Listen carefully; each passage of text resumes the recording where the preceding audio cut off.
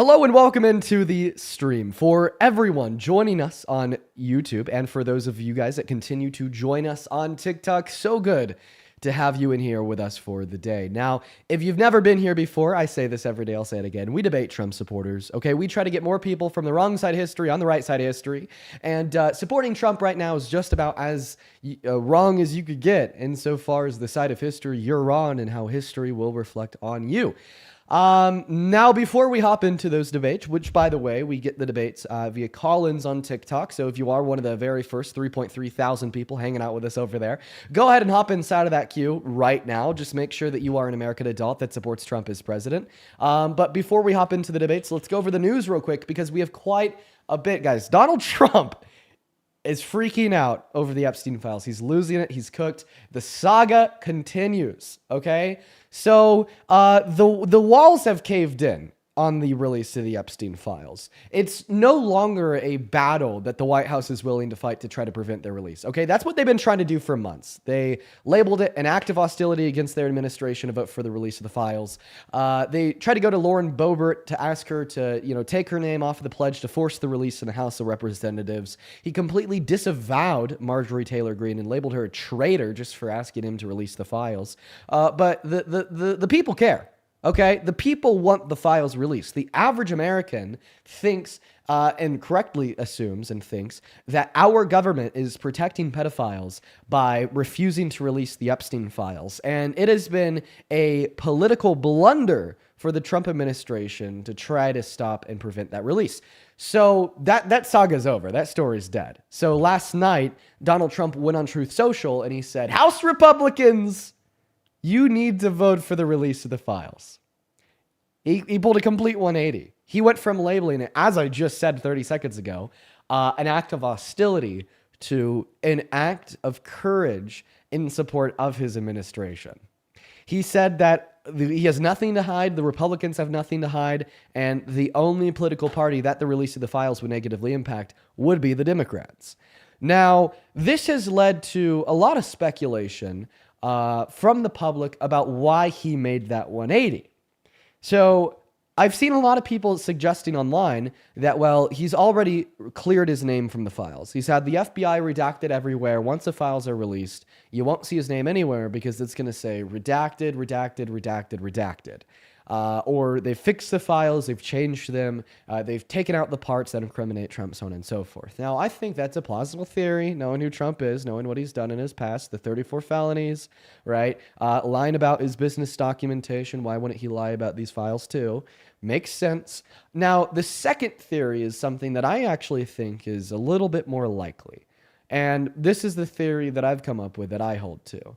I think the Trump administration knew it was a losing battle to try to prevent the release of the files. Okay? That's common sense. We have enough votes in the House. We're having Republican senators flip to voting yes once it reaches the Senate every day now, right? I mean, we have new reporting in that it may be a unanimous vote inside of Congress to force the release of the files. Now, if Donald Trump had opposed the release of the files, then had Congress vote to force their release, that would have been, once again, a large-scale political blunder, which in my mind would solidify the loss of the Trump administration. At that point in time, Donald Trump's impeachment would be certain, and no one would be on board with MAGA anymore. So I think that he is just selecting, almost in a sense, the lesser of two evils here, where he's saying, maybe these files incriminate me. I mean, I've never seen somebody fight so hard to suppress evidence of their innocence, so I'd say definitely. But at the end of the day, it's going to be worse for me if I oppose their release compared to support their release. And then once these files incriminate me, call it fake news. Go back to my slogan that it's a big ol' hoax and that this is just an attack against me by the Democrats. They're so anti-American for focusing on these false claims compared to trying to make this country better. So that's another possibility. That's another really, really big possibility there, folks, is that he is starting he is trying to damage control in a sense. He's starting to damage control preemptively by supporting the release, saying he won't be incriminated. So then if he is incriminated, he could call it fake news and re-reference the fact that he supported the release of the files and say, why would I support the release of the files if they said anything bad about me? And I think that this hypothesis is furthered via the fact that a House subcommittee, Lincoln, I really appreciate you for the interstellar over on TikTok. Thank you, Lincoln.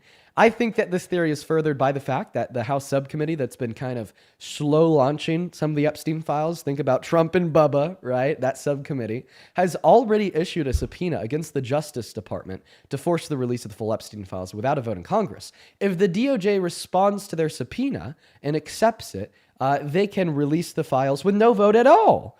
Lincoln, thank you for the meteor shower as well. And because it's Trump's DOJ, because the AG's Pam Bondi is right-hand man, he told Pam Bondi to attack Letitia James, and she did. He told Pam Bondi to attack, excuse me, I gotta sneeze, James Comey, and she did. He told Pam Bondi to attack Obama, and she did, so on and so forth.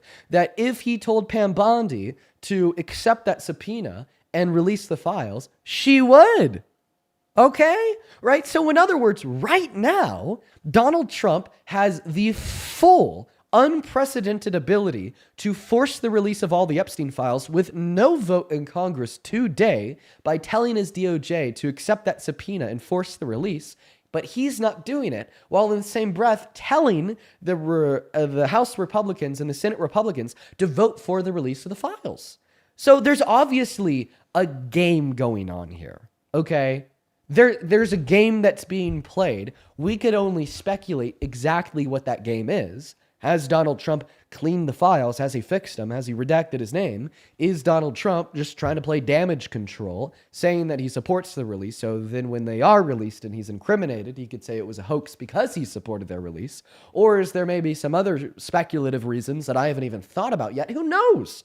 Okay, but we know that there's a game being played because you can't say that you support the release of files and you want the Republicans to vote for exactly that while in the same breath having the power to release the files without a vote in Congress today and not acting on it. So I think that this is a massive freak out. I think that Trump knows he's cooked and he's playing damage control. And hopefully for the next 4 hours or so, we will talk to the Americans that still support him as president and try to get the perspective here on how the hell people still support him in an attempt to change their mind or maybe the minds of some of the viewers in the process. One last thing I want to go over here right before we hop into the debates. This hopefully shouldn't take long at all. I have upped the quality of the stream on YouTube. So if you've been watching these streams before, they were being broadcast in 1080p at a 10K bit rate. Now they are going live to YouTube in 2K. So much larger, much better than 1080p at a 16K bit rate. So the quality of the stream should be better over there. I know that there's a lot of people that like to clip the streams and post it all around the internet. So now you should be able to do so at a little bit of a higher quality. Now, go ahead and hop inside of the guest request link, and I appreciate you so much for all the gifts once again. Go ahead and hop inside of the guest request over on TikTok if you are an American adult that somehow still supports Donald J. Trump as president. And we'll get you loaded up into the box right now, guys. In fact, let's go ahead and try to get that very first person up here right now. Do keep in mind, it's typically a little bit of an uphill battle to get the very first guests loaded in of the day. It's an uphill battle. We have a lot of trolls at the beginning, so I wouldn't doubt it if it kind of took a while to get a Trump supporter in here. But, let's see if we could roll the dice and get lucky. Let's see if the very first person we bring up is MAGA. Well, they left, so it doesn't look like we're getting too lucky today. Moving on to the next guest, guys, we will repeat the rules, just to make sure that we're all on the same page. Only hop inside of the queue if you are an American adult that supports Trump as president, that's ready and willing to come up here and have a debate with me about why. Also, Darius, thank you for the very first donation of the day over on PayPal with the $5. Good to see you again, my friend. And Edward, thank you for the second donation of the day over on PayPal with the $5 as well. Show some love to Darius and Edward. Thank you, guys. We're going to move on to that next guest, Mason. Right now, we got Mason connecting to the stream, guys. Make sure that we're following the rules. We already know him. Hello, Mason. Wait. Yo, this wasn't supposed to happen. Hello, Mason. Do you support Trump? Hello, Dean. Yeah, I do. And how old are you? I'm 20. I was born June 23rd, 2000. Okay, well, 2005. I, It cut out. I, Shit. I believe you. It did cut out, but I believe you nonetheless. It's okay. Now, it looks like we got lucky. We didn't have to go through the usual 30 minutes of dealing with the trolls and the children to get a Trump supporter up in here. That's good news for us, but bad news for you, Mason. Um, Yeah, it is. because now you got to actually debate me. So take it away, man. Tell us how the hell, preface on the how the hell part, you still support Trump as president, considering everything he has done to this country, not only in the last 11 months of his second term, but in his first 4 years as well, and all of the facts of his character, including things like preying on children, sexually exploiting them too, raping Eugene Carroll, cooing this country, violating the Constitution, so on and so forth. Take it away, Mason. You got my full attention. So it's definitely been a rough patch recently. Uh, you know, I think, you know, he's been doing a lot. Dean, I didn't expect you to get me up here. What is this? Well, I'm sorry. you're up here, but it's like it's now or never. You got to perform. We haven't heard anything from you. Nothing of substance yet. The mic is still yours. I believe that you are a Trump supporter. Now that I think of it, I think I know the reason why my subconscious selected you out of the queue. That's because you're friends with that lunatic patriot. And yes, yeah. So I am right. So I know that you're a Trump supporter. So tell us why. No, please. The mic is yours. Take it away. Don't make me wait a moment longer. I am eager to hear why you support Dude. Trump as president. Dean, I just sit up there, you know. We're definitely acquaintances. I do support Trump. I think those emails are AI. You know, Okay. So you don't think try to things with tell no me evidence. that. Hey, I have a question. What is the relevant distinction between saying the emails released by Congress from the Epstein estate are AI and the statement that the Earth is flat? You know, I haven't been proved that the Earth isn't flat Oh, yet. okay. So you might think that the Earth is flat too. No, of course, Maybe of course, of course, like a Nathan. 40-70 Okay, chance. okay. What is the relevant distinction between saying right that well, I don't know. I was going to name off some other conspiracy theory. Chances are you believe it too. Now, why do you think those Um, emails are AI? you know, I was just looking at them and they look kind of like grainy. You look great. So they look grainy. And like, That's and like probably. Trump I have hasn't a came really out and good said. explanation. I have a really good explanation for why they probably Let's look hear it. grainy. Are you ready to hear it, I'm ready. fucking Mason? It's Yeah, because dude. it's because the picture of the email that you likely saw had been reshared multiple times all over social media, and because of the Oh yeah. and because it had been reshared online multiple times, it had been it had been sized down, it had been screenshotted, sized up, compressed, posted, screenshotted, posted, compressed, screenshotted, posted, compressed before it made its way to you. So of course it's okay to expect that maybe the version of the emails that you saw looked a little bit grainy. Now, of course, if you go to the legitimate House website and you look at the emails posted on there, there'd be no grain in sight. Not to mention that if they were AI, then the White House would be all over it. Yeah, that might be true. How come Trump hasn't came out and said that they're fake or that they're real? Well, because he doesn't want to talk about them at all. Because the White House is in crisis mode. He doesn't know what the hell to do. Okay, he just got exposed for blowing Bubba, which we now have more reason to believe is a horse than a man. He Can I got ask what is exposed Bubba?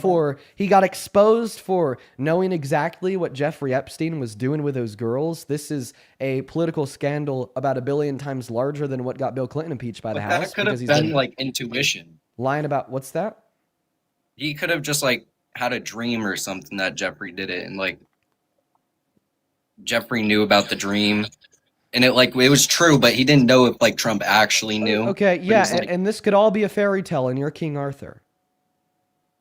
I did actually play him in a play. Well, shit, maybe that wasn't even a play. That's just real life. It's all a fairy tale. You're King Arthur, and quite frankly, I'm Aang from Avatar, right? It really could be the case. Hey, it shaves the head. Really could be the case, right? Now, at this point, are we just speaking words into existence, whatever we want them to be?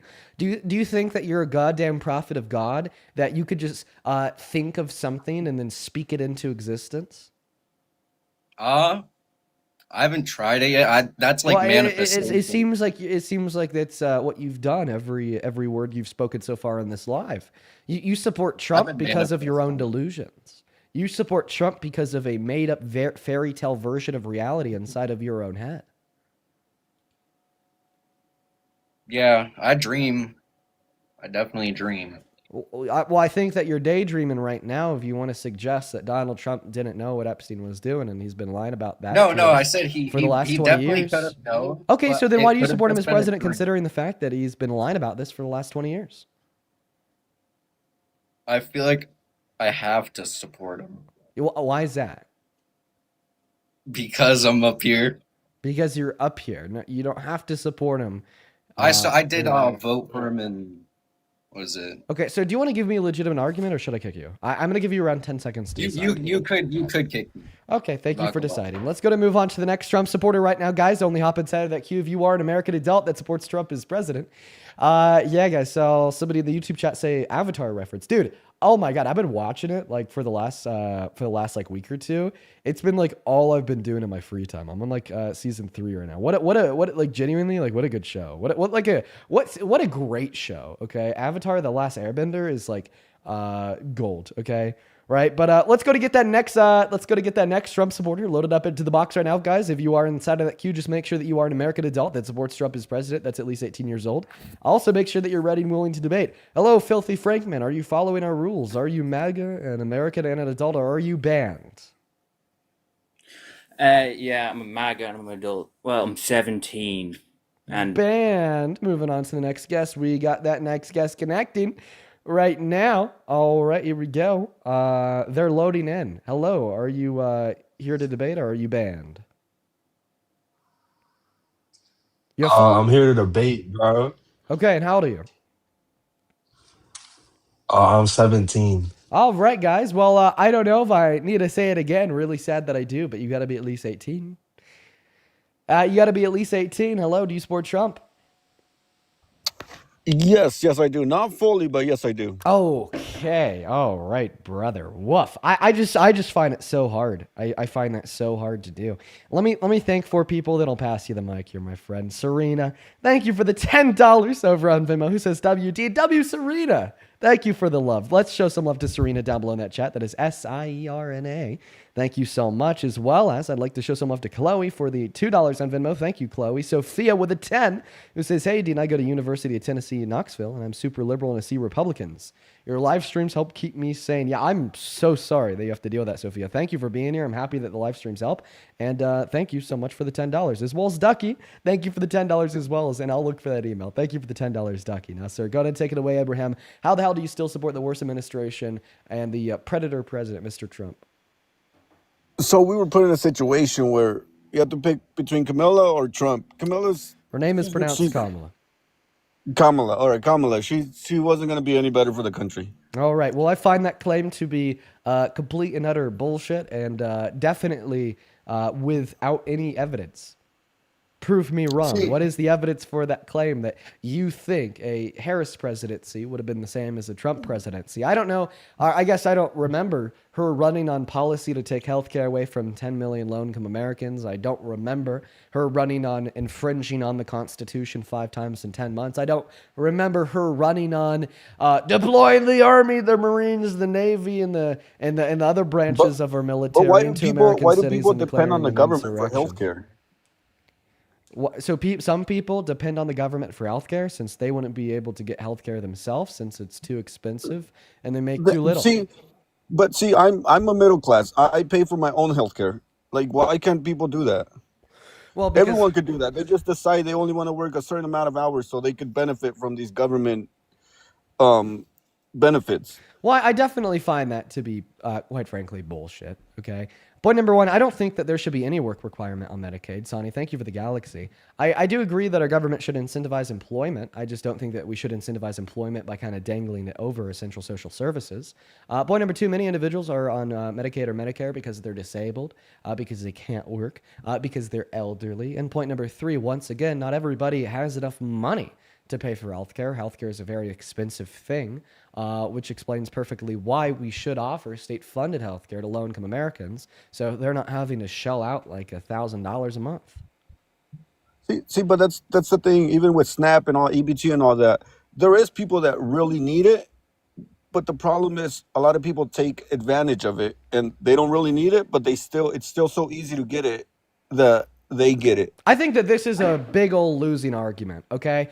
This is exactly why the Democrats swept coast to coast in elections 2 weeks ago at this point, and exactly why the Democrats are going to sweep clean in the midterms. It's because we have a president who refused to abide by a court order and take emergency funding from Congress and delegate it towards food stamp benefits for the 42 million Americans that are reliant on them, including the 16 million American children. He said, no, I'm going to let them starve. And then your response to that isn't to criticize him, isn't to say that's a bad move, but rather to say you agree with it because they're abusing the benefits.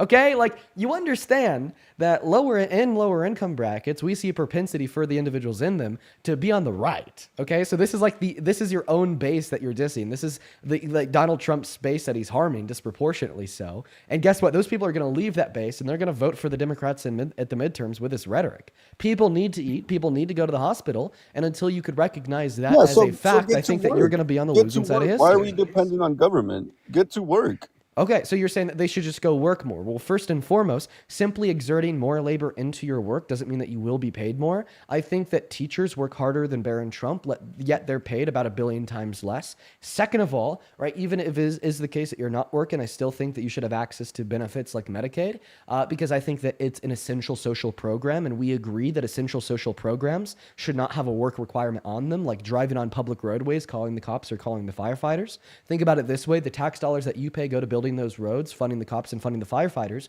Would you ever say in your lifetime that an unemployed American shouldn't be able to drive on the roads or call the cops? No, if they have their own car, if they have money to buy a car and drive, they should have money to eat. Okay, so I don't think that you responded to my question. Could you please respond to my question? Do you think that there should be a work requirement on calling the cops or driving on public roadways? No, there shouldn't. But we're not. Okay, so you are okay. So you are okay with like the average American's tax dollars being used to spend on social programs that should be accessible to like unemployed or low-income Americans. So I don't understand where the disconnect lies within you making that same connection to a service such as Medicaid that makes this country as a whole better off, extends lifespans, and keeps people from dying. My thing is, people that really need it, they should be on it. But you don't understand that there's so many people that take advantage of all these benefits. How? I just don't even I don't get it. How can you take advantage of Medicaid? I know people that are married but only say that only one works. So they'll be getting money under the table, but only one works. Okay, so so you're suggesting that somebody will get like paid under the table just to go and get Medicaid. Okay, well, like Yes. point number one, when this occurs, I feel like we could try to reduce the amount of individuals that are doing this, not by like taking Medicaid away as a blanket statement they're from not- 10 they're million not- low-income Americans, but rather by specifically targeting individuals that are committing tax fraud, right? Like this is like saying because some people speed on public roadways, because some people will drive on the roads without a driver's license, that therefore we should just shut the roads down point blank period. Like obviously not. No, the more responsible approach to But- reducing the but amount see, of that's individuals what's that take happening. They're not- advantage. No, one moment.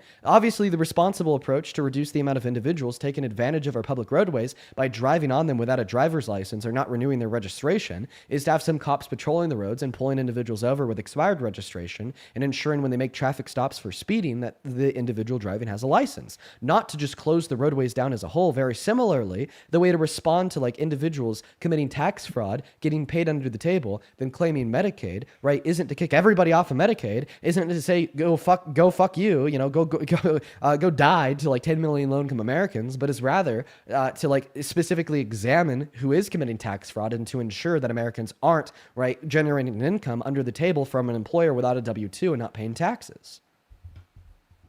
See, if I'm not mistaken, I may be.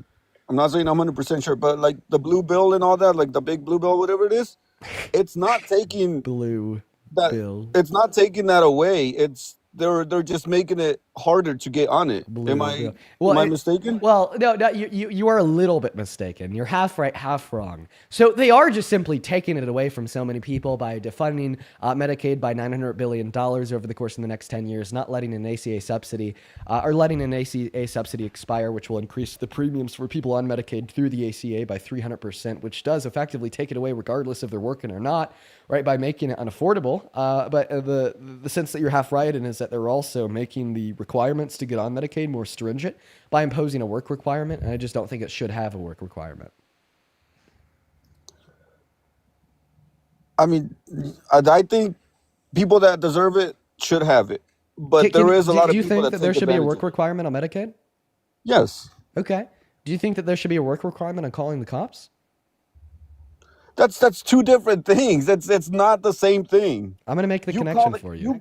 you call the cops because you want them to help you, not because you like you're calling them for your selfish reasons. So you go to the hospital because they want them to help you. Yeah, but you shouldn't get that for free. I mean, whatever So then happened, why should you get the cops for free?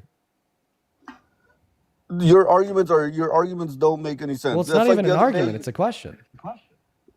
What do you mean? You call the cops. Have You I call called the them. cops? You Yeah, make I that have. decision to call them. You make that decision Right, to just call like them. you make the decision to go to the hospital. I don't know. Okay, but Eh, you shouldn't have to. If you make that decision to go to the hospital, then have money to pay for it. Have insurance. Okay, so then therefore, if you make the decision to call cops, have the money to pay for them. Don't let it be funded by the taxpayer. Or don't call them at all. I don't call, like you don't have to call the cops. Right. So now, You so, call them so when you now, want them so to now we help are you, getting when you down to want the to point. benefit from So, them. so now we are getting down to the point of arguing that if you're not employed, you shouldn't call the cops. Is that the conclusion? That's a little bit absurd. No, you see, people call the cops because they're going to benefit from it. All right. People go to the hospital because they're going to benefit from it. I want you to answer this question very directly. Okay. I want to make it clear. I agree that there shouldn't be a work requirement on calling the cops, but this question will really help us examine your view to see if we can make any connection here. Okay. Are you ready for the question? Yes, Do you promise that you will try to answer it directly? yes. What are the specific reasons why there should not be a work requirement on access to local police forces? There shouldn't be a work requirement because people call them when it benefits them. Okay, that's a really strange reason, but I could work with it. So you're saying that there shouldn't be a work requirement on access to local police forces because when individuals call the cops and access said force, they're doing so because they need them? Wait, what was that? I didn't hear you. My phone's cutting out. What was Of course that? you didn't hear me. Are you saying the reason why there shouldn't be a work requirement on access to local police forces is because when individuals do access local police forces, it's because they need them? I didn't. Hold on. What's going on? Why can't you understand what I'm saying? This is super, super easy. No, because I'm driving. I have my headphones in. Okay, you should have told us that a while ago, Abraham. I'm not going to take up like 100% of your mental capacities while you're trying to drive on the road. Abraham, feel free to hop back inside of that queue after you're done driving, okay? But I'm not going to do that one to you, okay? Public safety is important here. What's up, AK? Do you support Trump? I do not support Trump. That's awesome, man, but we are just looking for people that do. You do take care. If you do find yourself in the guest request, make sure that you're following our rules. You just got to be an American. You got to be an adult, and you got to support Trump as president. Hello, Kayla. Are you following those rules? Are you MAGA? Hello, yes, I am. And how old are you? I'm 18. You're 18. What year were you born in?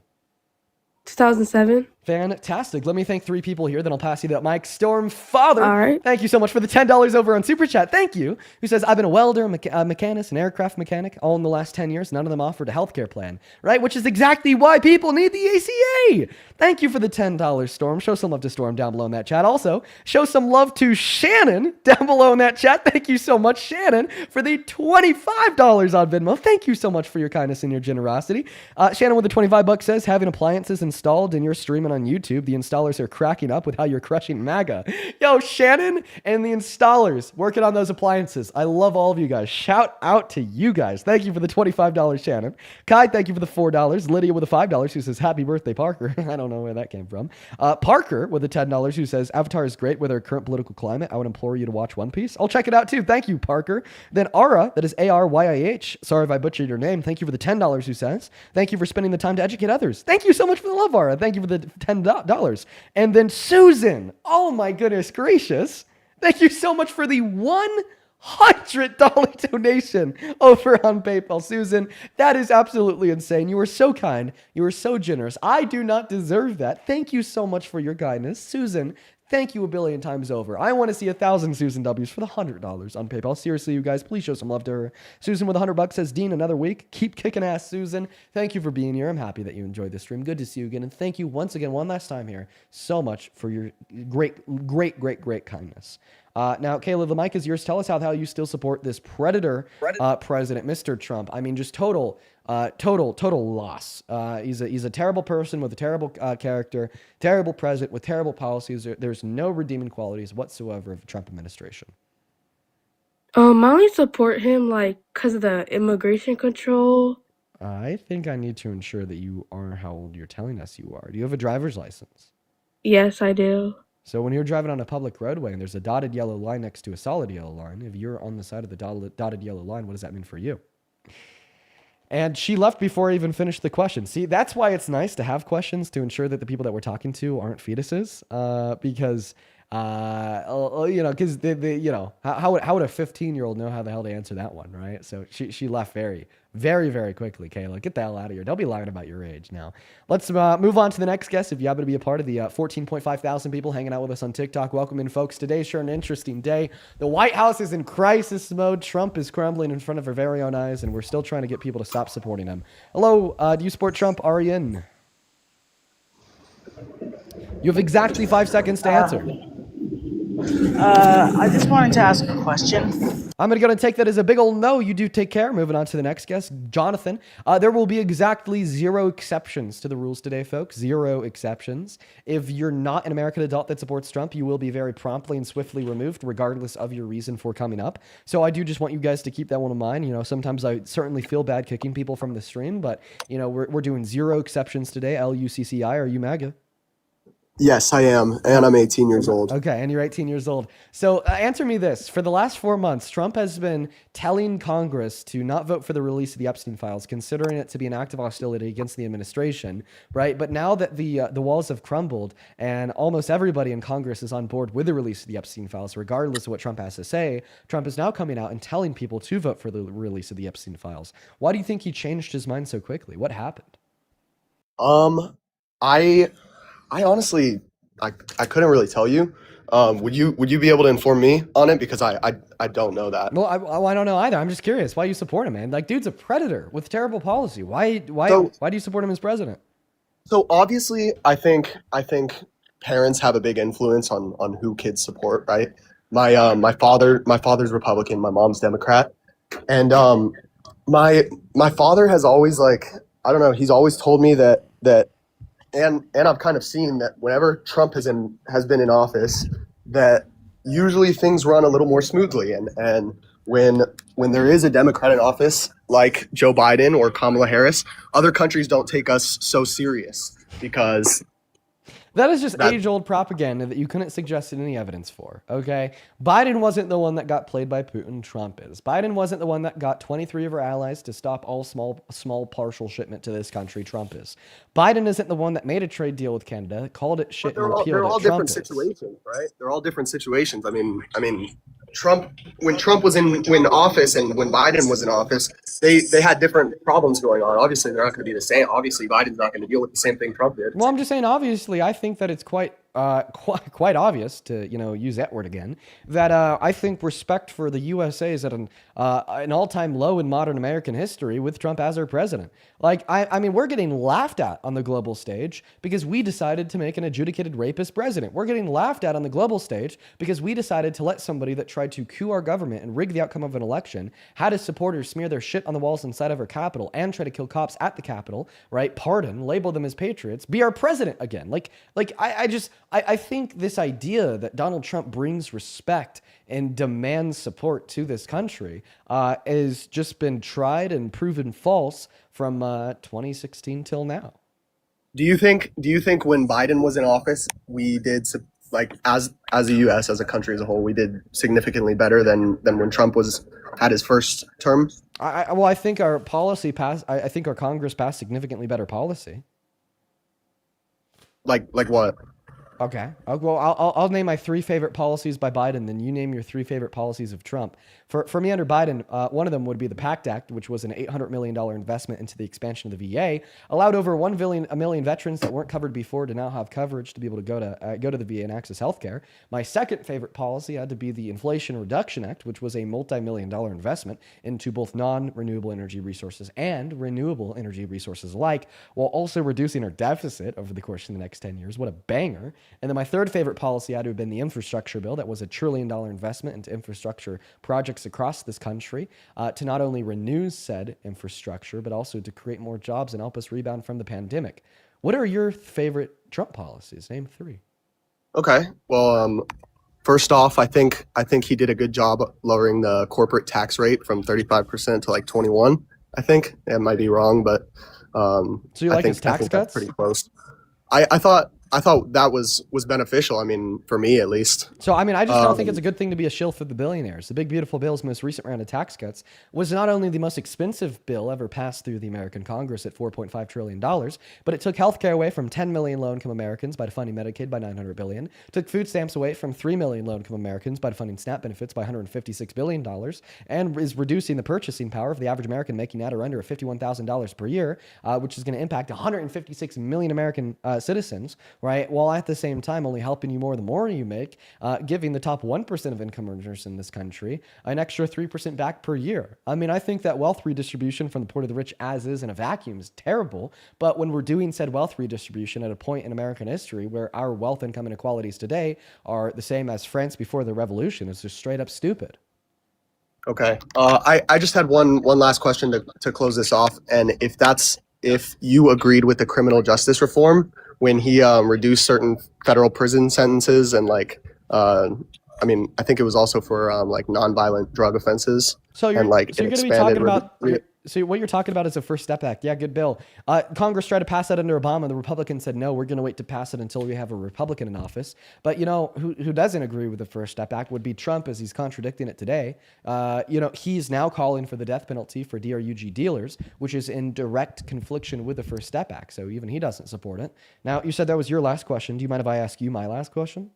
Yeah, go ahead. Would you still support Donald Trump as president if he had raped a woman?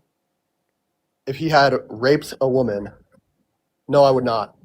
A civil court proved in 2023 that he raped a woman. Unanimous ruling from 9 jurors. What was her name? E. Jean Carroll. I will look into that. Okay. Well, do you want to just look into it right now and live with me? I have yeah. Because that's actually really disturbing for me. Yeah, I have like all the resources pulled up like right now. Let's see if we could click through our files here. I should really take all the screenshots I've saved and like segregate them into like different folders, so I could just click on like the E. Jean Carroll folder. Okay, so here's the first thing I'm going to show you. Let's make this a little bit smaller here. Give me a second. So this is a headline from the Washington Post, which just goes over how the judge in the case clarified that, yes, Donald Trump was found to have raped Miss Carroll. And then the second thing that I'm going to pull up here is actually going to be the jury verdict form, which is a court document publicly available on nycourts.gov. And we'll break this one down too here very, very quickly. So if you look at question 1 on this form, it says, did Trump rape E. Jean Carroll? Question 2 says, did Trump sexually assault Miss Carroll? Jury selected no for rape, but yes for sexual assault.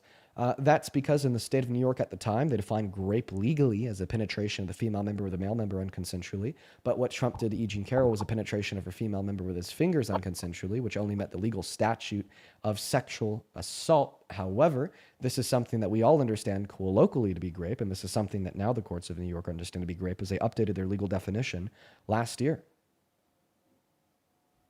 Okay. Is there like any like actual like evidence of it, like any photographs or any like video proof? So now this is a ruling from a court. So of course, rulings from a court would require actual evidence. Right. Okay, but why wouldn't they like release that to the public for This- everybody to see? This was released to the public. The evidence? Yeah. The evidence was released to the public because the court trials and said proceedings documented inside of the court records are public. Yeah. Okay. Well, that's very messed up, and honestly, you kind of have me questioning my whole what side I'm on now. So Could I make it even worse for you? go ahead. Yeah. He's also sexually exploited naked women and naked girls by unconsensually barging into their dressing rooms and looking at their naked bodies. And he's boasted about it like it was a good thing. Wow. Yeah. Yeah, you could find that one by going on YouTube, typing in Trump, Howard Stern, Miss Teen USA. You're going to find around a 4-minute clip published on CNN's YouTube channel 9 years ago, which is simply just a recording from the Howard Stern show in August of 2005. It's not like a CNN twist or anything. It's just a recording. And Donald Trump goes, you know, something else I'll do, Howard Stern, is, well, because I'm the owner of these pageants, I'll allow myself to go into their dressing rooms. And they have no clothes on. There's no men around. They're private women's spaces. And I'll look at them. And they look so great. And I kind of get away with it. Hey, I do think you bring up really, really good points, and honestly, I need to do a whole lot more research because there's so many things that I don't know still. So I just want to say thank you for educating me. I'm a student here at ASU, Arizona State. I'm gonna go do some research now. You got it, man. You have a good rest of your day. Awesome, thank you, man. Thank you, Dean. Of course, Later. of course. Let's go and load that next guest up in here. The live stream's already kicking ass today. Let's fucking go, dude. Oh my goodness gracious, yeah, dude. We're only 42 minutes into the stream and we're already changing minds. What a beautiful day. Laser is lagging really bad. I'm not even going to start that dialogue because it said lag. Welcome in, Hannah. Do you support Trump? No, not me, but my stepdad does. Hannah, I'm so sorry. I kicked you just because I heard no, not me. If you're with your stepdad and you could get him on the mic right now, feel free to hop back in that queue. What's up, Maple? Do you support Trump? Yeah. Ooh, so embarrassing for you, Maple. What about you, Tristan? Do you support Trump? Yes, but not as a person. Okay, all right. So Tristan, if you could disconnect any external mic that you have plugged into your phone, that would be great. I'm going to go ahead and take it away and talk to you too before I do. Let me just thank a couple people here. Mazu, that is M-A-Z-U-U. Thank you for the 10 euros over on Super Chat, who says, Dean, keep doing what you're doing. Thank you, Mazu. And Karen with the $10 as well. Thank you so much, Karen and Mazu. You guys are absolutely, quite frankly, bigly awesome. Thank you so much, Karen and Mazu. A couple other people to thank here over on Venmo. Stevani, good to see you. Thank you for the $20 over on Venmo, who says, haven't been able to watch the live for a while until today, but don't worry, keep up on YouTube. And I'm so proud of you for handling these evil people. Stevani, it has been a while. I hope that you've been well, and thank you for the $20. Let's get 200 Stevani W's down below. Let's also get 100 Amanda W's for the $10. Shout out to you and your partner. Thank you so much, Amanda. Jack, thank you for the $10, who says, my girlfriend Abby and I are huge fans. Today's her birthday. Wish her happy birthday. Dude, happy birthday, Abby. And thank you so much, Abby and Jack, for being fans of what we do here. Huge shout out to Abby and Jack. And Zoe, thank you for the $10 as well over on Venmo. Shannon, once again, thank you for the $25. I did thank you earlier, though. We're all caught up over on Venmo, over on PayPal. The Little Dog Shop, thank you for the 16 Australian dollars. Thank you for the love, who says, it's my birthday. I love listening to you every morning from Australia. You do a great job. All the love to you. All the love to Australia. And happy fucking birthday. We have so many birthdays today. That's awesome. That's great. Thank you guys so much for the love. Seriously, I really appreciate everyone so much for your kindness. Now let's just go and hop back into those conversations. I'm going to go to unmute Tristan. I'm going to go to unmute Maple. You guys take it away. Tell me why the hell you support the worst president of your goddamn lives. Can I come back in like 10, 15 minutes? Of course, we'll be live for 4 hours. Maple, it looks like it's just you. Lost your support there. Tell us why the hell, once again, you support the worst president. Preface on the worst president of your goddamn life, Mr. Donald J. Trump. All right, well, I mean, he's 6'7". He's 67, right? I think Maple's losing. That's it a not little bit. funny, bro. Come on. Dean, bro. Dean, you could laugh. Yeah, I'll laugh just to make you feel better. Let's go and move on to the next Trump supporter right now, guys. We're going to go get them loaded up into the box right now, folks. Here we go. We got Matthias 2 loading in. Hello, Matthias. Do you support Trump? 5, 4, 3, 2, 1, banned. Oh my Gabby, God. do you support Trump? Oh my God. Oh my God. Child, banned. Moving on to the next guest. Moving on to the next guest, guys. Holy shit, chat. Very difficult time we're having here today to try to find the next debater. Welcome in. Do you support Trump? Fuck no. Fuck that rapist. Okay, we're gonna move on to the next guest. Base. We got hopefully that next Trump supporter connecting to the stream right now, guys. Like I said, super duper hard to find anybody. To find anybody to debate. Welcome in, Frank. Do you support Trump? Yeah. And how old are you? I'm 18. Okay, I can definitely tell the type of person you are. Your name is Frank. Ocean fans are fake depressed.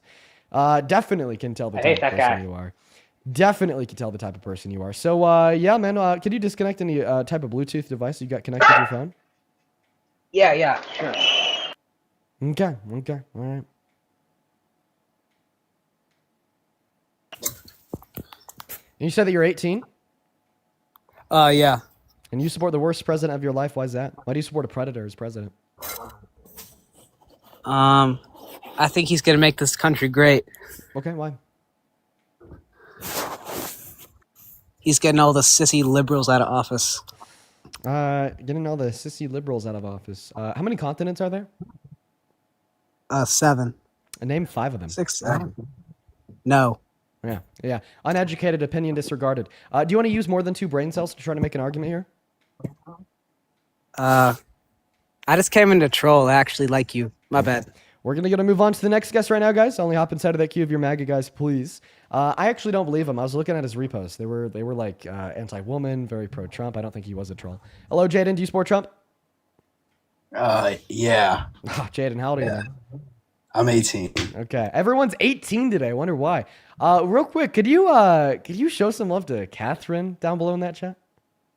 Catherine. Oh, thank you for the galaxy. Yeah. W. Catherine. For the $50 over on YouTube Super Chat, Catherine. Thank you so much for the love. I really appreciate that. So good to see you today, and thank you so much for your kindness. I want to see 500 big Catherine W's. Catherine with a K, by the way, in all of our live chats. Thank you so much, Catherine. And you're right. I might just have to clip that. And love you, Dean. Love you too, Catherine. Thank you so much for your kindness. Also, DK, good to see you again. Thank you for the $20 over on Super Chat. I've not seen that PBS article that you're referencing, DK. I'll check it out right now. Thank you for bringing that to my attention. I'll be able to show some love to DK and Catherine down below in that chat for the love while we give this MAGA 18-year-old the mic to tell us why the hell they support the worst president of their lifetime. Take it away, Jaden.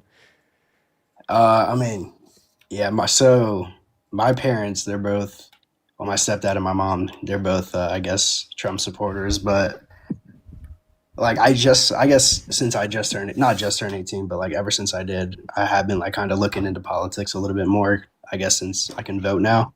Okay. But like, I don't know, like, I don't know which side to lean on, but since I know, I guess I grew up, So you're basically telling us that you don't really support Trump with much evidence, and the only reason why you do no, support him is because of the way that you were no, raised? I do, like from based on what I've seen, like gas prices and stuff like that. Oh, but, like, gas prices. Yeah. I don't I think wanna that Donald get, Trump like- is doing absolutely anything to reduce the price of gas. What is he doing? that's the thing. I'm trying to get educated. Like I'm asking you basically. Like Okay, well, if you're What? more so just looking for like an introduction to like education on like American politics, what I'd honestly recommend is watching the stream compared to being on it and debating. Since the premise of the live stream is, Trump supporter comes up here with an argument that they believe it justifies their support for Trump, and I describe to them why they're wrong. But then the secondary fact of that is for the viewers to then say, well, hey, maybe here's like really good reasons why Donald Trump's a bad president, to kind of gain that education, so on and so forth. So Jaden, I really do appreciate you for joining, man, but I just think that you'll get or have a significantly better time watching in from the chat compared to being on it, since you kind of admit that you don't really have any reasons to support him. But I appreciate you for coming up. Also, Kat, thank you for the motorcycle. What's up? Do you support Trump? Hell yeah. And how old are you? 19. Okay, and why do you support the worst president? You of your life? fucking killed Charlie Kirk, you stupid bitch! Why the fuck did you kill him? Why the fuck did you kill Charlie Kirk? Why did you do it? I loved him! You think I unalive Charlie Kirk? We got to go back to TikTok safe language. The bans have been getting pretty bad. I know it was you, just be honest, please. Oh, You're framing him. You're framing Are him. you saying that like I literally pulled the trigger? Bro, no, you gave him 10 bands to murk him. He sent me the messages. Okay, all right. I think that he's trolling. If that one wasn't obvious. Get the fuck out of here. Get the hell out of here. Get the hell out of here. Listen, Fox News is going to clip that. They're going to believe you basically. The next thing I know, I'm going to have the Secret Service knocking on my door. What's up, Keith? Do you support Trump? Banned! Moving on to the next guest. We're going to go to get the next guest. Julia loaded up into the box, guys. Yeah, the Secret Service is going to knock on my door, guys. They're going to be like, Dean, Fox News said you killed Kirk. What do you have to say for yourself? And then I'm going to be like, I definitely was planning to go to UVU, but then changed my mind last second. Which is true, but it's going to look suspicious. What's up? Do you support Trump, Julia? Yo, your Discord mods are like harassing me and my friends in our server. Like they joined our server and they're harassing us. Ooh, well, They're threatening to dox us and my Discord mods are threatening to dox people? they're yours, yeah. Do you know Chloe? Do you want to... I don't. Do you want to send me a message on Discord detailing the specifics? Yeah, I will. Thank you so much. I appreciate that, Julia. That'll be taken seriously. It'll be taken very seriously. Thank you for the heads up. Send me a message on Discord detailing the specifics.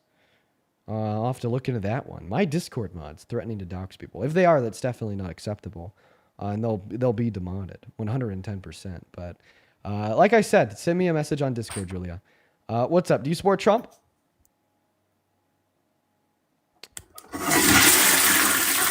Yeah, he definitely does. We're going to move on to the next guest, though. It sounds like that guy's a little bit preoccupied. Moving on to the next guy. Next guest right here. What's up, Leslie? Do you support Trump? Hey, I do not, but I think it is important to... I'm really sorry, Leslie. You have a good rest of your day because we are just looking for people that do. Guys, please follow our rules. Like we're enforcing them full-heartedly. Whoopsies. Thank you for the button. Hello, do you support Trump? Yes, I do. And how old are you? 25. God, and you support this idiot. Why? Because first off, he the commander-in-chief, man. This shit fake, man. So he's the commander-in-chief? Okay, he is. So he's the president. Doesn't change the fact that he's an idiot or a predator. Or Right, a racist. like as soon as he gets out of office, I'm not gonna support him. But like, so why do you support him while he is in office? DOD. You're DOD? Yeah. Okay, yeah, you actually have like more reason than anybody else to not support him. You took an oath to uphold the Constitution, right? Yeah, I know. Sadly, from enemies overseas or domestic, right? Domestic, yeah. Sadly, right. I think that Donald Trump's a domestic threat to the Constitution. He's only infringed on the 1st, 2nd, 10th, 14th, and 22nd Amendment in the last 11 months. Sadly, I can't argue against that.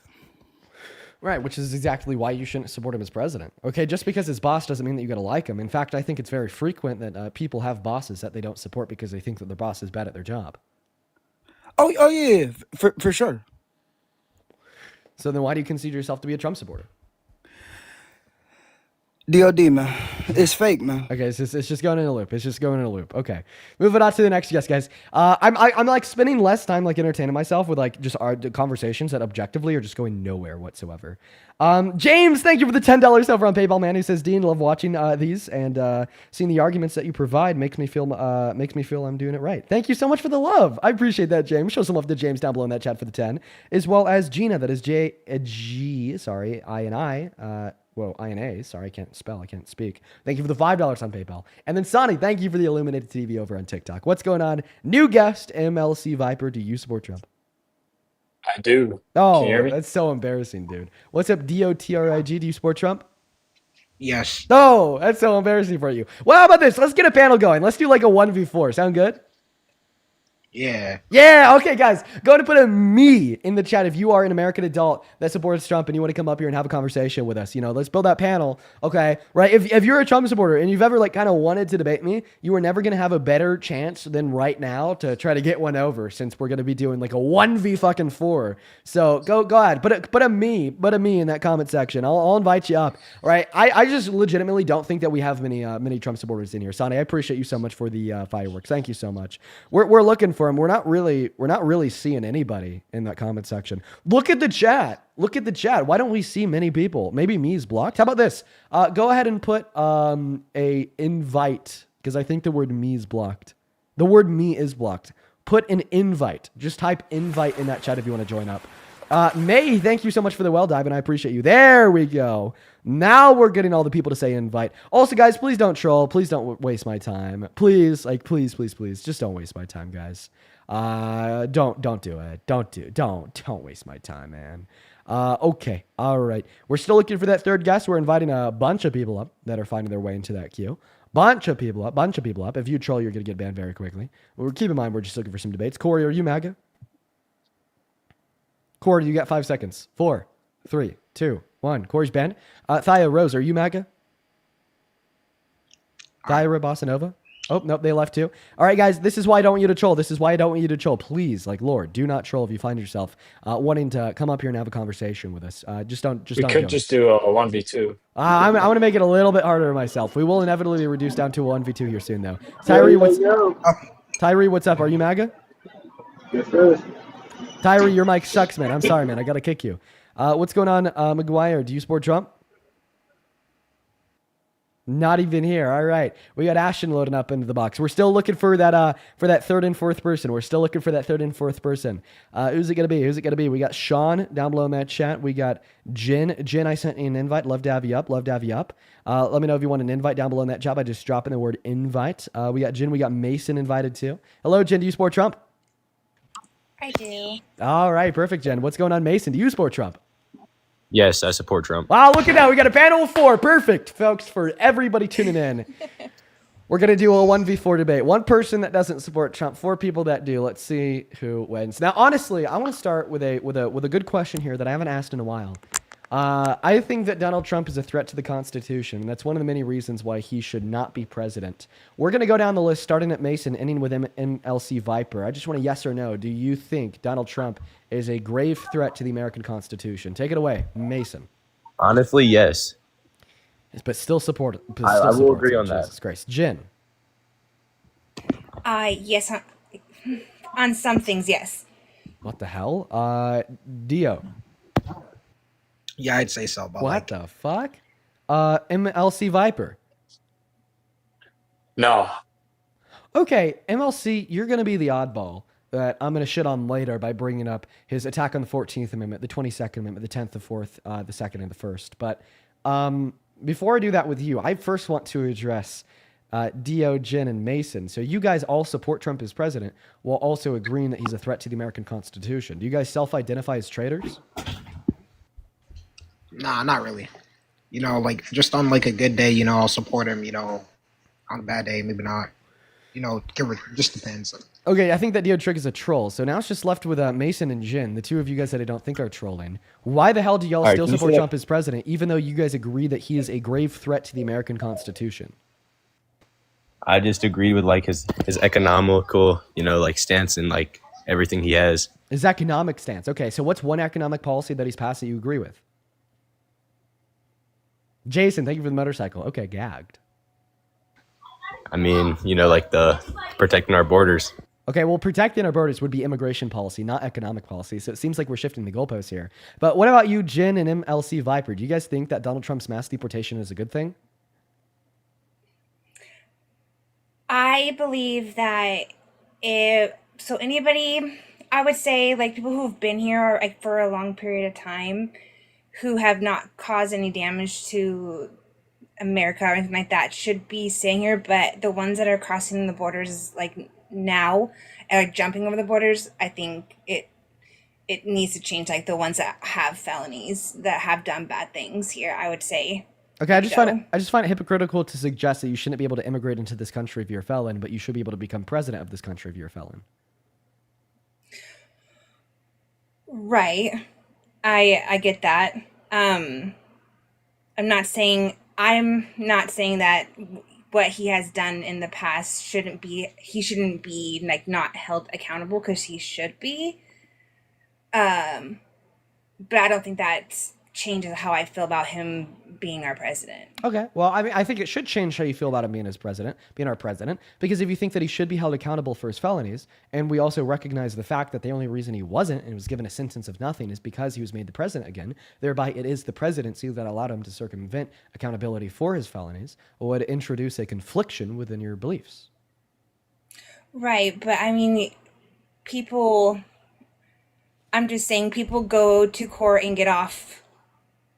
They might get a felony, but then get a slap on the wrist at the same time. Okay, but like So obviously, I mean, but obviously, if like it's a bad felony, right? There shouldn't be a slap on the wrist, and seemingly, right? If you think Right. it should just be a slap on the wrist, then you would have no reason to support deportation for immigrants with felonies, considering the fact that that is much more than said slap on the wrist. yeah, but I feel like it's not the fact of like I don't believe. Okay, so I'm trying to explain myself in my head how to explain it to you how I feel. Right, Jen. If you just want to start from the So base level and like build up it with you giving me your reasons why you support Trump as president, and Mason and Viper, if you guys want to hop into the conversation at any point, feel free. Let's just start there from a clean slate. So, Jen, take it away. Why do you support Trump as president? okay, so I feel that in the realm of who we had to vote for at the time, between Kamala and Trump. I'm not saying Kamala is a bad person or has done anything bad or anything like that. I just feel that at that time, I feel like Trump was my better selection between the two. Just go ahead. No, I'll wait for you to finish. Okay. And I've watched you so many times, and I know what you're going to say to me about how she changes who she is, in front of certain crowds, how the way she talks or the way she handles the crowd of wherever she's at. I just don't like that part. That was one of the things where she flip-flopped how she spoke, where I feel like Trump was himself through all of his debates. What's worse, anywhere code that he switching was. or like sexually exploiting kids? What's worse, code switching or being best friends with a billionaire child sex exploiter, trafficker, Jeffrey Epstein, knowing what he was doing and doing and saying nothing? What's worse, code switching or raping a woman? What's worse, code switching or taking healthcare away from 10 million low-income Americans? What's worse, code switching or running this country into the ground, causing negative GDP growth in the first quarter, likely causing negative GDP growth in the fourth quarter, and causing a mass onslaught of unemployment in this country with one of the worst job reports that we've seen since the early 2000s last month, with 153,000 jobs lost? Like what's worse, like code switching or trying to coup the government like Trump did with the fake elector scheme in 2020 when he literally tried to rig and steal the election from Joe Biden? I just feel like your priorities are just out of whack. No, I get what you're saying, and I'm not as educated as like my husband is. Like, so my husband tells me a lot of things, and I do educate myself, and I feel like the first term that he had, I wasn't as educated as I am, as I learned more as this time around. But it's I it's hard to what I talk about with my husband or whatever, when I talk to him about things and when I'm talking to you about things, because I get a little shy on here. But yeah, I don't believe in the whole rape thing. But again, when the whole Biden and Trump thing happened, through the rigging of the thing, from what I've heard, there's time lost in between where he was talking that day. No, sorry, we're talking about January 6th now. I am so sorry. I just switched that again. I'm talking about January 6th, where he Jason, thank you for came the on motorcycle. for the TV thing, where he talked on TV. And there's like a time period where it was like erased that he was also talking. So it made it look like maybe it was being thrown, that he was making it to be more of a war than what it really was, what he was trying to say, if that makes sense, what I'm trying to say. It doesn't make any sense. Before we talk about J6, can I address one thing that you said? You said, quote unquote, I don't believe in the whole rape thing. I think that denying Trump's a rapist is synonymous to denying that the earth is round, because not only do we have the outcome of that civil court where 9 unanimous jurors agreed that Donald Trump raped E. Jean Carroll, supported by the evidence suggested during discovery inside of that court, but we also have the surrounding facts of his character that make it make even more sense than it already does, predicated on that court ruling. Like, as soon as we like open like our minds here and we consider that like he sexualized a 10-year-old girl in the 90s, that's some shit a rapist would do. Okay, he sexually exploited women and girls at Miss Teen USA and Miss USA and boasted about it like it was cool. That's some shit a rapist would do. Okay, he's hit on his own daughter, calling her a hot piece of ass, saying that he'd be dating her if he wasn't his daughter. That's some shit a shitty man rapist would do. Best friends with Epstein, knew that Epstein was sex trafficking children and was still best friends with him and did and said nothing. That is definitely something a rapist would do, right? No, and like, do we like, and that's why I would say that ultimately denying the outcome of this court is just like redundant and just unequivocally bad faith. No, I know. So the whole Epstein thing. Okay, so there's a picture of him, you know, with Epstein. Are we? Was that at his island, or was that just him being in a building with Epstein? Like, does it come out and say he was best friends with Epstein? He said that Epstein was his closest friend. He said that he liked young women just like Epstein. Epstein sent a private confidential email to Ghislaine Maxwell in 2011 saying that Trump's the dog that's never barked. Of course, he was doing what he was doing with those girls, and that Donald Trump had spent hours alone with one of the sex trafficking victims at Epstein's house, right? On top of the fact that maybe there's a suggestion that he'd went to a private meeting with Prince Andrew and Epstein in 2019, according to Epstein, right? On top of many other surrounding facts, like the fact that if he was innocent and the Epstein files did not incriminate him, then why has he been fighting so hard against their release for the last 10 months? I have never seen anybody fight so hard to suppress evidence of their innocence. Make it make sense. Right, but so if this file was there, again, I've heard somebody say on here before, is why didn't any other president try to get it to be released? Why are we waiting now till Trump's president to try to get it released? Well, we have to keep in mind that these files only like started under Donald Trump in his first administration, leading up to the arrest of Jeffrey Epstein in 2019. And then the reason why they weren't released under the Biden-Harris administration is because those files were being used in active court proceedings surrounding Epstein and Ghislaine Maxwell and weren't freed up to technically be able to be released until 2024. Got you.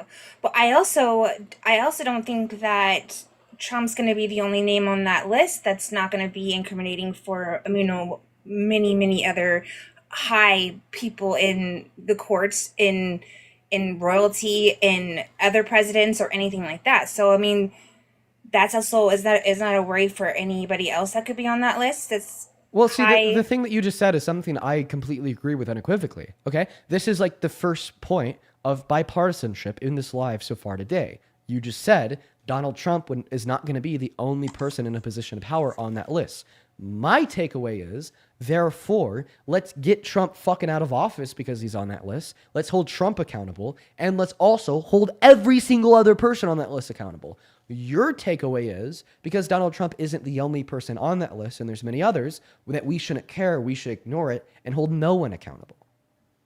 No, I feel like, okay, so if and when it comes out, and if and when Trump's name may or may not be on the list, we haven't seen the list, so I'm not going to say it is or it isn't, because I haven't seen it. But I feel like at that point, everybody should be held accountable for being on that list. But I also feel in many other cases that the world has had, where I feel like other courts and jurors have, you know, other people don't get found guilty for things that are blatantly in their face. And I'm just going to put out there, like the whole Diddy case, there's to be many more people in the world that are getting in trouble for the Diddy case and Diddy himself, but yet nothing happens to them. Right, but you're only furthering that fact by saying that you don't really care that Donald Trump was best friends with Epstein, sent him a letter depicting the body of a naked woman or girl with a statement, "May every new day be another wonderful secret." You don't really care that, according to Epstein, Donald Trump knew exactly what he's doing with those girls, was best friends with him all along, and that Donald Trump has been lying about said nature of his relationship and knowledge of Epstein's crimes for the last 20 years. And you don't care that according to Epstein, once again, he spent hours alone with one of the sex trafficking victims at Epstein's house, right? Like you're talking about this issue I do within like care. the criminal justice system inside of this country where terrible men will do terrible things to women and girls and then get away with it. Meanwhile, you're actively furthering the system in which results in said conclusion by sitting here defending Trump in lieu of all these facts. No, I've heard what you've said before about this with other people, and it's hard because being a woman myself, you know, and I've been in a spot where things have happened to me in the past, and I wanted my person to see justice, and I get that, but I guess I just need when the files come out, I might change my mind. You know, as of But right why- now, why- they're just letters, and Why hasn't everything that we've already like learned about Trump changed your mind, right? We already know that he sexually exploited women and girls. We already know that he's raped a woman. We already know everything that I just said about the nature of his relationship with Epstein. If like those things haven't changed your mind already, then what would? Are you saying, oh, maybe it'll come out that he's raped somebody? That's already been proven. Maybe it'll come out that he Wait. sexually exploited kids. That's already been proven. Maybe it'll come out that Donald Trump was best friends with Epstein when Epstein was doing all those things. That's already been proven. Maybe it'll come out that he spent hours alone with the victims. That's already been proven. Maybe it'll come out that Donald Trump liked those things too. Shit, that was already proven by the letter. Like, what else could Right, come out but here that's- that would change your mind if none of these things have changed your mind already? but I mean that's not the only reason why, though. I mean, like But that's could you answer that? Could you? I piece did of ask you a it. direct question. I asked you a very direct question. sorry. What else could come Sorry. out that has not already come out that would change your mind? At this point I don't know. I think seeing the file, you know, the Epstein file But might seeing like what in change the my files? mind. Seeing what in the files specifically? What do you need to see? Well, I just want to, because I know that paperwork is going to be redacted like crazy. Can you but just like, answer my question? What's an example of something Yeah. you would see and then say, I no longer support Trump as president? What would it be? I mean, Murder? No. Yes, murder would be yes. If he murders somebody, yes, that Okay, definitely would. anything be else? I mean, is there victims? I mean, is there victims that I have victim stories that I haven't read or Like, seen okay, that so you're anybody? victims. So like, what would he have to do to somebody for you to stop supporting him? Rape, sexual exploitation? What is it? Well, I can't say any of those because you've already debunked all those. Right, we've already so I proven that can't- they've already happened. So then what is it? Right? Like what I mean, what would Donald that's hard. Trump have to have been listed within the Epstein files as doing for you to stop supporting him? I guess he's done all the things that I would say. you'd have to Exactly. show me. So why is rape and sexual exploitation not enough? Yeah, I get what you're saying. 100%. And like I said, seeing that it's happened to me, and I wanted justice for mine too. So I see what you're saying, and that makes me think. Yeah, I'm really sorry to hear that happened to you, and that should really like make this even more clear, right? But Right. I want a genuine answer to this question. I am legitimately curious. Why is rape and sexual exploitation not enough? It is. If it is enough, then you wouldn't be on this live. I guess it's not right. I get what you're saying, but it's not just. It's the whole. Okay, so I think what really. Now I don't know where to go from here because there's other things I want to talk about, but this is like the biggest one out of all of them. But I also want to talk about like my child is trans, and I think it's more of a fear for me than anything. What? Donald Trump is actively fighting for your child to have less rights than you. And that worries me, and I am definitely 100% a supporter for my child. Day one, Donald Trump said, right, being trans is a mental illness. If you are, you It's can no not. longer join the military. According to Trump, it is, right? Not according to me. I completely disagree too, right? If you're trans, you can no longer join the military, okay? Your son, your daughter, which one? Well, he's trans. Well, he was born female, but he's male now. Okay, Yes. so your son. So, right, Donald Trump has already took the right away from your son to join the military. That is already one right that you have that he doesn't, okay? Right now, Donald Trump is also directing the DOJ to try to find a way to ban any and all gun ownership for trans Americans, okay? Not only is it a blatant infringement upon the Second Amendment, but if he's successful, right, then your child will grow up in a world where they do not have the legal right to defend themselves with any and all firearms because of this president that you support today, right? How can you sit Right. here and tell me that as a victim of sexual violence, you willingly support a sexual predator, and as the mother of a trans child, you willingly support a president that has already taken their rights away and will continue to do so if they are successful?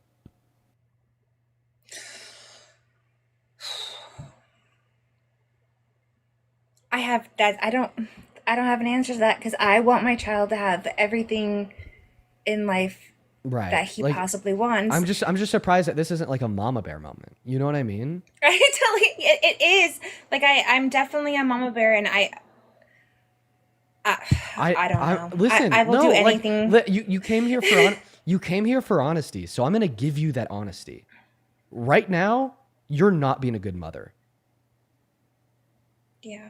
Right? I think that and like most- I hate to say that. Like I think that is like one of like I'm the not lying. worst Okay, things can you to stop hear. for a second? Right? One of your people said I'm lying. What am I lying about? Because my child is trans. I will protect my child. I full-heartedly believe you. I full-heartedly believe you. I don't think that you're lying. I'm sorry if anybody is suggesting that you are lying. Like I full-heartedly believe you. Okay?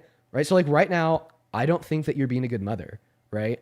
But I think that you have the capability to be a good mother. Okay? I'm talking to you right now, right? And I'm hearing I'm stuff. trying not to look at your.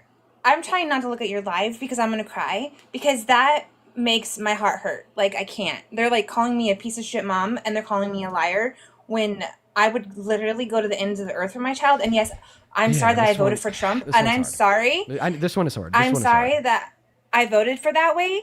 Okay, but I will 100% like take a bullet for my child. I think the where I get off is where I get scared of him going into a bathroom, you know, and that's me as a mom being scared of him going into a male bathroom, being that he is trans and getting hurt. And I understand that people in America are not all like that, but there are some sick people out there. And as a mom, I do worry about that part of I took my child out of school and put him in homeschool because of the bullying and the people who would attack him for being who he was. So Here, let me. If that makes me a let be bad honest. mom? Listen, I think right that if you are supporting Trump as president, then you're not being a good mother, right? Because Trump is the president of the United States of America, getting on a podium saying that your child has a mental illness, saying that your child deserves less rights than you and me, stigmatizing your child, saying that it is complete and utter bullshit, right? It's the result of the liberal hive mind and indoctrination into the quote unquote LGBTQ plus, causing more of that social bullying and discrimination. Like Trump plays a role insofar as why you had to take your child out of school because they were being bullied by their peers. 110%, that's an undeniable fact. So when I said that right now you're being a bad mother, I meant it, but not in the sense that I want to sit here and condemn you, that I want to sit here and criticize you in the furtherance of no objective nor goal, but rather in the sense that I think that you're a bad mother, but you have the availability and the opportunity to be a good mother because I do genuinely believe that you love your child. I do genuinely believe that you care for your child. And I just want to be able to make the disconnect between those desires of love and care and your support for the person that is attacking your child socially and legally. that makes sense. That makes sense.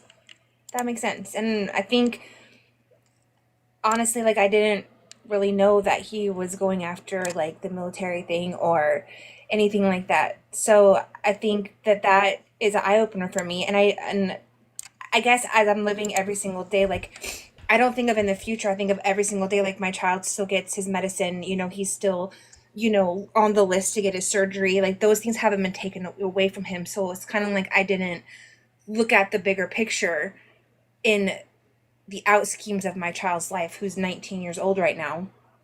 And, you know, going through all the steps that I've gone through to make it to where my child is, you know, on the list to get top surgery and he has his testosterone and he has all these things that he needs, you know, and going forward. And today I didn't think about things that could happen to him in the future that could, Yeah. take away from his living of life.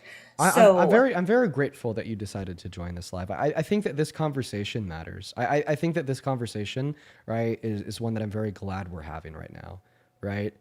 And I from what you're telling me, right, you seem to really care and love your child. Okay, you're saying I love him. you're saying the things that matter. You're saying the things that make me happy for the future of this country, in the sense that I hope that there are more trans children that will have a similar upbringing to your son and have a mom that supports them, have a mom that accepts them, have a mom that respects their pronouns, has a mom that is willing to help them out and like getting like what is required insofar as sex reassignment surgery if that's something that they want, HRT if that's something that they want, so on and so forth, right? And I just think that now you need to somehow acknowledge and overcome the disconnect between the way that you are representing your values to your son and the way that you are representing your values to the rest of the country and all of the other trans sons and trans daughters of all the other parents in this country by actively supporting the president that is infringing on the rights of those children, right? Actively supporting the president that is promoting some of the worst social stigmas surrounding trans individuals. Donald Trump won the election on visceral propaganda about undocumented immigrants, suggesting that they're evil. Donald Trump won the election on visceral propaganda about the nature of LGBTQ plus being taught in schools and how it's so bad. But Donald Trump also won the election by trying to convince millions of voters inside of this country that your son doesn't deserve the same rights as you. Your son doesn't deserve to be loved. Your son doesn't deserve to be respected. And I just think that hopefully this is an eye-opener moment, right? Because if you were to go on Twitter and you were to go see the way that Trump supporters over there talk about trans people on set because of their own lack of good moral virtues and the rhetoric of the Trump administration, what you'll see is people celebrating the suicide of people like your sons merely because they're trans. And that is what the administration causes. My child did try to commit suicide at the age of 12. Oh my God. And that's why at 13, we got him with the doctors with testosterone and got him on the things that he needed. And we cut all his hair off, and I took him to the boys section and let him buy whatever he wanted in the boys section. So, I am for the LGBTQ. I fear for them, kind of a thing. But I guess when I was voting more. I didn't know everything, and I think I was more going on along the lines of my husband, I guess I should say, because does your husband support your son? I don't want to answer that. The answer to that question is no. He thinks it's no, not like me. Yeah. He doesn't. He thinks it was all from YouTube and watching videos on YouTube and things like that. And I knew from a very young age that he was the way he was. So I'm gonna keep asking you questions. If there's questions that I ask that you don't want to answer, just let me know. Okay. Okay. Okay. Right. Because I mean, I'm really sorry to hear that.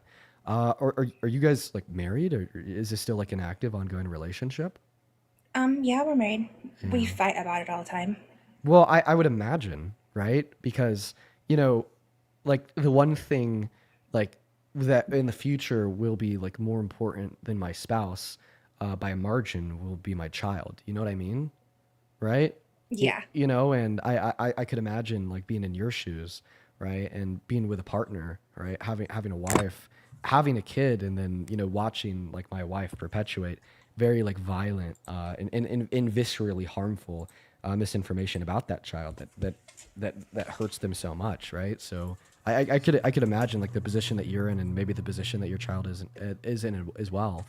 I would assume that your son doesn't have too good of a relationship with your husband, or no? They mean they do if they don't talk about anything besides like what they're talking about. Like my child only comes to like ask me questions or asks me for certain things. There's definitely, you can definitely tell the dynamics in the household for sure. Because I don't have just one. I have my one son's trans and my other son's gay. So it's kind of a yeah. Does your But then husband support your gay son? it's an unspoken thing. Oh, Chuck, that's a no. I mean, if something goes unspoken, that means that there's an ideological disconnect. You know, the reason why I know that is because I have a lot of MAGA family members, and in many scenarios, you know, like politics will go unspoken at points. Politics will go unspoken at points because they know I disagree with them, and I know that they disagree with me, right? So that's really sad to hear about your husband and your gay son. I think it has to do with the one fact that one is changing themselves to something else and the other one is still goes by he, him.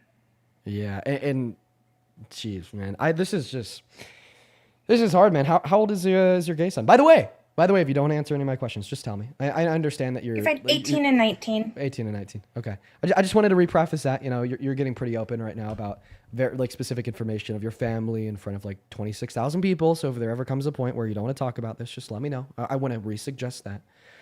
I really want to resuggest that. Yeah, man, that's a hard one. Listen, you know, I'm just gonna be honest, because I've seen this many times in my friends' lives. I've seen this many times in the lives of other acquaintances and people that I've met online and whatnot. You know what this is gonna lead to, and it sounds like it already has to some extent, is just a lot of disdain and honestly, to a little bit of a point, hatred held like from the children right to the parent, right? I think that we see this happen in many ways. You know, like I guess just a little bit about me since we're being open here. Like my dad, right, grew up when he was around my age, really not liking his parents, right, because his dad would you know, at times wasn't a good dad. I won't get into specifics, right, and that really destroyed their relationship. So when my dad got 18, 19, went to school, went to college, stopped talking to his parents, and that relationship wasn't fixed until my dad was in his like 30s, right? It took 10, 15 years to help fix that relationship by coming back together as a family. And I just so totally see that happening with your children, possibly, right? And your husband, because I think if we're going to be honest with ourselves here, right? Your husband saying that it's wrong to be gay or that being trans is a delusion, this illness that's wrong as well, right? Is the denial of base attributes of who they are as individuals that they did not choose, they cannot change, and do not harm anybody else, right?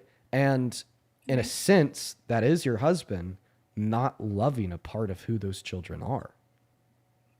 Yeah, agree. I think that's probably where one of our biggest fights come from, because he'll say something to me and I'll be like, I don't agree with you on that. Like, we definitely don't see eye to eye when it comes to that part of our family dynamic. And you know, my mom lives with us, and thank the Lord, she's definitely on my side. So she definitely tries. You know, she sees the views of me, even though she's 66 years old. You would think she'd be in a different generation, but she's definitely cuddly and loving with my children and doesn't see them in any other way than who they are. So that makes it easier for me here. Yeah, well, listen, I guess I'm going to go ahead and end the conversation here and move on to the next guest. Just know that I appreciate you for joining up today. I really do. I really appreciate you for joining. And, you know, I hope that there comes a solution to this. You know, I hope there comes an end to, you know, what sounds like an ongoing battle inside of the family related to your husband and his beliefs. And I do watch you and Parker, and I haven't been watching for very long. I feel like I've been watching ever since the whole Charlie Kirk thing happened. I finally, you know, I found out who you guys were, and I subscribed to you guys at that point. And I've learned a lot, and it's made me open my eyes to a lot of things. So, I mean, I'm not saying that I am 100% on this side of the blue, but I can say I'm not 100% on the red too. So I'm kind of leaning, you know what I mean? I'm kind of, you know, on a teeter-totter. So well, if you want to hear my honest take, I think that your heart is 100% on the right side of history. It's just that, you know, maybe your brain isn't because of social conditioning, the state of your relationship with your husband, and maybe the environment that you grew up in. But Yeah. having this conversation with you. I don't think I've ever said this. I've never said this before on live. Never. Right? Oh my God, I can't even believe I'm saying this to somebody, right? That came up here telling us that they support Trump. I think that your heart is in the right place. And I think it's just now that time that you kind of build off of, right? Like the very obvious, like empathy that you have, right? And like genuine love and care that you have into, you know, getting your head in the right place here by through education on who our president is, deconstruction on maybe some of the bad beliefs that you hold, and, you know, a hopeful attempt to, you know, try to get your husband on the right side of history too. You know, it's like, like divorce won't change the fact that your husband is the father of your children. So it's like the prerogative here is to get your husband to, you know, love his kids. I can't even believe, wow, man, I can't believe I'm saying that, but thank you. yeah. Well, let's know that I am cheering down here in the comments with you, and I do respect you and Parker, just so you guys know that I do respect you, and you guys have taught me a lot. And we'll see how the next election goes and who's in it and where I go from there. I feel like the only thing I can do is keep watching you guys and keep learning and keep reading stuff and educating myself for the next 3 years. You know what I mean? Yeah, absolutely, Jen. I think that's perfect. You have a good rest of your day. You too. Thank you. Of course. Yeah. But at this point, guys, we're going to move on to the next Trump supporter. Wow. That was that was a very unique conversation, unlike many that we have on this live. Wow. James, what's going on, man? Do you support Trump? James is busy, it sounds like. Okay, we're going to move on to the next guest, guys. Go ahead and hop inside of that queue. If you are a Trump supporter, we'll happily bring you up here. Also, Parker, if you're watching and you want to pop up, feel free to hop inside of that queue, my friend. We're going to go to get that next guest loaded up into the box right now. Here we go, guys. We got the Truth Project connecting to the stream. Truly, what an interesting conversation. What an interesting conversation. All right. Hello, do you support Trump? Yeah, Okay, kinda. You are like 14. We're going to move on. All right, we got them out of here. Let's go to get that next guest loaded up and connected to the live stream right now. By the way, Parker should be joining us shortly here, folks. Parker should be joining us shortly. Also, guys, we got a lot of love, a lot of donations in on Super Chat, Venmo, and PayPal while I was talking to that last guest.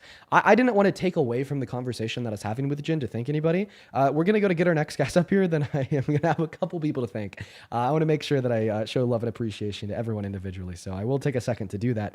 But let's get that next Trump supporter loaded in here right now. We got Matt connecting right now. If you happen to be a part of the 18.4 thousand people hanging out with us on TikTok, folks, make sure that we're double tapping. If you want to support me, you can find my Venmo, my PayPal, and the link tree in my bio on TikTok, top of the phone screen. You can also find that Venmo and the PayPal and the pinned comment over on YouTube. What's up, Mac? Do you support Trump? Mac, you have exactly 5 seconds. Banned, dude. Moving on. We got George connecting to the box, guys. Our rules are very simple. You just got to be an American. You have to be an adult. And you have to support Trump as president. You follow those rules. We should have no problem. The only problem that we are having is people breaking those rules, hopping in that queue even though they're a child, hopping in that queue even though they're a liberal, and hopping in that queue even though they're not American. So let's try to remedy that situation, folks. Follow the rules, please. What's up, Tyler? Do you support Trump? Tyler, you got 5 seconds, my friend. 4, 3, 2 into the 1. Goodbye, Tyler. Moving on to the next guest, Haley Perez. Hopefully we'll get that next conversation going on here, folks. Also, we got 6.3 thousand people tuned in over on YouTube. I think that is the highest concurrent viewership we've ever had in the stream. So I really appreciate you guys for being here. What's up, Brian? Do you support Trump?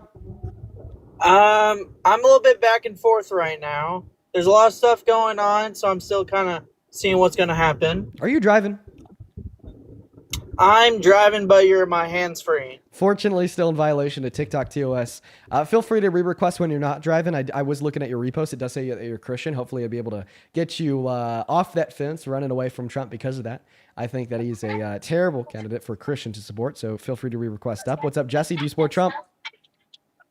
Yes. All right, Jesse, how old are you? I'm 18. Everyone is 18 today. What year were you born in? 2007. Okay, and you support the worst president of your life, Jesse. How could you? How could you? Yeah. Okay, let me thank a couple people here, then I'll pass you the mic and you can tell us why, okay? Okay. All right, let's go to start with those YouTube super chats, folks. I want y'all to show some love to Zach, Z-A-K, down below in that box for the $20 on super chat. Thank you so much for the love.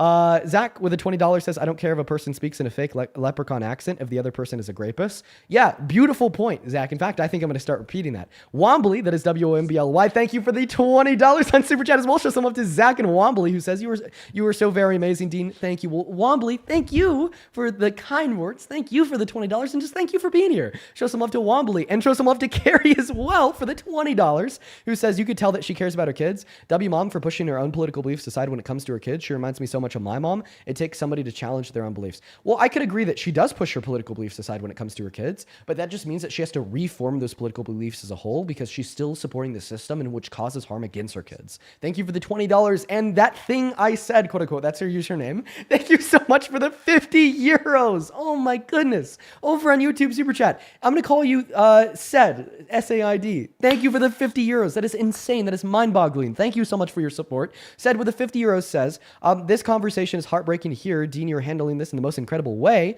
I'd give more if I could. Don't worry about it. I hope so much that this woman and her sons has a much better life going forward. Yeah, I really hope that they get it figured out. That was a sad conversation. I felt really bad there. As well as Marin, thank you so much for the $20 as well on Super Chat. That's all of our Super Chatters for right now, guys. So show some love to Zach, show some love to Wombly, show some love to Karen, show some love to Said, and show some love to Marin. We also have a bunch of people over on Venmo and PayPal. I'm going to make sure I get around to you guys, but we are going to go and let this guest start the debate. So take it away by telling us why you support Trump as president. Okay, so there's several policies I like, but I want to start out with the Trump shooting. Okay, do you think that is any aspect of him loving our country by him getting up immediately after being shot in the face to prove his support? Listen, if he loved our country, which is seemingly what you're trying to hint at right here, then maybe he wouldn't have tried to coup our government and rig the outcome of an election, then have his supporters try to kill cops and smear their shit on the side of the walls inside of the Capitol, then extend them full presidential pardons for their crimes and label them as patriots. I think we could dismiss that point.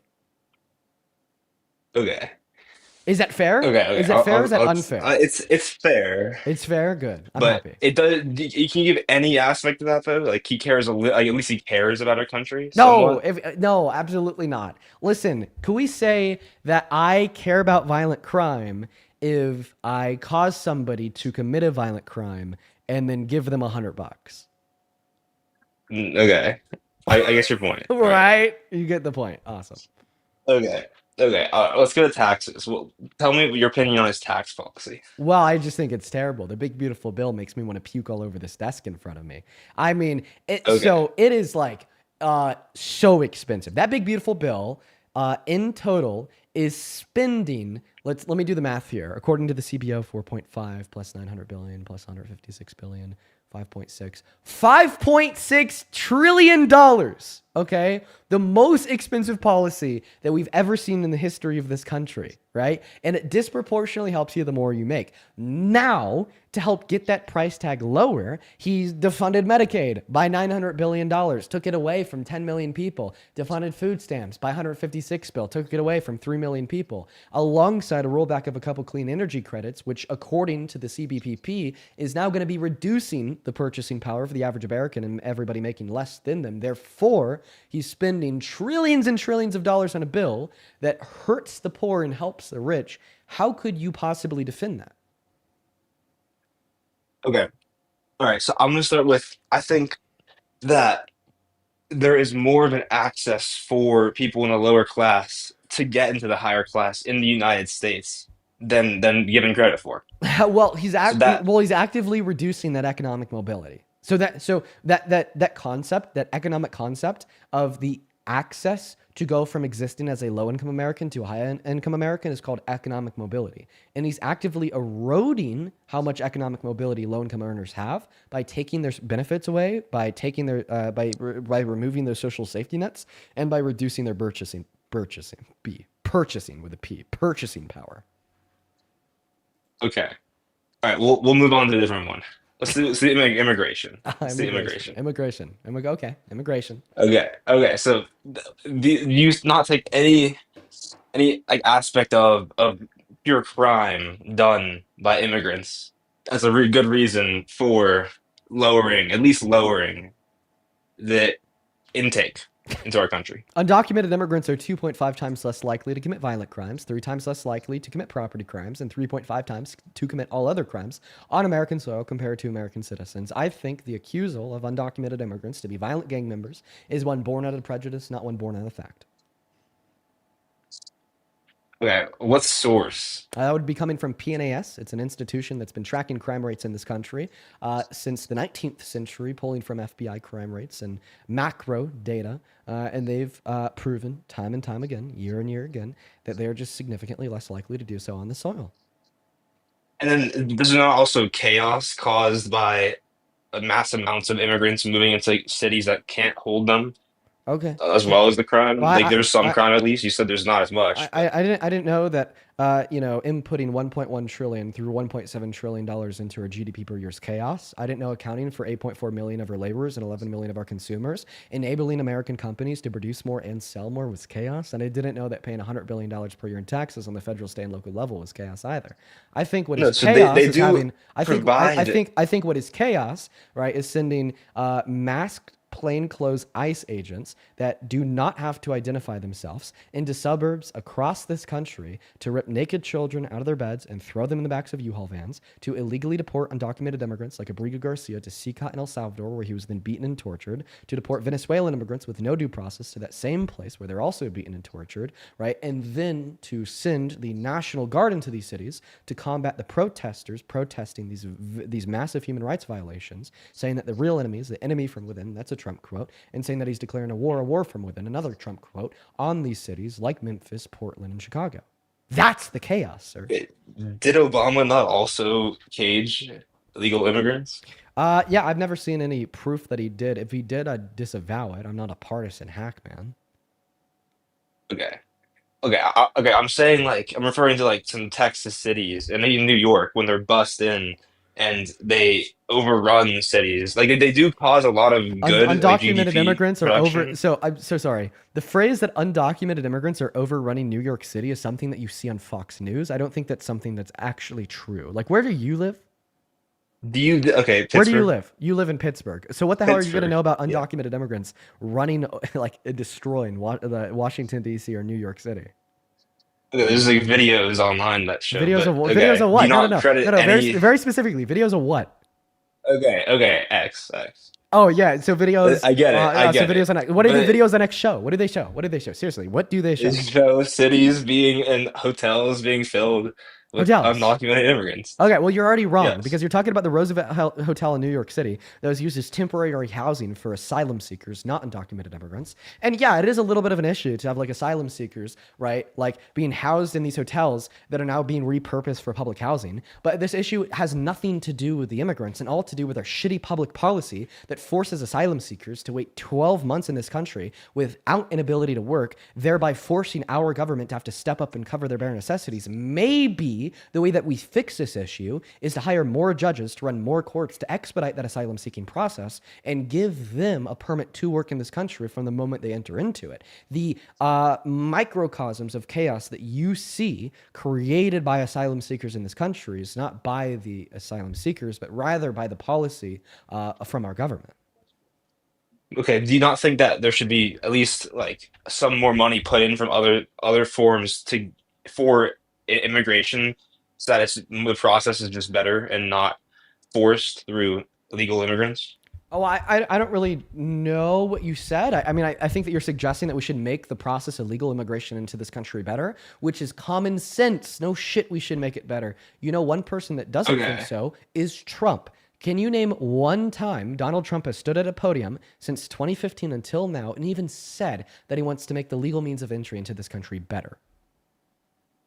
Okay, I can't. Neither can I, because he doesn't care. He doesn't want to make the legal means of entry into this country better, because that would be a proactive mean to reduce undocumented entry into this country in the long term, because ultimately we could chop most undocumented entry up to the unattainable and degraded nature of those legal means. He doesn't want to do that. He wants the issue to persist to exist so that every 2 and 4 years, him and other crazy conservatives can rally around how much undocumented immigrants suck, and if you elect them, they'll build the wall and get them out of the country. Meanwhile, in all reality, they're just trying to fearmonger more prejudiced Americans into a part of their base. Okay. The main thing that led me away from the Biden administration and the Harris administration was the laptop of Hunter Biden. Yeah, got it. Yeah, Hunter Biden's laptop that led you away from the Democrats. Why?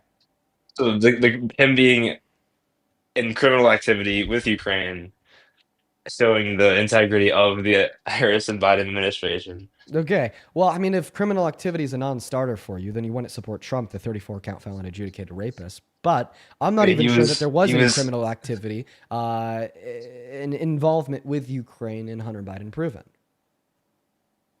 okay, and also the aid given to Ukraine when there's no need for all that. Okay. There is a need, and even Donald Trump has conceded to that fact since he resumed it in July. The need is more international pressure on Russia.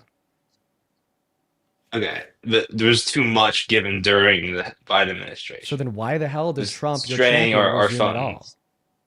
No, what's straying our funds is the $4.5 trillion on the tax cuts for the billionaires, not the $32 billion per year being sent to the country that's actively being ethnically cleansed. Okay, If you all right. disagree, feel free to give I'm a not counter argument. I just don't think one could ever possibly exist. okay. I'm not fully educated on this topic. Okay. All right, what's a different topic you want to debate? Well, I want to go back to what you said about the laptop. Once again, you said what threw you over the edge was a criminal activity with Ukraine. Once again, never proven, only speculated by cult members. So then why is Donald Trump's criminal activity not throwing you off the edge of the MAGA boat? Okay, so why wasn't he put in prison if it was convicted fully, Because have full evidence by the for time sentencing crime? came around for his 34 felonies, he was already president, and the judge didn't want to send a sitting president to prison. That would kind of be a national emergency. Good question, though. Well, couldn't they Good just put question. in Vance? What's that? Couldn't they just put in the vice president? Well, the judge didn't want to force that. So I mean, Okay. you could like it's not like it's not a question that Donald Trump was found guilty of these felonies. That's a fact, okay? Right? And once again, the reason why he's not in jail for those felonies and was given a sentence of nothing is just because the judge thought it would set forth an unprecedented emergency of like what the hell do we do? Right? The president is going to jail. What the fuck do we do? I would assume that the judge didn't want to be responsible for that, so you just didn't give him a sentence. Not to mention that Okay. we know of like significantly worse criminal engagements that Donald Trump is engaged in than is like 34 felonies for for misclassification of business documentation. Like for instance, the civil court that proved he raped a woman, or when he went on Howard Stern's radio show in 2005 and boasted about sexually exploiting kids. But now we're obviously not going to have that follow-up conversation with the guest since he just left. So yes, he wasn't too interested in talking about that. Let's go to get that next Trump supporter loaded up into the box. Boy, oh boy. Wow, I'm locked in today. I'm locked in, motherfuckers. I'm so locked, it's crazy. I'm so locked in, you guys. This is nuts. Okay, we actually do have quite a bit of people to thank over on Venmo and PayPal. I want to start with Katie. Thank you so much for the $5. Thank you so much, Katie. And Daniel, thank you so much for the $35 over on Venmo. I want everybody watching to show some love to Daniel for the $35 who says, Dean, thank you for the continued education of Trump supporters. Well, Daniel, I love what I do. I love what I do so very much. Thank you so much, Daniel. Show some love to Daniel in that chat for the $35. That is seriously so kind of you. As well as Brian with the $10 who says, owning the maggots. Appreciate you for that love, Brian. William, thank you for the $5. Kirsten, thank you for the $5. Wesley, thank you so much for the $8, man. Janelli, thank you for the 5. Amy with a 1. Allison with a 1. Allison with another 2. Jenna with a 5. Thank you so much. And Carla with a 10, who just says live. Appreciate you for that love, Carla. That's Carla with a C. Show some love. And Allison, thank you so much for the $25 over on Venmo. I really appreciate you so much, Allison. Thank you for your kindness and your generosity in support of the stream. Allison says, this was very well spoken and said, thank you for educating her without bashing her. I hope she finds all the answers she needs. Now, she's going to be referencing to Jen. Yeah, I thought that was a really good conversation. Thank you for your support. Thank you for the love, Allison. Seriously, I really do appreciate it. And then Erica, thank you so much for the $10 as well over on Venmo. And I'll make sure I forward that message to her. Thank you, Erica. All right, guys, we're going to go to get that next Trump supporter loaded up in here right now. Only op inside of the queue if you are an American adult that's pro-Trump. We're just looking for some debates, everybody. They're a little bit hard to find. Maybe it's because there's not too many Trump supporters left or the fact that they just don't want to debate. We're figuring it out together. But hey, wow. I need to see some Ali W's in that chat for the $50 donation on Venmo. Ali, holy shit, my friend. Ali with a $50 says, here's $50 for your grace with a mom of a trans child. I love the way that you've made an open space where these confused but loving people can seek advice and help understanding how their political views are harmful. Well, yeah, I really did want to have a genuinely good dialogue with her for the sake of her children. You know what I mean? That's why I really try to handle that one with care. But Ali, it's good to see you. Thank you for the $50. That is like an insane amount of money and love. Show some love to Ali in that chat. Why are you begging people for money? Logan, how am I begging people for money? I'm just kidding, bro. I just came on here to fuck with you. Okay. Well, I mean, it seems like it's not going too well. Yeah, it's not. Yeah. So do you support Trump? I do, but here's the thing. Oh. I supported him whenever he got into office. Not supporting and I don't support either side. Okay. So now I have my own like conspiracy on the history of America and the history of everything. And very interesting. Goodbye. Moving on to the next guest. Quite frankly, we got Kane loading up in the box. A couple more people here. Kate with a K. Thank you so much for the $20 over on Venmo. Thank you, Kate. Kate with the $20 says, appreciate you. Thank you for putting the energy in and doing this work day after day. Kate, you are a fucking legend. Hold on, give me a sec. And that guest has some very loud background noise. I'm sorry, man. I had to kick you. Feel free to re-request if you're able to find a more quiet area. But thank you so much, Kate. Show some love to Kate. And then Omar with a $10. Thank you for the love, Omar. And Lori with a $5. Thank you so much. And Amanda with a 10, who says, can you give Duddles a shout out? Hi, John Duddles. Hello, John Duddles. And I love you too, Amanda. Thank you for the 10. What's going on? Do you support Trump? Oh, yeah. Oh, cringe. Ew. Why? I just, him and Bill, after I heard that really got me on board. Oh, buddy, we're learning. Big, beautiful Bill, I love Bill Clinton. We're learning. Oh, yeah. It may not be Bill Clinton. It may be worse. Big, beautiful Bill. No, it may be a horse. A horse? Ghislaine Maxwell's horse. Oh, is that what Bubba is? There's a good chance. Yeah. Whoa, that's what they're saying? Yeah, that's what Mark Take Epstein. the Bubba horse, Sweeney. That's very strongly. Get the hell out of here. Yeah, that's what Mark Epstein suggested, okay? Because he said it wasn't Bill Clinton, but didn't deny that it wasn't a rubber dub, rubber blow, whatever you, the guac 3000, in other words, okay? What's up? Do you support Trump? Yes. You need to leave this live. Cover your ears, Jagger. Just scroll, okay? Just scroll. Just scroll. Cover your ears. Sweet, sweet child. Cover your ears and scroll. We're going to go and move on to the next guest. Ariel. That is Ariel. Thank you so much for the $20 over on Vim. I appreciate you for that love, Ariel. Show some love to Ariel down below in that box who says, thank you for dumbing down the facts to MAGA as much as possible and the struggle you go through with them. Continue to stay strong in the fight. Ariel, thank you so much for your kindness. It's good to see you again. And thank you so much for the $20. And then Shauna, thank you for the $10 who says, thank you for all that you do. Nicole, thank you for the $2. Bro. Appreciate you guys. What's going on, little bro? You support Trump? Lil bro is crazy, buddy. If you're a Trump supporter, then I stand by it. Bro, I'm getting a phone call, but I'm gonna cancel.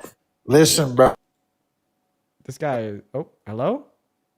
Hold on. Yeah, you can hear me. Yeah, are you a Trump supporter? Yes, bro. Yeah, then you're definitely a little bro. How am I a little bro, bro? What makes me a little bro by being a Trump supporter? The size of your brain. The size of my brain? Very little. Very little. I've never seen a smaller brain, quite frankly. Little bro. Little brained bro, quite frankly. Bro, what? Come on, bro. Dean, stop playing, bro. Trump is the guy. Let's be honest, though. Let's be honest. All of his policies, all like the way America has been running ever since he joined office, stop acting like you don't know, like, you know what I'm saying? Like, you act like you don't know the vibes of the, like, you know what I'm saying? You got to feel what I'm saying to understand what I'm saying. You feel me? I don't feel you at all. All that I know is that you're somehow trying to rationalize a rapist being that guy. And It's just simply not working. I don't know what to tell you. Make an argument. Why do you support Trump as president? Mike's yours.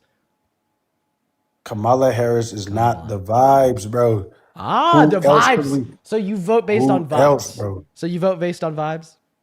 Type vibes, yeah. Yeah. So no fact, no reason, no logic, just vibes. What's wrong with that though? Well, it's because there's no facts, reason, or logic.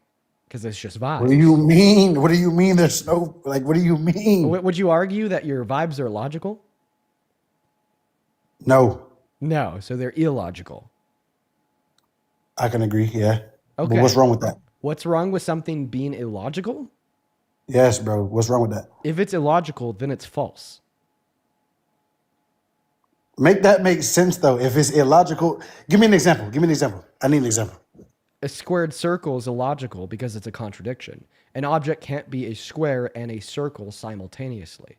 Because a squared circle is illogical, therefore a squared circle can never possibly exist. So when you say that a squared circle does exist, you are wrong. All right. So what about? Hey. So what about? What about when What about when Trump? Nah, bro. Because you gotta like. You need to be stopped, bro. I'm not gonna lie. I was watching you when you was lower than Jay! Thank you for the $100 over on PayPal. Thank you so much for the love, Jay. Let's get 1,000 JW stumble on that Jed for the $100. Oh my God, Jay. Jay with $100 says, Dean, this is what I was talking about many lives ago. Your compassion coupled with reason and logic in regard to the mom with a trans child exemplifies the beauty of the work that you do. Oh, Jay, thank you so much. Not only is that just a massive donation that I don't deserve, your kindness and your generosity continue to astound me, but thank you so much for your kind words as well. Show some love to JAOI, Jay, down below in that comment section. And then Oliver, thank you for the $5, saying, hey, now I'm a celeb on campus because of my vid. Are you Ollie? Yeah, that's Ollie. Yeah, good shit, Ollie.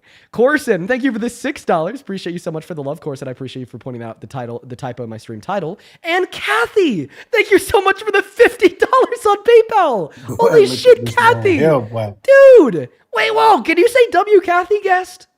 Man, W Kathy for sure. Yeah, for the $50. Thank you so much, Kathy, for your support. I ain't gonna lie. Dean, you really got like real life supporters, bro. But I'm not one of those. So don't even try to, you know what I'm saying? Don't even get it twisted. I'm not one of those supporters. But you do have an army behind you, gang. What I'm trying to tell you, and stop vaping, bro. Stop vaping. I didn't even hit it. I didn't even hit it. Okay, for sure. Because I feel like, bro, you like you're going places, bro. But I feel like your ideology on this whole Trump stuff is tearing you apart. Okay, give an argument for that, little bro. Come on, bro. Bro, keep calling me little bro. That's crazy. Come bro. on, Pip Squeak. Give an argument. Pip Squeak is crazy. You heard me. Like I said, bro. I called you Pip Squeak. Hey, that's right. The border patrol. Border patrol. Entire whole the whole thing with immigrants and illegal people coming into the country. I don't know that you cannot people were argue illegal. against that. You cannot argue against that. I don't care what you say. I can't argue against this mass deportation. You cannot argue against that. Yeah, sure. Here's an argument against Trump's mass deportation. It absolutely destroys our economy. Undocumented immigrants paying $1.1 through $1.7 trillion per year into the GDP, not to mention they account for 8.4 million workers in our labor force and 11 million of our consumers and pay over $100 billion per year in taxes. You remove them, not only do you expense $2 trillion on the operation to get it done over the course of the next 10 years, you also lose the $1 trillion that they would have paid in taxes, and you lose their multi-trillion dollar per year. It wasn't $1 trillion to the GDP. No. On top, see, if I can't argue it, then why are you interrupting my argument? Because you're spewing numbers that are not factual. You're not backing this up by facts. Let me back it up. Let me back it up. You know that figure I gave you of the 1.1 through 1.7 trillion dollars per year that they pay into the GDP? That's got no head ass, no brain. You call me bucket head ass. I'm calling you no head ass. That shit is empty. But anyways, that 1.1 through 1.7 trillion dollar per year number, that's coming from the American Immigration Council, or the $100 billion that they pay per year in taxes, that's coming from the IRS, or the fact that they account for 8.4 million workers in our labor force, that's coming from the Bureau of Labor Statistics. The fact that they account for 11 million consumers in our consumer base is also coming from the American Immigration Council. See how I could back up everything I say? I don't like that because I feel like you're reading off a screen. You got notes in front of you. Oh my God. Okay. Well, then the notes are true, but I don't. I don't have notes in front of me. My thing is this though, bro. You make it seem like, bro. So do you disagree? Like you disagree that Trump has never done anything good, ever? Like he ain't never done anything good as a president, ever. Well, I mean, so listen. How about this? Operation Warp Speed was pretty good. I'll give him a point for that. He just loses about 10 billion with January 6th. Boy, you one of them. Boy, you hold grudges, don't you, boy? Yeah, boy, you hold grudges, ain't it? Yeah, I kind of do. You don't forgive nobody, don't you? Yeah, I will not forget that the current sitting president of this country tried to end our democracy and coup our government by attempting to rig the outcome of a federal election. Yeah. That's crazy. It is crazy. That's what I'll never forget. Okay, so how do you... Okay, no, because... No, you're losing the debate. No, because listen, bro. No, one second. I'm gonna let you think about that response. Let me thank a couple more people. Maximilian, thank you so much for the $50 over on PayPal. I appreciate you so much. I appreciate you so much for the $50. I do not have a booger. I seen when you got pressed by old boy on live too. That video went viral. You got pressed and your face turned red. Why you do that? By Jeff Teague. Yeah, bro. Why your face turned red, gang? Oh yeah, his face turning red now. Oh actually, Jeff Teague. Hey, listen, if you watch that full clip, Jeff Teague started backing off at the end. Okay. All right, like let's keep it real. But Maximilian, thank you so much for the $50 over on PayPal. I appreciate you for that love, Maximilian.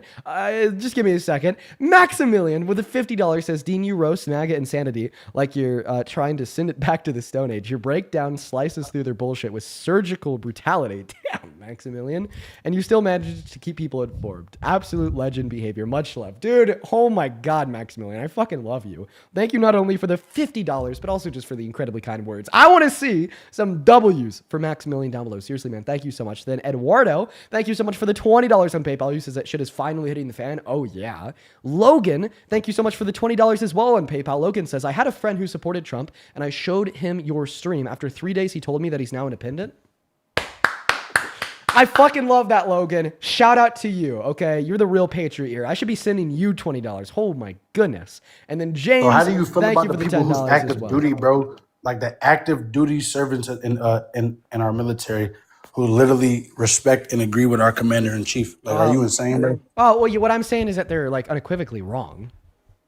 How are we unequivocally wrong? Like, what are you on? Oh, don't worry. I could give you a really good explanation for that. Because every active duty military service member took an oath to uphold the Constitution from threats, both domestic and foreign. Now, Donald Trump would be a domestic threat to the Constitution per his various infringements on it in the last 10 months, including Executive Order number 14160 that he signed into law his first day in office that attacked the 14th Amendment and tried to take birthright citizenship away from the children born to undocumented immigrants on American soil, even though they've had that right since 1868, or his attack on the First Amendment when he said it's now illegal to criticize him in the media, or his like detainments of Mahmoud Khalil, a legal green card holder, for criticizing Israel, or when he said it's now illegal to boycott/protest. He's attacked the Second Amendment by trying to find a way to ban any and all gun ownership for all law-abiding trans-American citizens. That is so blatantly anti-two-way that even the far-right NRA has publicly spoken out against the Trump administration for doing so. He's attacked the 10th Amendment by deploying the National Guard in cities like Portland with literally no reason whatsoever. You talk too damn fast. Like, come on, bro. All that other shit is Monday. What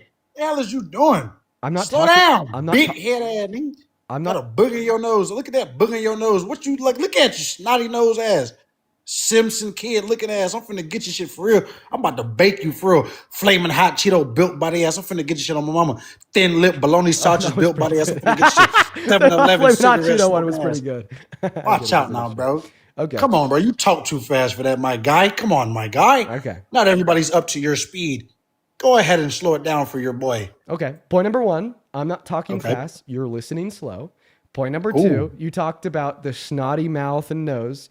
I'm so sorry. The only person that legitimately thinks an American or many Americans are like snotty-nosed toddlers would be Trump. He treats you like a snotty-nosed toddler watching Cocomelon on an iPad because he'll say, prices are down! Yippee! Affordability! Even though inflation is up and unemployment's up, and you believe him. He'll say, Biden caused the inflation in this presidency, even though it was global and onset by the pandemic, and you'll believe him. He'll say, guess what? Guess what? Employment is up. Everybody's doing great, and my tariffs are working. More investment than ever. Total record. I'm literally quoting a Truth Social post from yesterday, but then when you go to U.S. Economic Bureau of Analysis, it says an investment into American industries is down, down, down, down, down. So once again, the only snotty-nosed anything here is you, the fucking toddler, treating American politics like a toddler does Cocomelon when they watch it on their iPad. Thank you. How do you feel about that stimulus check, though? Don't even do that, bro. The Don't act like $2,000 stimulus check that his Secretary of the Treasury said may not come. Oh, that one? I'm talking about the one that already passed, bro. Look at you. The bipartisan rounds of stimulus checks that were passed at the end of Trump's administration and at the beginning of Biden's, those ones? Yes, bro. Oh, but weren't you just criticizing Biden? There you go. No, not Biden. I was Harris. Don't try to. You ain't finna twist my words up, you pretzel. You're not finna do that. You're not finna try to twist my words, you pretzel. That's not what I said. So stop. Yeah, go ahead and untangle your shoelaces and heighten up your drawers. This is not what I said, bro. So you liked Biden, but you didn't like Harris. Tight vibes. Why? Because, bro, you're not politically accurate 100%. You're not like all that's like, you know what I'm saying? Like you said you was going to do. It's like someone saying, oh, we're going to do this. We're going to do that. We're going to do that. And you never show any progress in doing such things. So you're saying that you don't support Harris because you didn't get anything done? For America, yes, bro. The facts disagree. She was the most effective, right, vice president this country's ever had. Not only did she pass more tie-breaking votes in the Senate than any other VP in this country's history, but she also worked alongside the Biden administration to pass some of the most monumental legislation in modern American history, like the PACT Act, like the Chips and Science Bill, like the Infrastructure Bill, like the American Rescue Plan, or like the Inflation Reduction Act. Get your facts right, little bro. Hold on, bro. Hold on, because that's crazy. Because I didn't even know how that. I hate that I'm learning on this live. I don't like this, so I'm gonna go ahead and get up out of here because you're doing too much, bro. I don't want to learn all that. No, I don't want to. I can't because bro, I'm active duty. I can't dislike him. Yes, I can't dislike, bro. Yes, I can't do that, bro. Yes, you can. No, how? Because like it goes against with the Navy fights. I mean, you know what I'm saying, bro? We can't do that, bro. You actually can. You actually can. I can explain to you. Yes. Please explain to me why. How am I justified in dehumanizing my commander in chief, bro? Like, come on, bro. Just because somebody is your boss doesn't mean that you have to support him. So what I'm gonna say? I'm gonna just agree with everything. Like, what I'm gonna do? Get on live like you? Come on, bro.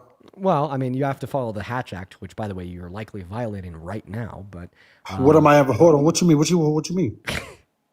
What do you mean, bro? All that giggling. Come on. What you mean, Hatch Act? Well, there's this thing that prevents active duty service members from like publicly espousing partisan political affiliation. Oh yeah, I'm out. Yeah. Okay. Good call. Good call. We support it. All right. I don't even care. Good call. Good call. Good call. Let's go to move on to the next guest right now. Let's go ahead. Let's go ahead and move on to that next guest right now here, folks. Go ahead and hop inside of the key of your trip supporter. We'll get you loaded up in here. I think that's the first time a guest has ever run away where I'm like totally like, yeah, good call. All right. We're gonna get that next guest loaded up into the box right now. By the way, Parker should be joining us soon. He's eating right now. Once he's done eating, he'll be up here. What's going on, Toast? Do you support Trump? Dust is out of here, quite frankly. Goodbye. Moving on to the next Trump supporter. Let's go to get them up here. Who will it be? Who will it be? Definitely Real Human will be joining us. A couple of people to thank over on Super Chat too. DK, thank you so much for the $20 over on YouTube Super Chat. Just saying that consensus isn't correctness, probably in reference to a guest that said because a lot of people believe it, therefore it's true. You're absolutely right, DK. Appreciate you for the $20. Let's get some DKWs down below. Thank you so much. What's going on? Definitely Real Human. Do you support the worst president of your life, Mr. Trump? I only recently do I have some support for him, yes. Woof! Only recently? Yeah, I learned that he's on the pride flag now that he's a little bit more bi-leaning. I appreciate him. All right. I love you, Dean. We're gonna go ahead and move on to the next guest right now. Only hop inside of that queue if you support Trump as president. Come on, guys. We got bros close connecting up in. Over on YouTube, once again, Casual Cal. Thank you for the $20 on Super Chat. What's going on, man? Give me a second. Cal, that is KAL with the $20 says, since this gentleman wants to know, as a veteran, I served 20 years to protect the Constitution, not watch a Kirkland brand Adolf knockoff assaulted daily. Dude, Cal, I wish I would have read that off earlier. Thank you for the $20, man. You fucking cooked his ass. And then Breezy, thank you for the 20 Canadian dollars over on YouTube. He says, on YouTube, you were constantly much quieter than the guest. Please fix it. Okay, I'll try to adjust the volume a little bit more. That right there should make it better. Thank you for letting me know. Guys, let's get 200 Breezy W's down below. What's going on, man? Do you support Trump? I had a question for you. Is it all right if I ask? Not if you're not a Trump supporter. Oh, I mean, I voted for him, but You still support him today? Not no. really. Based. All right. We're going to move on to the next guest. Feel free to join the Discord and ask in there. I could either answer it or other people in there can. I'm not too active in there anymore, though. But all right, let's go to get that next Trump supporter up here right now. What's up? Are you MAGA? Yo, Dean. Yeah, I have 2 points of Trump that I'd like to debate with you, if that's okay. Oh, boy. All right. You don't know. Real quick. How are you doing? How's your morning? I'm doing all right. It's definitely not morning anymore out here in Colorado. It's 4:34, but yeah, man, I'll pass you the mic here in a second so you can tell us why you support Trump. Before you do, I'm going to thank a couple people here. Sherman, thank you so much for the $20 on Venmo, my friend. Sherman with the $20 says, for the good vibes. Sherman, appreciate you for supporting me. Thank you for supporting what we do here. Huge shout out to you for the 20. Dalton with the 10 who says, you spread kindness everywhere you go. I try my best. I try. Sometimes I fail. We all know that. Thank you for the $10, Dalton, and the $20, Sherman. Show some love to them in the chat.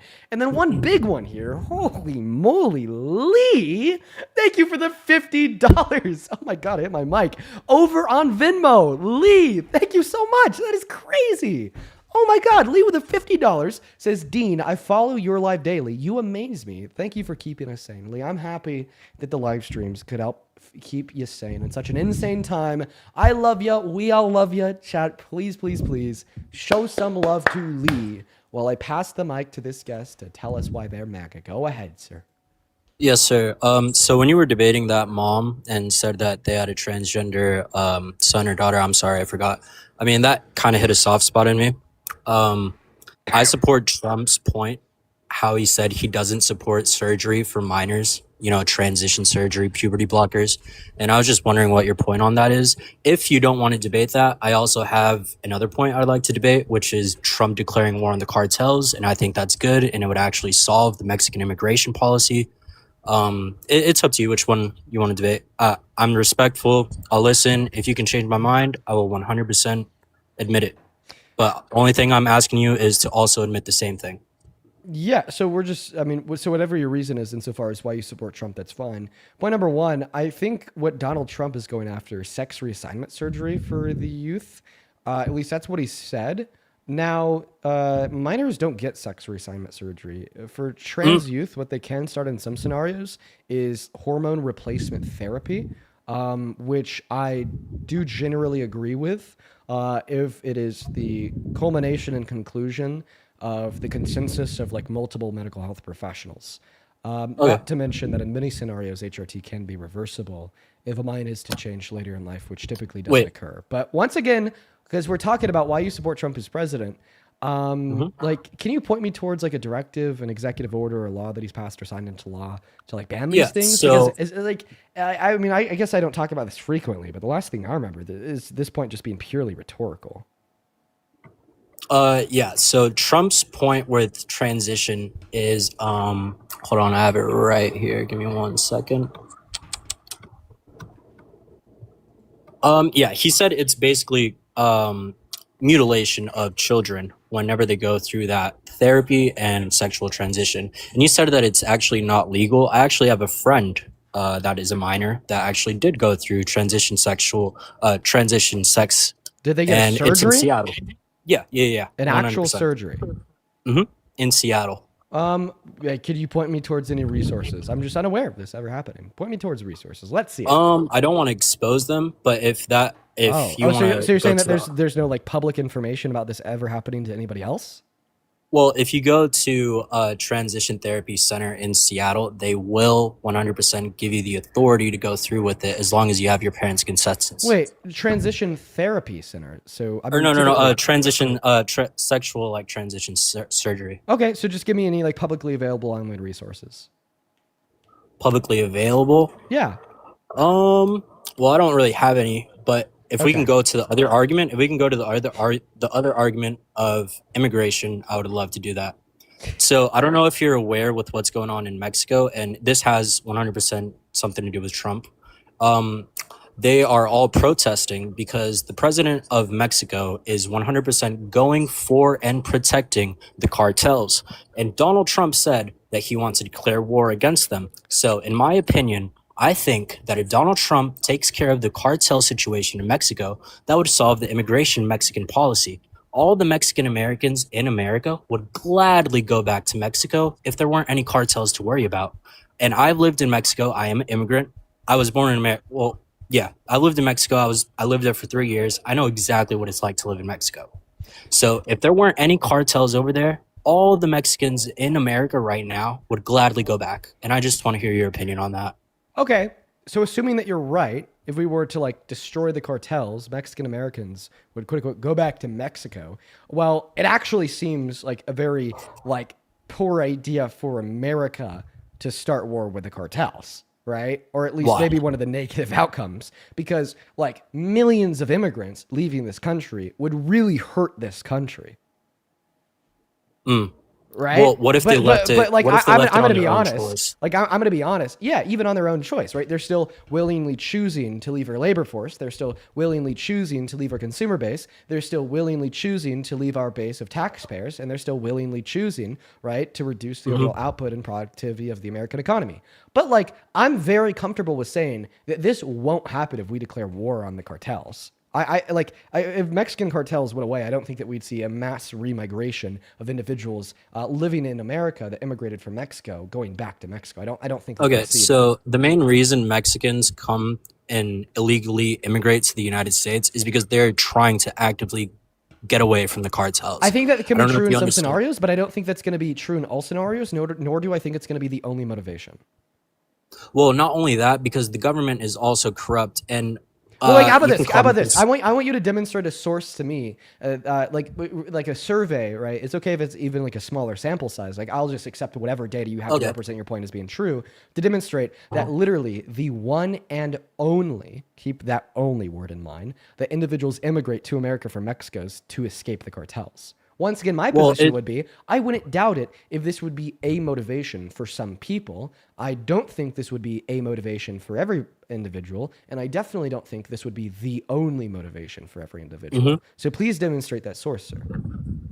So I'm a primary source because I come from Mexico. You're a primary source for your own anecdotal experiences. You're not a primary and reliable source for like widespread motivations insofar as why other individuals did the same thing. Well, if you right? ask a Mexican why they're immigrating to the United States, is because they're trying to get away from two Okay, things. okay. One, political. So you're saying if you ask somebody through a survey, then they'll give you this answer. So obviously the survey is going to be out there and publicly accessible, and these are the empirics that I'm asking you to demonstrate in order to effectively prove your claim. So please give me the source. You just said if you ask them, this is what they'll tell you. Okay, demonstrate to me right, Okay. a survey that employed the scientific method insofar as surveying the motivations. So insofar what as you're why asking individuals right came to now this is actually country. a fallacy. So what you're asking right now is actually a fallacy because you're asking me to provide a source that claims that all Mexican people coincidentally agree that yes, we are leaving because the cartels are corrupt. Well, yeah, that's mostly true, but in reality, they're leaving because the politics are corrupt. All the government is controlled by the cartel. They barely have enough money to work. That's why a lot of the immigrants are coming over here, because even if they do work, even if they work full time over there, they're not making enough money to live and support their families. So they come over here to America. And I fully have empathy for the people that immigrate over here. My family immigrated over here. But when you have cartels and super corrupt government officials over there, it's almost like impossible not to run away from the country. I would say that the main reason for immigration from Mexico into America would be for motivations of socioeconomic concerns. Okay, can you elaborate on that? They think that they'll have a better financial life if they live in America compared to Mexico, so they immigrate. 100%. Yeah, I agree with, and that's why my family came here. And if the cartels weren't over there constantly threatening the political officials' lives, they would have. So I think what you're positing is that cartels, right, pose a problem in Mexico. I'm not too educated Yes, on the absolutely. nature of the problem of the cartels Mhm. in Mexico, but I'm still willing to accept the claim nonetheless. I just don't think that accepting said claim entails the conclusion that if we were to defeat the cartels, that therefore we would see re-immigration from America to Mexico. Okay, so the main reason, like I said, Right, not to the mention that government. that re-immigration would be harmful to this country. It'd serve as a detriment Yeah. to our economy.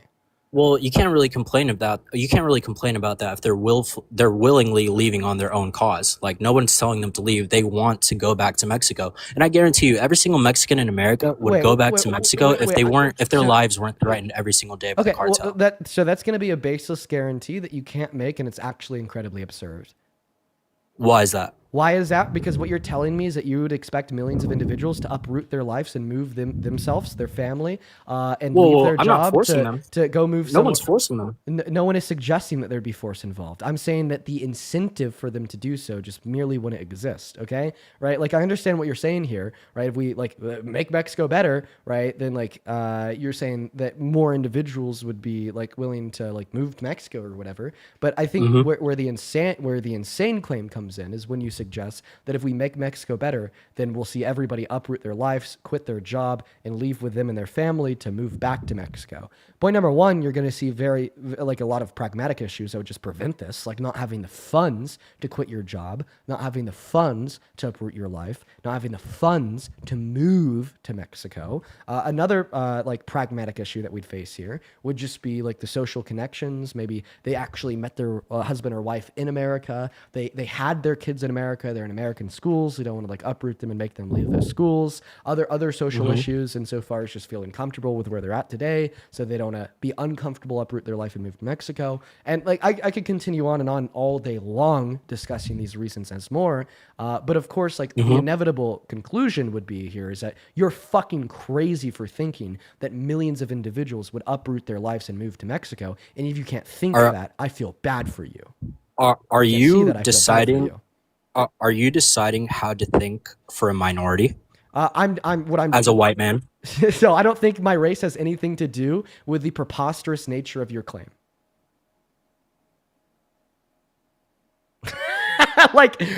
listen, like I could be white, I could be black, I could be Hispanic, I could be any race. That won't change the fact that it's preposterous to suggest that millions of individuals would up and uproot their lives, quit their jobs, and move them and their family to another country, predicated on that country becoming better. You're completely lost, buddy. Go ahead and unmute. I think that you just lost the debate. Wait, hello? Yeah, hi. I think that you just lost the debate. No, I didn't. Would you agree? Because that- so you made a preposterous assertion, that being that millions of Okay. individuals would uproot their lives and move to another country, right? On a hair of a whim. And then when I was able to like very clearly suggest and describe to you why that was preposterous, I went over the related financial concerns. I went over the related like social concerns Okay. to uprooting your life. Maybe you have kids in this country. Mhm. Maybe you met your partner in this country, so on and so forth, right? And then you respond to that by saying, "So are you saying as a white man?" Like, dude, come on, bro. Okay, My so race let me doesn't ask you change this. the preposterous nature of your claim. Okay, so let me ask you this. Do you agree that the Mexican politics and government is corrupted and ran by the cartel? I don't know enough about the Mexican government in order to make that assertion. However, well, I am. So Well, I so am, I'm not and done I'm speaking. speaking- Okay, thank you so much. I don't know enough about Mexican politics in order to make that assertion. However, like I do obviously know and have heard from many individuals that the cartels in Mexico do purport an issue. But once again, I don't think that this changes the preposterous nature of your claim. That yes, I did mute you because you interrupted me. I just saw you type that in the chat, and obviously you're not going to be listening to me because instead you're typing in the chat. Come on, bro, fucking focus. And I don't think that this would change the preposterous nature of your claim. Turn on. Well, actually, I was listening. I don't know if you can, but I can multitask.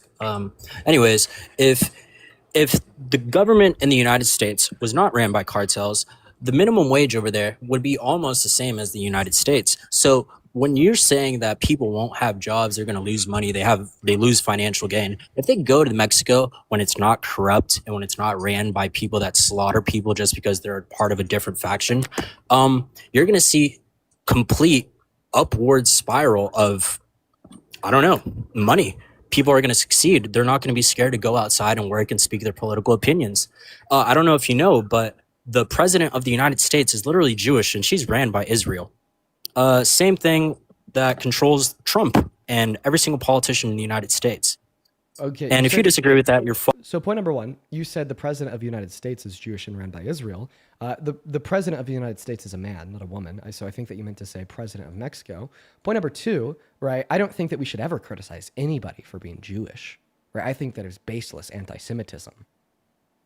Point number three, we can criticize individuals for being sympathetic to the state of Israel, and we can criticize individuals for their Zionism.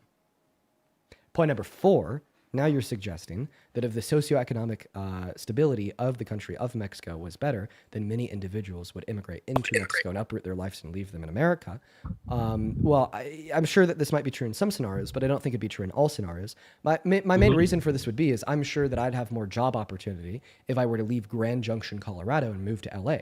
Why haven't I? Because I'm comfortable in Grand Junction, Colorado. This is where my girlfriend works, and this is where my family lives. So there's also many other complex concerns that would play in to like this image of who would immigrate and who would leave America, so on and so forth. That makes it significantly more complicated than your small brain thinking in 1D could understand by suggesting that if Mexico became better, then millions of individuals, every Mexican American, would uproot their life and go back to Mexico. Okay, real quick, I said president of the United States. I did mean to say president of Mexico. You are correct. Also, secondhand, I haven't attacked you in any single way. You've thrown 5 ad hominems at me. It's kind of disrespectful. I'm just here to debate respectfully. Kind of sucks when you say that. Yeah, come on, dude. I'm so sorry. I kind of lost like any respect that I could have had for you, right? Which was already like really low. It's hard for me to respect Trump supporters. Right. The moment when you're like, so are you saying that like you as a white man, like, dude, come on. Like you started saying that I'm wrong for suggesting there's a complex interplay of various desires and incentives to stay in one area compared to moving to another. And this is why we would not expect every Mexican American to move to Mexico, given that Mexico became better. And then your response was, are you telling me that you as a white man, like that's kind of like when I like realized that this is a little bit of an unserious conversation. That's funny. Unserious conversation. Do you believe we should have open borders? I believe that you should respond to the other 3 points that I made. Then I'll answer your question. Okay, I can. So the second point that I'd like you to address now is the fact that you attempted to criticize the president of Mexico for being Jewish. I don't think that we should criticize anybody for being Jewish. I do think it's okay to criticize individuals for being sympathetic to the state of Israel and or being Zionists. I mean, do you support the fucking ethnic cleansing of Palestine? No. Because if you do, if you're defending an Israelite, you're defending the Jewish. If you're defending a Jew, they are for Israel. I don't know if you know what AIPAC is, but they basically control the whole entire politics. So this is like this is where you are against the state of Israel because you're anti-Semitic. So I think it's you're anti-Semitic. You're absolutely anti-Semitic for the reasons in which why you're against the state of Israel. Because what you're doing is you're equivocating between an individual's ethnicity or an individual's religion and a terroristic state. I'm like full-heartedly against the state of Israel. I'm full-heartedly against against Netanyahu, and I'm full-heartedly against the ethnic cleansing that has been ongoing of the Palestinian individuals. If you're against them, you wouldn't defend them. I'm still speaking. I'm sorry. Go ahead. This is your live. But I think that you have a very small brain if you want to turn around and blame that on all Jewish individuals. Well, you're defending Jewish people when they defend Israel and they're ethnically cleansing the people of Palestine. Am I crazy for this? Am I crazy for saying this? He is literally defending Jewish people that are ethnically cleansing the people in Palestine. What are we getting confused over here? Hey, do you think it's wrong to be white? Absolutely not. What? Wait, why? Hitler was white and he committed a Holocaust. Whoa! Yo, clip this. This fucking kid is retarded. Okay. Clip this. There you go. See the logic there? Right? Anyways, so we're going to go ahead and remove him now for the use of the R word. But yeah, I don't know why he was telling everybody to clip his own demise. I don't know why he was telling everybody to clip his own demise, right? like hopefully it's clear, right, that state of Israel bad, right? But not all Jewish individuals represent state of Israel nor support state of Israel, right? This would be like saying that because Hitler was white, that therefore it is wrong to be white, in the same way that he is suggesting because the state of Israel is a Jewish state, therefore it is wrong to be Jewish. Hello, do you support Trump? Yes. How old are you? I'm 20. Okay, and what year were you born in? 2005. Perfect. So let's have a conversation. Before we do, I want to thank a couple people here. The Proletariat, thank you so much for the $50 over on YouTube. Thank you so much for the love, Proletariat. The Proletariat with a $50 says, amazed every day with your work. Thank you so much for the love, Proletariat. I really appreciate you for being here. And thank you so much for the $50. It is seriously so incredibly kind of you, my friend.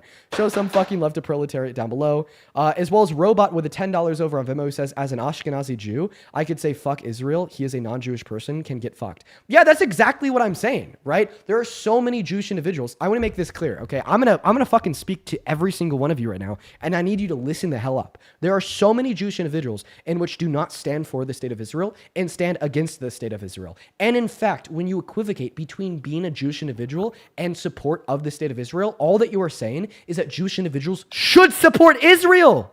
Okay? What you are doing is you are invalidating individuals like Robot that are Jewish, that say fuck Israel, and you're basically implying that Robot should not say fuck Israel, but should rather stand with the state.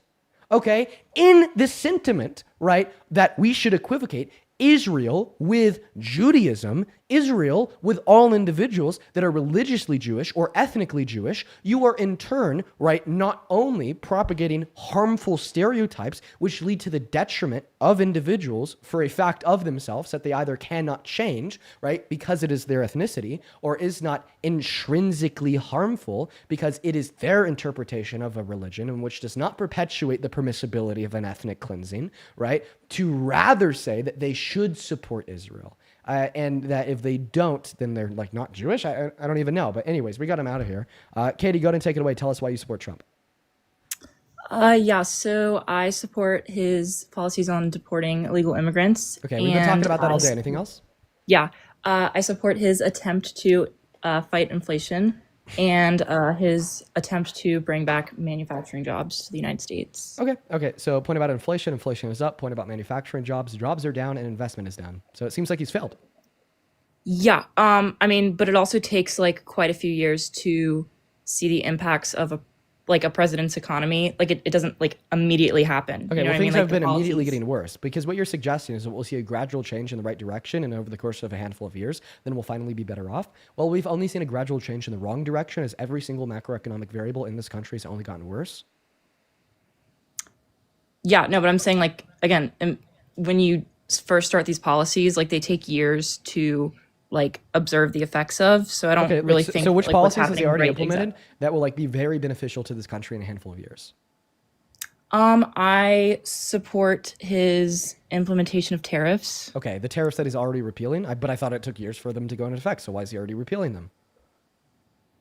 He's not repealing. Yeah, all he of is. them. Yeah, There's still. yes, absolutely. So he started off on July 4th with tariffs on literally every other country in the world. Now he's down to just tariffs on a handful of countries. He's imposed 300% tariffs on China. He's revoked them. He's imposed 60% tariffs on Argentina. He's revoked them, then reimposed them. He's imposed like higher tariffs on India, then reduced them. He imposed 39% tariffs on Switzerland and now bumped them down to 15% because they gave him a Rolex, so on and so forth. Yeah. I mean, I guess he totally like came in really hard, and they're not like as strong as they initially were, but there's still definitely tariffs on like a lot of countries. Okay, so what tariffs on what countries are going to be beneficial to America in the long term? In the long term, yeah, again, So not like so right which this ones are going to be second. beneficial? Which ones? I think China specifically, and a lot of other like the other countries that produce a lot of stuff for us, like Bangladesh and places like that. So why are the tariffs on China going to be beneficial? Well, I think in the long term, if we keep getting everything made in those countries and shipped to us, eventually we lose like our ability to manufacture things for ourselves, and eventually they're going to be able to raise the prices, and it's going to be more expensive for us to ship things from there eventually anyways. So you might as well try to nip that in the bud now. I'm just not really understanding what your argument is. You're saying that if we don't impose these tariffs, then we're going to lose an ability to manufacture, right? Yeah, because we. So then why have our manufacturers only been hurt with the imposition of these tariffs? How have they benefited?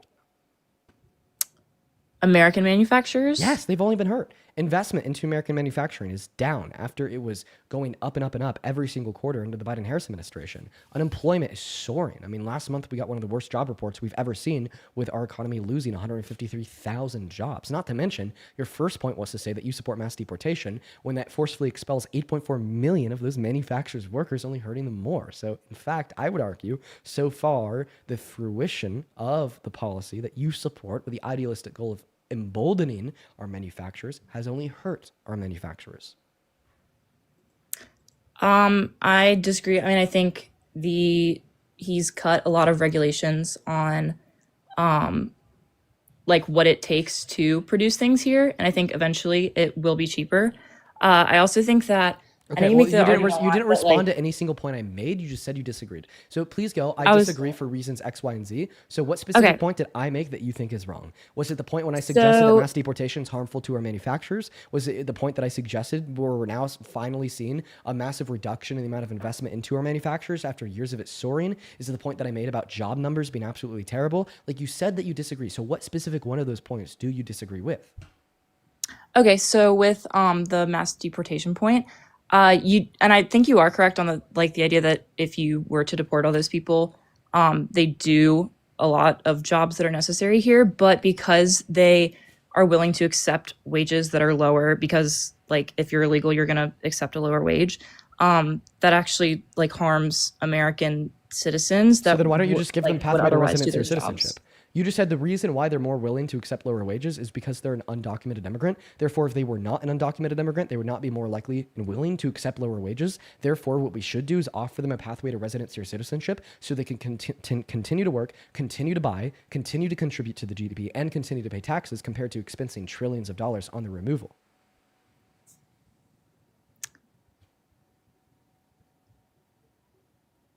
You know that's a good point. Your silence tells me that's a good point. Yeah, no, that's fair. I can't I don't disagree that it should be like a more streamlined process to get in here legally, but again, I well, remember, that's not precisely what I suggested, although that is a suggestion that I agree with. But my specific suggestion was that I think you were right when you assume that they're more willing to accept lower wages because they have less bargaining power in the market as they are an undocumented immigrant. And the way to fix this is to offer them a pathway to residency or citizenship, not to deport them, which will only hurt the market more.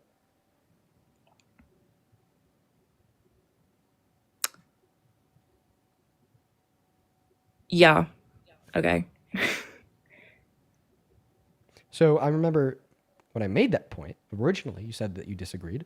I asked you to get specific, and now you concede, which is great, by the way. So now that you've conceded to this fact that Donald Trump's mass deportation is incredibly devastational to American industries, well, I think this now challenges your base claim that you support Trump as president, as you think he is good for American industries. Yeah, I mean, I think that he's better than the alternative. Yeah, I disagree. So we just agreed on like a really big way that Donald Trump is hurting manufacturers. What's a similarly big way that Kamala Harris would have hurt American manufacturers?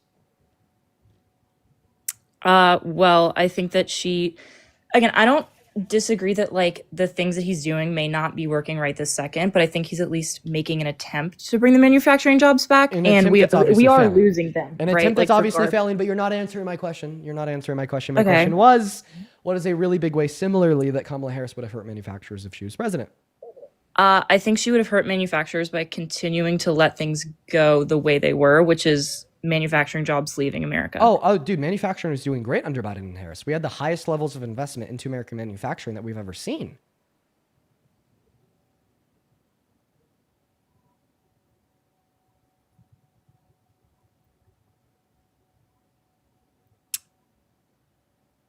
But exploding GDP growth, that was great.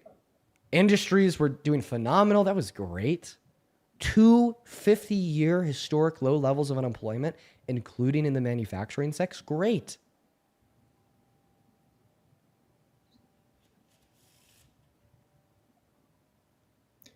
Yeah, I mean, I don't really like. I'm not an economist, and I don't study this stuff all day, so I don't really have an argument against that. I guess I can't get that specific when I'm talking about it. Okay. But All right. Well, I'm sure that there's other things we could go over before we do. Do you mind if I thank a couple people real quick? yeah, go ahead. Perfect. Over on Super Chat. Thank you, DK, for another $20. Appreciate that so much. DK says, saying that, quote unquote, all Jews are Israel, end quote, is like saying that all Catholics are Vatican. One is a diverse global people. The other is a state with its own government. Criticizing one does not justify attacking millions of innocent people. DK, once again, completely right, completely based, completely so incredibly based. And then Bjorn, thank you for the 10 euros as well. Bjorn didn't leave a message, only love, but thank you, thank you, thank you. Then Emily, thank you so much for the $15 over on Venmo, who says, as a public health professional, I could confidently say that if more Americans were educated in health literacy, there would be way less MAGA/Maha supporters. Please keep doing what you're doing. Thank you, Emily. You actually dropped a donation yesterday. I really appreciate you. Thank you so much for all the love. Show some love to Emily down below. And the Rebecca with the $15 too. Thank you so much for the love, Rebecca. Show some love to Emily and Rebecca. Then Nicole, thank you for the 5. Taylor with the 2. And Nick, thank you for the $5. Thank you so much. Adriana with a 2. Liddy Quinn with a 1. Jay with a 5. And Chandler, thank you so much for the $20 on Venmo. Chandler.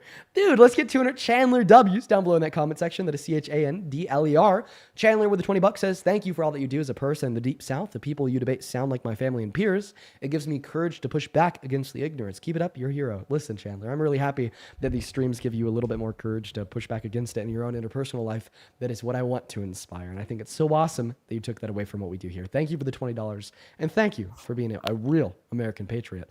And then Dean, thank you for the $10 over at Venmo. Good to see you again. And yeah, I'll have to look into debating Steven Crowder. Tass and Moose, thank you for the $5 over at Venmo. I appreciate you so much. Tass and Moose. Show some love to Tass and Moose down below. A couple other people too. Let's see, super duper quickly. Lant, thank you for the $8. I really appreciate that. Jenny with a $5 says, keep cooking the maggots. Appreciate you for that love, Jenny. And Christopher with a $5 as well. Thank you so much, Christopher. Then just a couple more people to thank over on PayPal. I'll try to make it quick. Let's see. Ashley, thank you so much for the $20 on PayPal, who says, I've been so emotional the last week, and all I could think today is, quote unquote, I need Dean. You're doing a lot, and I hope you know in a positive way, so I'm appreciative of you and Parker. Oh, Ashley, I'm really happy that this stream's helped you out. Thank you for being here, and thank you for the $20. And then Christopher, the $5, who says thank you for your voice. Thank you so much, Christopher. Jessica, thank you so much for the $5 as well on PayPal. Michelle, thank you for the $5. Thank you, thank you, thank you. And Jalen, that is Jalen, thank you for the $10, who says, hey, Dean, nice seeing you as always. This is Jalen, the United Airlines agent you spoke with a few weeks ago. That's crazy. I'm going to be quick with this story, folks. So I called in to like a United Airlines customer service line with some help on my flight because I had an issue. And then Jalen picks up the phone. And of course, I give her my reservation information. I'm like, my name is Dean Withers. And then she goes like, shit, like the Dean Withers? And, so I had a little bit of a conversation with her. And she was like, I watched this stream. So Jalen, good to see you. Hope you're well. And then one last one here. And I really want y'all to show some love for this one. Mr. fucking Timothy.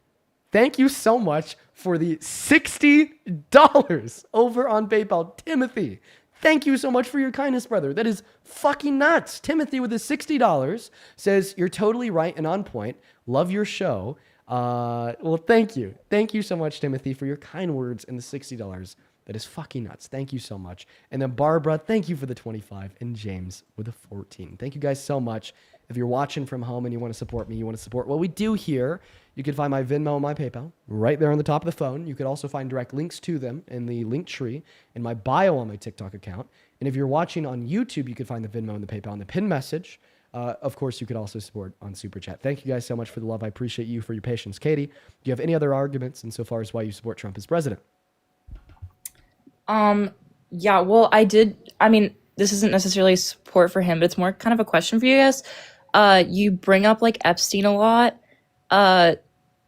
How do you like not think about the fact that like pretty much a lot of other powerful politicians from the Democratic Party are also going to likely be on that list? Oh, damn. You use the word also, imploring that you assume that Donald Trump is likely on that list. Well, here'd be my response. If Obama's on that list, send him to jail. If Biden's on that list, send him to jail. If Hillary Clinton's on that list, send her to jail. If Bill Clinton's on that list, send him to jail. Now, if Donald Trump's on that list, should he be sent to jail? Yes. So if Donald But Trump had sexually exploited women or girls, you'd say you no longer support him as president? I mean, define sexual exploitation. Like For that's sure, an example of sexual exploitation would be abusing his position of power over the position of vulnerability of one else in the furtherance of unconsensual sexual conduct. yeah. Yeah, I mean that's pretty much true. I just If he did do that, would you still support him don't. as president? Yeah. I mean, I just don't think someone's personal conduct like is more important than their leadership abilities, I So if guess. Donald Trump And raped a little girl, you'd still support him as president? no, Wait, but you he just didn't said his rape. quote unquote personal conduct's not more important than the presidency. Well, right, but Wait, I so you're mean, saying that you judge him for raping a little girl, so why wouldn't you judge him for sexually exploiting a little girl? did he? Well, if he did, you said that you'd still support him as president.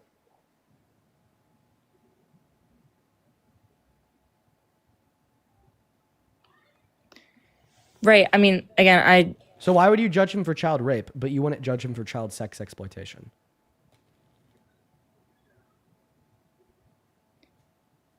okay, I would judge him for child sex exploitation. So if he sexually exploited women or girls, you'd say, I no longer support him as president. Yeah. And you agree that sexual exploitation, would include the abuse of one's position of power over the position of vulnerability for one else in the furtherance of unconsensual sexual conduct? Yeah, but again, I think hypothetically here, if Donald Trump abused his position of power as the owner of a beauty pageant to allow himself to unconsensually barge into the dressing rooms of the naked women and girls inside of that space, and then abuse their position of vulnerability, of course, feeling vulnerable enough to get naked to change, as they were under the presumption that they were in a woman's only space, and the furtherance of unconsensual sexual conduct, specifically the unconsensual sexual conduct of him looking at them, that would make him guilty of sexual exploitation, correct? Did I just get a yes or no? yes. Oh, okay. So if that would make him guilty of sexual exploitation, and you would not support Trump as president if he was guilty of sexual exploitation, then you're going to stop supporting Trump at around 30 seconds from now, as soon as this clip of him admitting to doing exactly that finishes playing.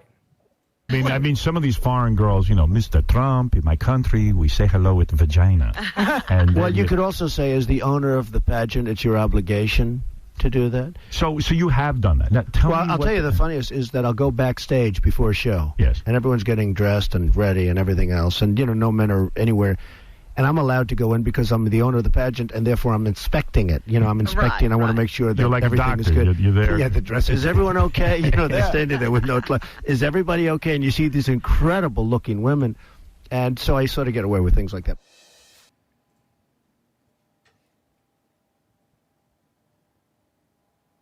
I mean, yeah, I've heard that before. Okay, so you're no longer a Trump supporter. I don't support everything he does in his like You're personal shifting the life, goalposts no. because you told me if he was guilty of sex exploitation, you would no longer support him as president.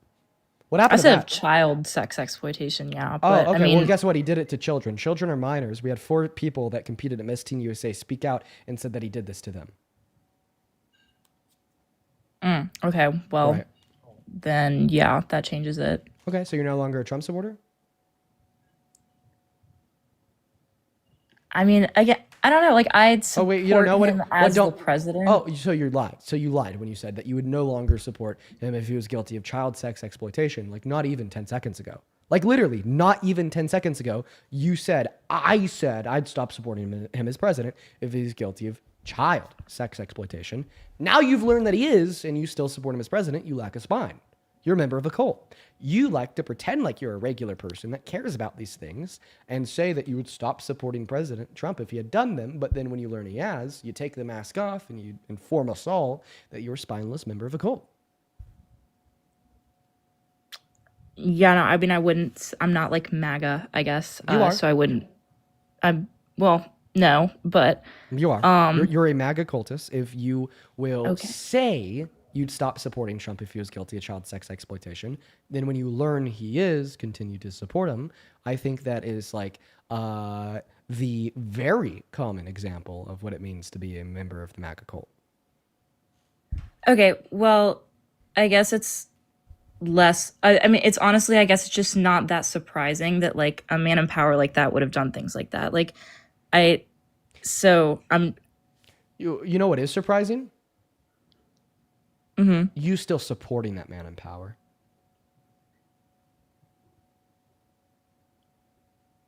That's surprising.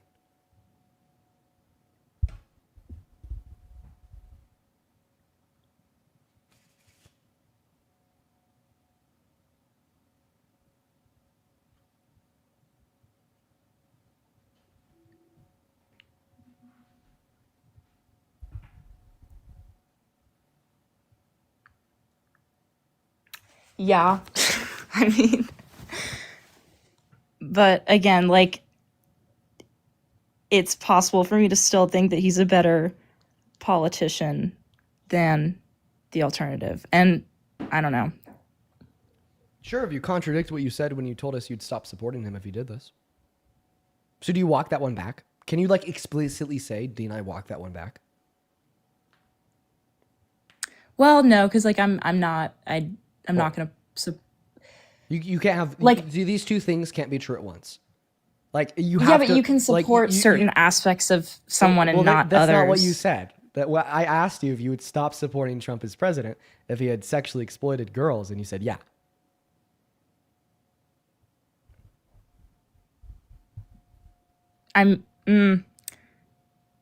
Okay, sure. I walk that one back. Yeah, of course you do. Of course you do. Of course you do. Yeah, no, absolutely. And earlier, when you said that you'd stop supporting Trump if he was guilty of child rape, I bet if it came out that he was, you'd walk that one back too. No, I would not walk that back. I don't believe you. Why do you draw Okay. why do you draw your line at child rape but not child sex exploitation? If you could give me a comprehensive and nuanced answer to said question, I will believe you.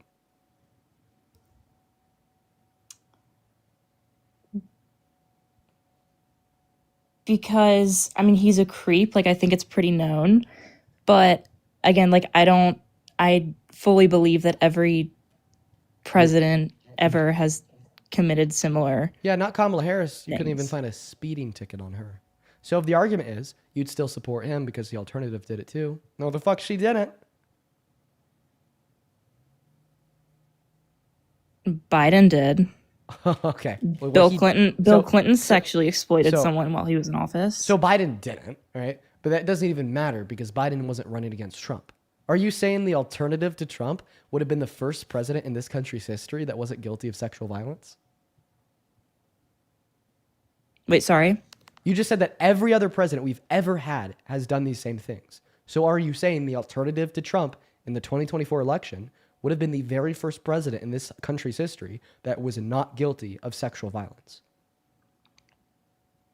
Violence is different than what you were talking about. Sexual exploitation is sexual violence. Sexual violence is an umbrella category that includes sexual exploitation, sexual coercement, rape, so on and so forth.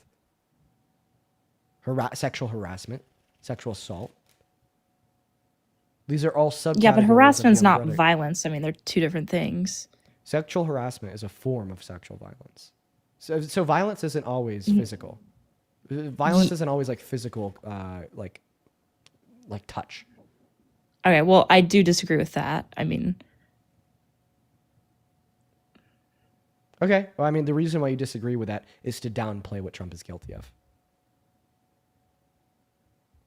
Like, I like, just to be honest, like, now this is like the new rhetorical argument. So if you've been watching these streams for a while, I'm sure you remember that we had this epidemic and plague of Trump supporters that would just deny Donald Trump raped E. Jean Carroll because the court ruled it a sexual assault, regardless of my explanation on how that sexual assault was rape. They didn't care because they wanted to downplay how wrong it was by using rhetorical tactics of using different words to refer to it. You just know that the phrase sexual violence, right? Like begs a very negative reaction from people for good reason. And you can't argue against the fact that he did sexually exploit women and girls. So instead, you'll attempt to downplay its wrongness by using words or denying to use words in which beg a negative reaction, such as violence. So violence is not always physical, right? And the reason why sexual exploitation is violence is because of the response in which is elicited from said victims of said sexual exploitation. Having your consent violated is always violent, right? Like having like your right to bodily autonomy, either in the physical sense of rape, or in this or in this different sense of having some man impede upon a woman's private space to take advantage of their position of vulnerability while naked and changing to unconsensually look at them, that is a violent act.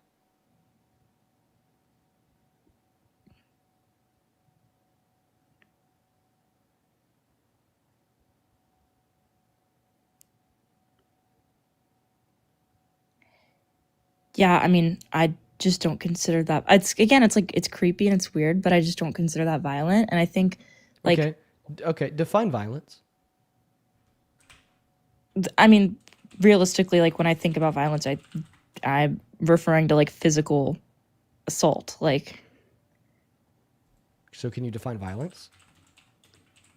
I mean, I can look it up. Like,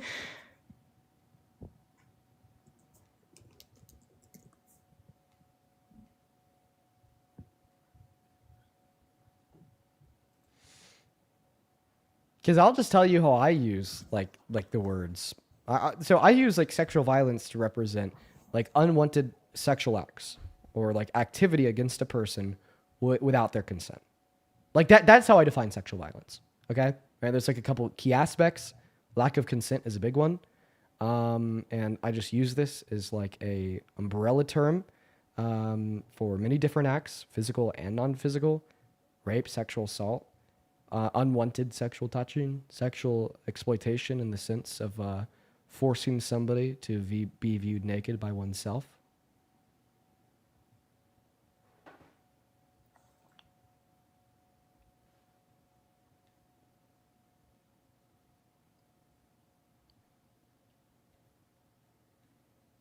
okay, but again, like, wouldn't Let's see. everyone? So literally every single like women's DV shelter and a rape crisis hotline ever will describe sexual violence as any kind of sexual activity or act that was unwanted or happened without consent. Find me one DV shelter or one rape hotline that does not define sexual violence in this way or a near identical way. Because it is the lack of consent that makes it violent. Okay, right, but like, if Find the Epstein list is real and it exists, no. then Answer my question. Answer my question. Find me one DV shelter. Find me one rape hotline. Find me like one nonprofit to raise awareness about, rape, sexual assault, sexual harassment, sexual exploitation, so on and so forth. That does not define sexual violence in this way. The only people that you will find that define sexual violence in this way are the people that perpetuate sexual violence and the people that are apologetic to those that perpetuate sexual violence. The people that are sexually violated, the people that have sexual violence perpetuated against them, the people that care about sexual violence, that help the victims, these hotlines, the shelters, the nonprofits, so on and so forth, they all define sexual violence, right, to include non-physical sexual actions on the basis that they lack consent. Prove me wrong. yeah, I'm sure you're right. If you go and Google it, I'm sure that's correct. I'm Okay, just so saying, then like, why are you choosing to side with the perpetuators of sexual violence compared to the victims of sexual violence on this matter? Because you are. On the matter of what you consider to be sexual violence, you are standing with the perpetuators of it, not the victims of it. Why?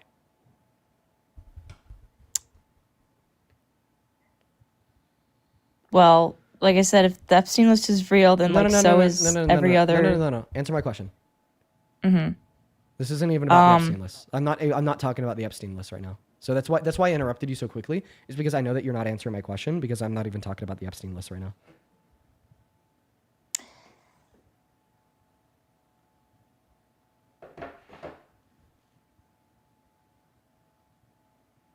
I mean, I guess I just think it's possible for, like,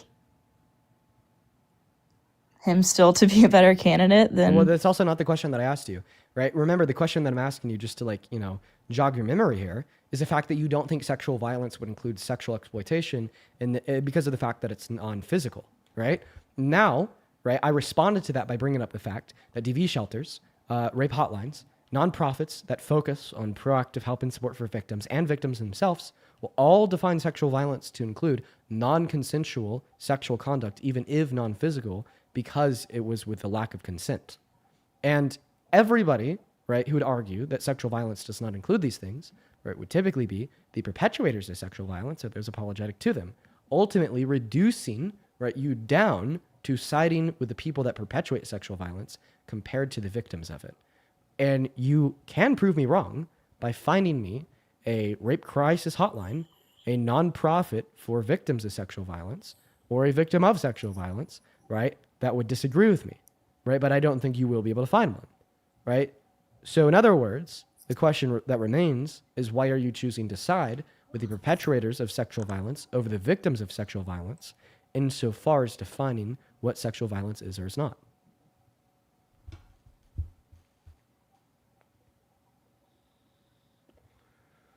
I mean, I know a lot of women who have been through sexual violence and they wouldn't consider exploitation to be violence. Yeah, so not only are you unable to like give me like a specific reference here from like a nonprofit or Well, I'm not going to specifically reference someone. But also you seem to be assuming, all right, what these victims would think and how they would feel. I mean, if I've had conversations with them, then yeah. I don't believe you. I don't believe that you very specifically had a conversation on what the definition of sexual violence is in your life until this moment.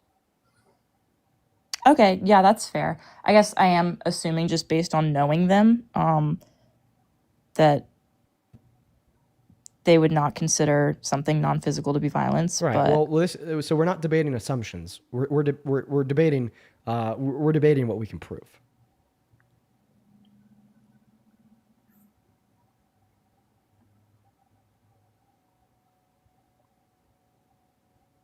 okay, then I guess I should change my definition of sexual violence. But Thank you.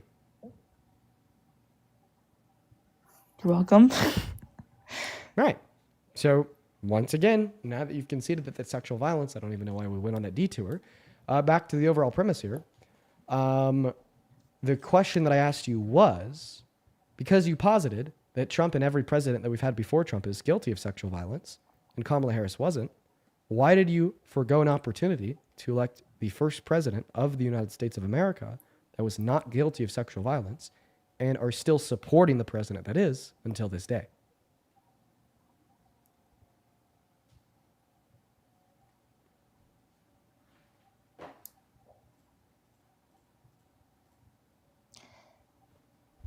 Because I don't determine someone's ability to run the country on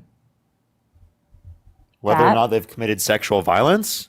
You don't think someone committing sexual violence is going to maybe disqualify them from being able to treat people in general better? Right. If they don't care about the consent of a little girl, how could they care about the country as a whole? Yeah, genuinely. Do you think that they're going to treat you okay, or you good, or our society or country good if it is the case that they're willing to treat literally little girls that way? Yeah. Also, Parker, I really appreciate you for joining, man. I got to go pee real quick. For the 18,000 people joining us on TikTok and the 6.2 thousand people joining us on YouTube, I'm going to leave here for around a minute just to go pee. We got Parker up on the line. He's going to be talking to the guests, and I'll be right back. Hope. Thank you for the galaxy. All right. Peace out, guys.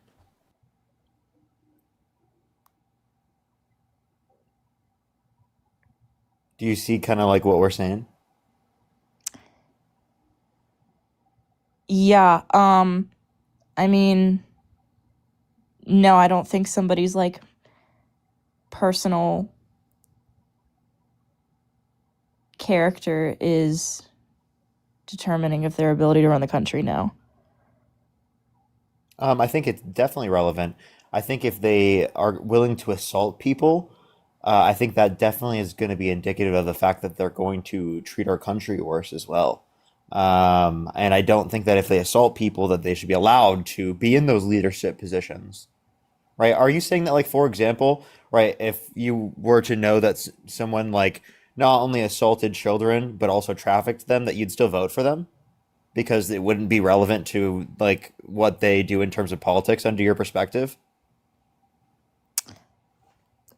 No, I wouldn't vote for them, but at the same Oh, time, if you're referring to like the whole child sex well, I'm trafficking just with saying, Epstein, I'm just that's saying, like at a certain point, you're going to say that sexual violence will be viewed in a certain way in which will disqualify someone, right? And personal characteristics will be relevant towards you determining whether or not you vote for someone. So if that will be viewed at some point, why isn't that viewed when Donald Trump sexually abused a woman? Why isn't that viewed when specifically Donald Trump has sexually exploited, right, naked women and girls as young as 15 years old, right? 4 girls as young as 15 years old in these changing rooms that Donald Trump would barge in, right, without their consent, of course. And they're literally children; they couldn't even do that. My argument would be is that he's actually done it.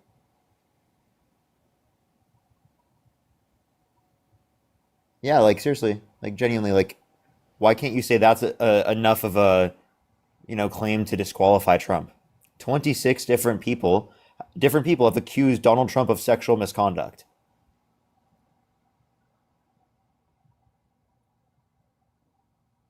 okay, but if I believe that he would still be like better at running the country, then I feel like more people's lives like net positive.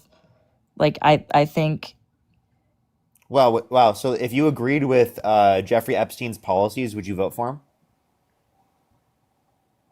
If no. Jeffrey Well, he's Epstein had the also same dead, policies, but don't. Okay, wait. So then like there again becomes a certain point where you're like, okay, their personal character disqualifies them for being a yeah, but if candidate the in the sport. Epstein So list if the is personal character can cause someone to be disqualified enough so that you wouldn't support them at a certain point, well then why wouldn't it be in this context here with Donald Trump?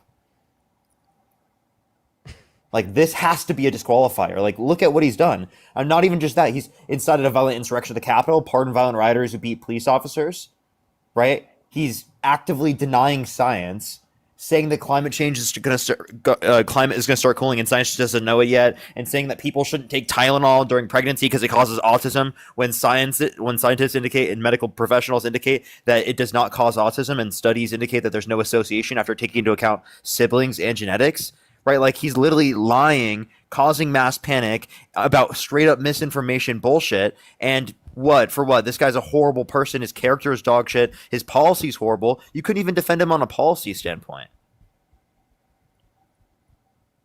I mean, honestly, no, probably not against y'all because you are like professional debaters. So Okay, so then like if you couldn't defend him on a character standpoint, on a policy standpoint, on a leadership standpoint, on a standpoint of like on anywhere, then why would you support that guy? Seriously, if he's indefensible from every single perspective, how would you say that you could support him? What do you get? I don't get anything. I just think he's better than the Nothing. alternative. Nothing. Wait, what do you mean you get? Wait, so if he's better than the alternative, how so? How is Kamala Harris worse than that? Well, I think that Democrats in general like support policies that are worse for crime rates, and Such as? I think that I guess like judges specifically that tend to be more like liberal, they are more willing to let out violent offenders, and like they're more pro like rehabilitation and letting people out into the world again. And Well, let me tell you something. Donald Trump has pardoned violent rioters who beat police officers, and he called them patriots.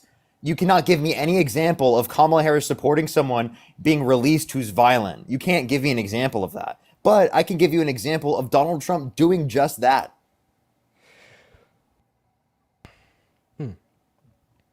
So, like, how do you defend that? How do you still support him after hearing that? You can't give me a single example specifically of Kamala Harris, but I can give you an explicit example of Donald Trump doing that. How do you defend that?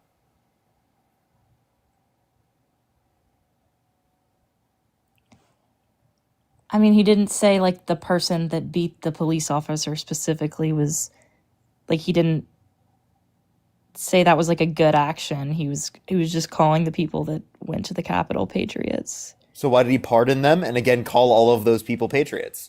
When even there are plenty of circumstances where there are violent offenders that beat police officers. And again, he pardoned them on individual circumstances. Like they literally got pardoned.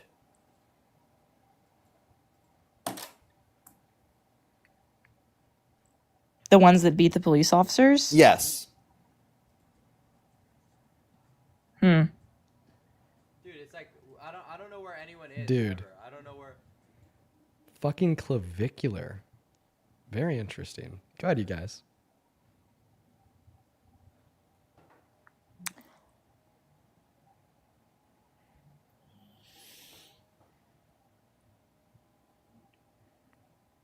Do you have anything like as a defense?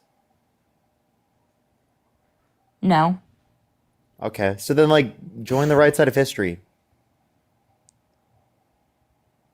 Be reasonable, like fight for your country, like do what's best for your country. And doing what's best for your country means critical thinking. It means like accepting when you're wrong. It means understanding that you're gonna be accepted in the fact that we've all been wrong at points in time, and you can acknowledge that right now. You have the ability to do that. Yeah, I mean, I'm totally not like able to like sit here and debate and like keep up with you guys. But I don't necessarily think I'm wrong. Like I used to be super liberal actually, and I guess it was more of a loss of faith in those people than it is that like I love Trump. Like that's not. So are you talking about Christianity? Christianity, Trump does not uphold Christianity. No. I'm talking about like I like had no faith in like Democrat politicians. Like Okay, well then what gives you faith in Republican politicians like Donald Trump? Like we're talking about Democrats being better than Republicans. We're not saying Yeah. Democrats are perfect or Democrats are going to bring about the solution to every problem we have. Well, I don't have like faith in Trump. Again, I'm not like woohoo. Like I just. But would you're vote for him. deciding who you have more faith in. Do you have more faith in Kamala Harris or do you have more faith in Donald Trump? And I think it was very, very clear that Kamala Harris was not only the better candidate, but not only the most trustworthy candidate, but not only the best in terms of character, in terms of policy, right? In terms of what she's already done. So it's like, I mean, we can point to countless things where Kamala Harris literally outclasses Trump in every respect. Could you give me one respect in which Kamala Harris is worse than Donald Trump within?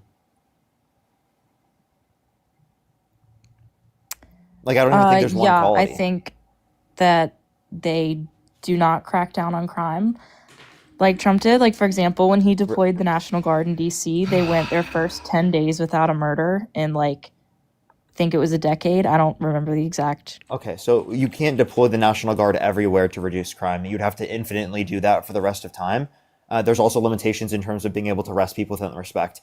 I also don't think that he was doing that to address crime because he literally sent it to Democratic areas in which there was a constitutional problem with sending them there. If there's a Democratic governor and they don't give you the consent to go into these areas, well then it's going to have a constitutional issue. So if he wanted to address crime, he should have been sending them to the red states to then use that as a particular statistical basis to say this is why it should be adopted by other places around the United States, rather than trying to force it into areas in which he knew there was going to be a constitutional problem with it.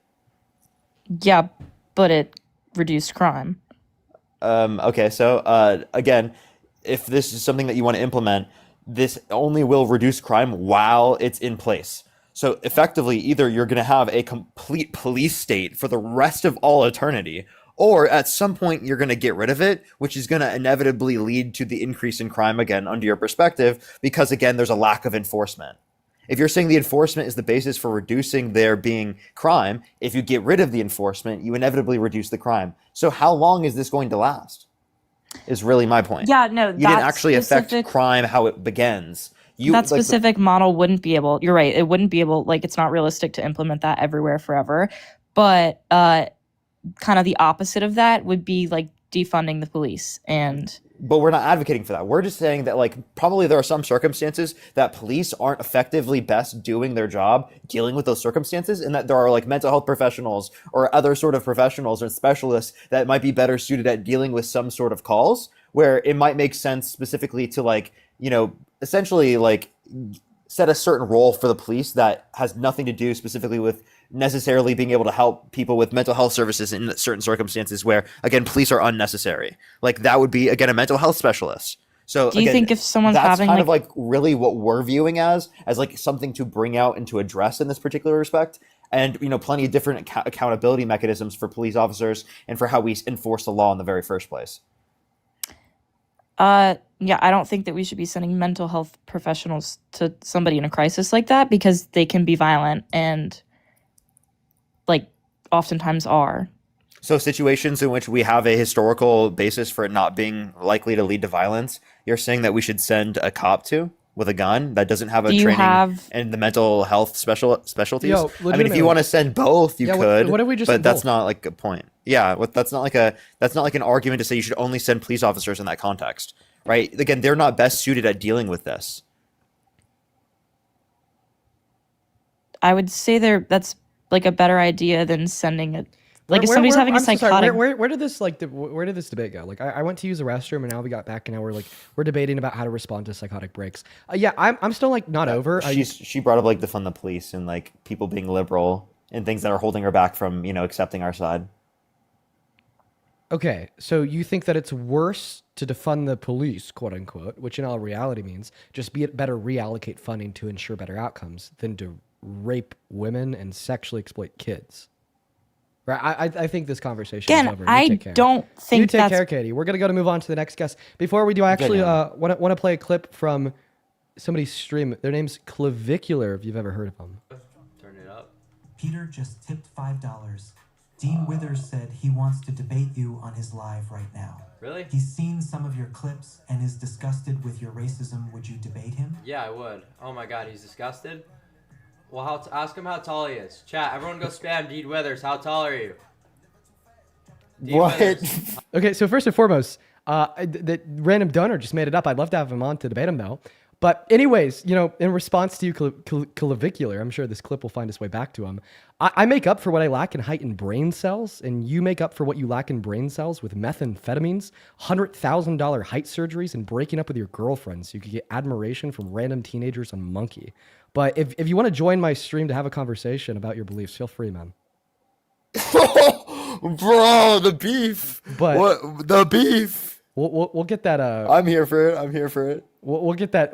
But by the way, I'm 5'9". Let's go to get that next Trump supporter up in here right now. Go ahead and hop inside of that queue if you are an American adult that supports Trump as president. We'll get you up here. We'll have a conversation. We'll have some dialogue. Wait, how is he calling out your height and then literally getting a height increase surgery? Dude, he's 6'2". He's dropping. I know, but like that just doesn't make any sense. He's dropping $100,000 on a height surgery to go from 6'2" to 6'6". I know, but like, how is he ever gonna like make fun of someone's height if he's like literally doing that? It doesn't make any sense. He's a silly guy. He's a silly motherfucker. Yeah, dude, he literally does METH to lean, to get leaner. That's actually diabolical. Yeah. Is there any evidence indicating that's effective? What's going on, Mike? That's some Trump logic. Do you support Trump, Mike? No, Mike's not here. We're going to move on to the next guest. I got a couple people to thank here. DK, thank you so much for another $20 over on Super Chat. I really appreciate you so much for that love, DK. Thank you so much. Okay, we're actually not going to debate him. I'm going to immediately put him on mute when he joins. Just want to show you all something real quick.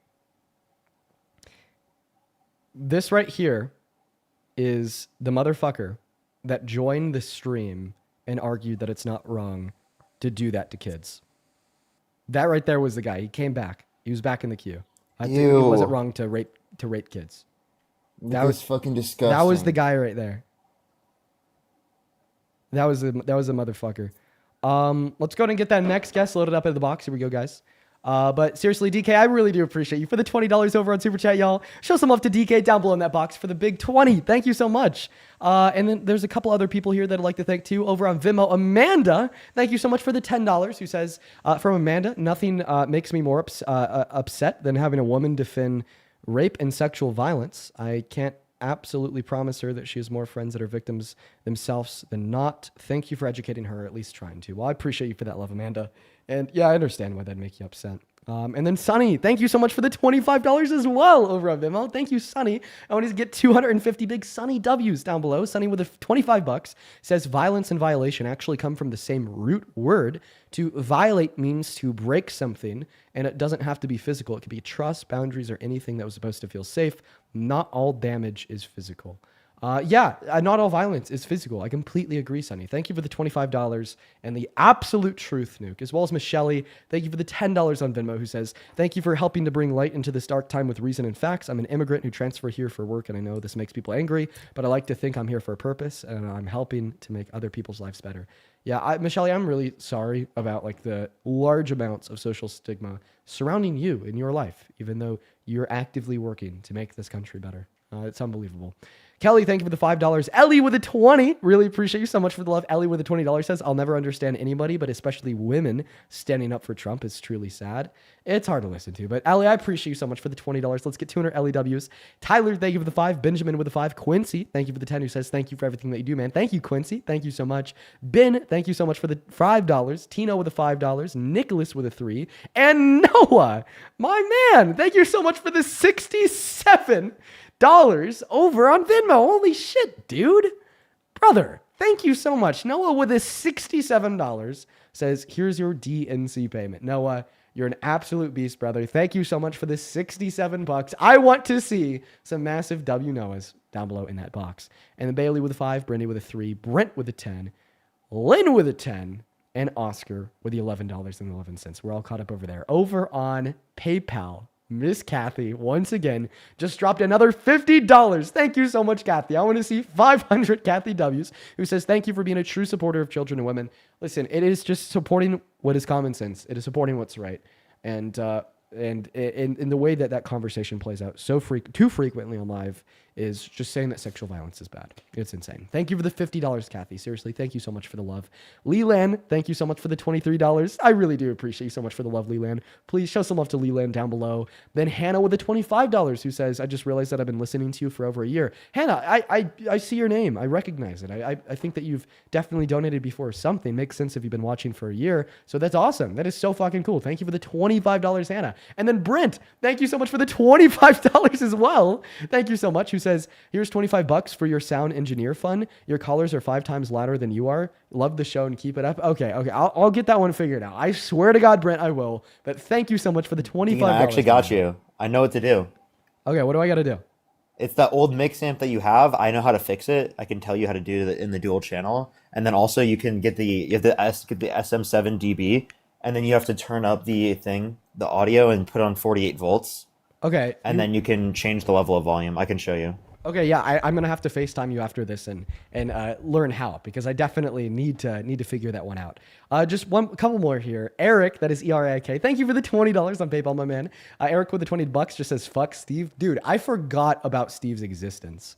Holy shit, fuck that guy. Can we get some fuck Steves down below?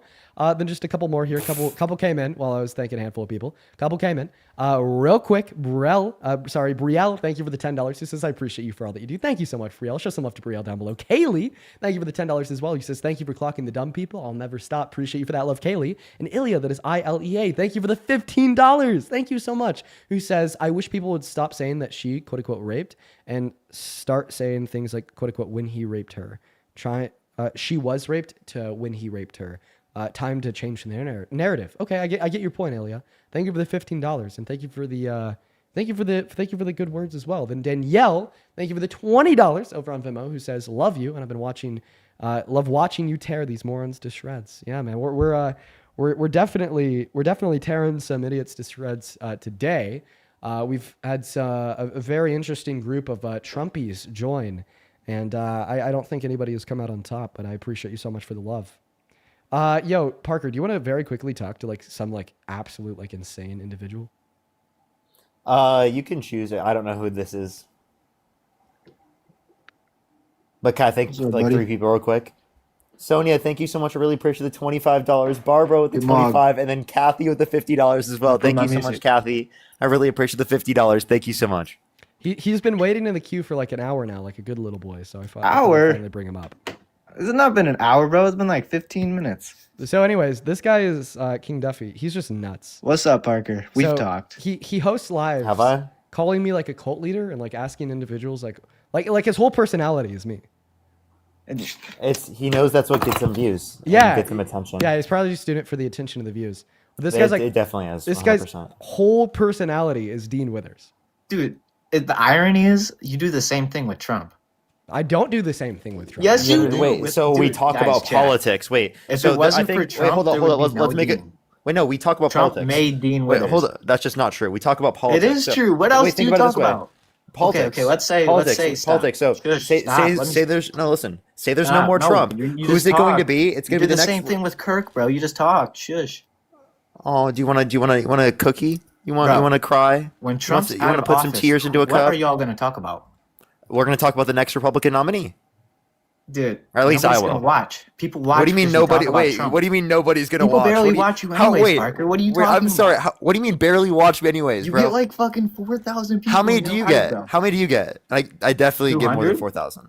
Hey. You get 200. What are you talking about, Sabao, dude? bro, What is, Sabao. yo?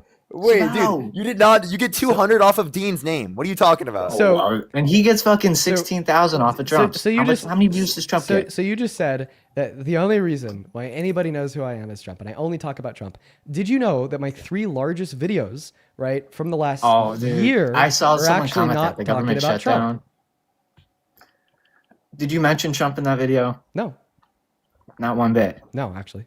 In your 3 biggest videos, you didn't mention Trump at all. Yeah, Actually, not to mention, in one of my biggest could be debates wrong. on Jubilee, I'm not gonna we lie, I actually could be talked about conservative versus liberal topics. We didn't even talk about Trump until Bro, the why very is end, and Parker that point was talking to put me, on bro? Jubilee. Dean, why is he talking to me? Oh, you came on my live apparently Bro, before anyway. Who are you, Parker? What do you mean? Who are you? You said you've talked to me before. Bro, I you're said I just didn't as know good who as you Harry. are. You're gonna be just like Harry. You're gonna fall off. Nobody knows you, Parker. Nobody. You have no clippers. Nothing. You're right, dude. I have no more one knows who I clippers than am. you, bro. Oh, you're Sabao, so get right. on. You're so right. Get dude. You're on, so bro. right. You're nobody. You're so right. Wait, can you give me a reason why you support Trump? How about an economic policy? No. We're gonna talk about why we shouldn't support Dean Withers. First of all, he's wait. No, Second of all, he's a that's cult like the. leader. Wait. He's a Do you drug think? addict, Do you first think of all. that? Wait. Do you think that? Do you think He that Donald Trump is? supports vaping, bro. That's not. Can I say that? Am I not allowed to say that? He just won't shut up.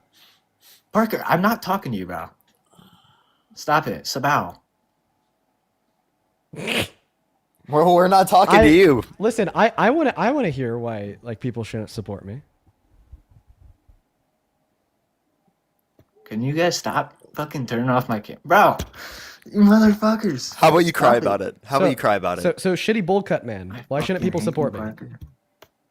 Because you're a tyrant. Hey, The because fine- you're racist. Oh, because you're I'm racist. I'm a racist tyrant. Yes, you are racist. Bro, what the fuck is going on with my People phone? shouldn't support me because I'm a You're making racist it like tyrant. tweak out. Can Yo, you stop? Catherine! Thank you so much for the $100 over on PayPal. Holy shit, Catherine! Parker, is Shut this up! fucking Parker Shut up, guy? bitch! Catherine with $100 Wow. says for your patience with these people. I thank you so much for your kindness, Catherine. By the way, I didn't mean what I just said. TikTok, don't ban me, please. It was a joke. Okay, it was a joke. TikTok, I didn't mean it. This isn't harassment nor bullying. But Catherine, thank you so much for the $100. Catherine with the $100 on PayPal says for your patience with these ... people. I really appreciate you, Catherine. That is so incredibly kind of you. And Barbara, thank you for the $25. Yo, as thanks well for the on PayPal. comments saying I'm Ogdean. Shut up. Thanks. Barbara, thank you for the $25 and Catherine with Thank $100.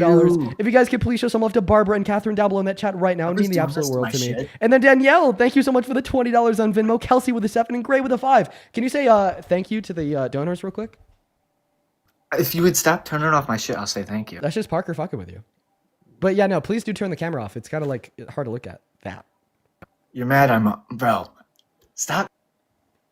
Saying that you mog me is like arguing that the earth is flat, buddy. Like, just nobody takes it seriously. Like, it doesn't even warrant a TikTok. response. This is bullying. But I can get away with this one. Hey, you know what? From now on, instead of Stop saying what turning I my want shit to, off. I'm just gonna do this. This is so much more fun This than is just the saying left, what I guys. want Chat. to. This is the left for you. Silencing. They silence me. This is what they do.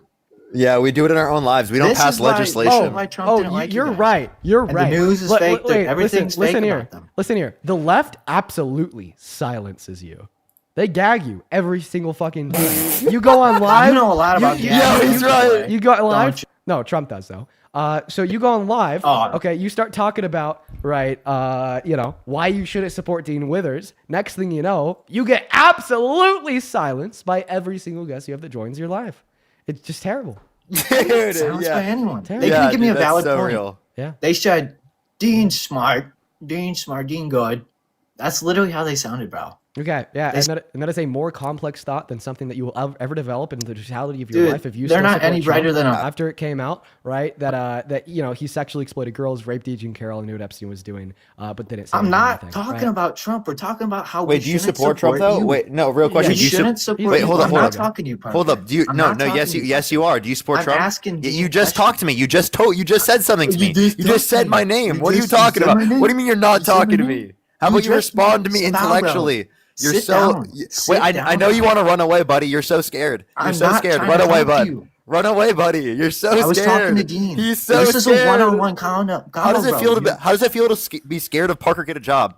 How does that feel? Dude, whose live are you in right now? You're in my live actually. This is Parker This Get a is Jobs yours? live. Yeah, Isn't this the Dean Withers show? No, it's not the Not Dean the Withers show, Parker dude. show? It's actually Not the Parker it's show. actually hold up. It's not the Dean Withers show. It's actually Actually, it's this. Factually, you're wrong. Come on, man. You sound like a dork, actually bro. it's the show where you're getting dog Somehow. walked. That's what's happening. That's what it is. You're not doing nothing. You're nobody. What do you mean? You're nobody. What is Nobody it? Wait. streams with you. Dude, the only other person that streams with you is Dean. That's it. Yeah, Nobody that's super likes you, sad. bro. Nobody else streams with me. You're so right. I don't have Dude, any other nobody friends. talks about you either. I've never seen a single clip talking about Parker. Really? Wow, Besides dude, thank post you. about you. Wait, who Or if it's like fucking Charlie Kirk dog whopping your ass, just that was the best. Can you name clip one I've point ever he seen beat me about on? you. Why is this like 5'3" mophead trying to ego Parker right now? Wait, hold up. Dude, No, I you're want like to hear this. I want to 5'4", hear this. sit Can- down. Wait, You're can you short as name shit. one point that You Charlie are short as Hold shit, up. bro. Don't Hold bring up. in my height. Hold up. Can you name one point Charlie Kirk beat me on? Didn't Clavicular just call you short? Can you bro? wait? Answer the question. Can you name one person? Parker, that- nobody is talking. Why are you answer the talking, question, bro. I'm You're talking- scared. You just talked to me. You just said this. Dude, name one point Charlie Kirk beat me on. I can't. He's scared. He's so scared. Listen, King Duffy, just real quick. if you don't engage in dialogue with Parker, I'm just gonna kick you. It's like kind of annoying, right? Like Parker is here, is my co-host, or he has for a while. In fact, I was co-hosting on Parker's Life earlier today. It's just like pretty annoying. Either engage with Parker or like I'm gonna kick you. You made some stupid points that what gender is God, bro. That's that was like the dumbest So point. what I've did he ever beat heard. me on? No, I showed actually. He gave me a I response. I asked him what is a woman or what is a said he man, dog-walked and he your ass said 'cause he you made stupid Wait, little hold points, up. bro. That's hold what up. you do. I You asked bring him up what is a stupid man, and points, he said you're and looking then at you one. talk really fast and you talk over people, and it's like impossible to listen. It just makes you look stupid, and it made you look stupid in that debate. That's why I thought. So I've that's why I yet to thought hear a Charlie single won. point I was wrong on. Oh God, this is so Okay, annoying. what are you talking about, bro? Hey Albert, I What was the appreciate. point? I appreciate you for the, Dean, why did I have to engage in this convo with him? Albert, Why- because you argued that He like didn't. Charlie Kirk like destroyed him, right? And he's demonstrating that you have no good reason to believe that. I didn't rooted- say that. Hey, Let's one- replay the wait, stream. Let's replay the stream. Chat. One moment. Say, should we replay the stream? One moment, King Duffy. You argued that Charlie Kirk had beat him in a debate. In a response, Parker's just simply pointing out the fact that you don't have any evidence to justify said claim. Real quick, Albert. I thank you said for the five- dog walked your ass, Hey, bro. one moment. Albert with the $5 says this guy sounds like a Dollar Tree Kermit. Brian, thank you for the King $20 Duffy over Boggs, on thanks for PayPal. saying that in the chat. Who says Brian with the $20 over on PayPal? I think that you need to learn some self-control. Then maybe you'll mog. Brian with the $20 on PayPal says, thank you for always arming me with the knowledge to intelligently overcome my family. I appreciate you so much for that love, Brian. Just some love to Brian down below. Bronny with his $7, with his $17.20 for the number of people watching your live right now. You restore my faith in young people every day. Thank you so much for the love, Bonnie. That is so incredibly kind of you guys. Show some love to Brian and Bonnie down below. Then Joshua with the $5. Thank you so much, Joshua. Jessica with the $5 who says, please tell King DUMBASS to find a girlfriend that isn't his own hand and a real hobby too. Danielle with the $5 saying that this guy's haircut is chopped. Oh my God. Danielle with another $15 saying please tell him to turn that Bro, fuck have ass you seen camera off. Parker's Appreciate hair, you bro? so much for Talk the about my $15, hair's Daniel. chopped. You got a Natalie, Roblox thank you for the haircut, $10 bro. over on Look at PayPal. Appreciate that, Natalie. Lauren with the $10. Thank you so much. I appreciate you for that love, Lauren.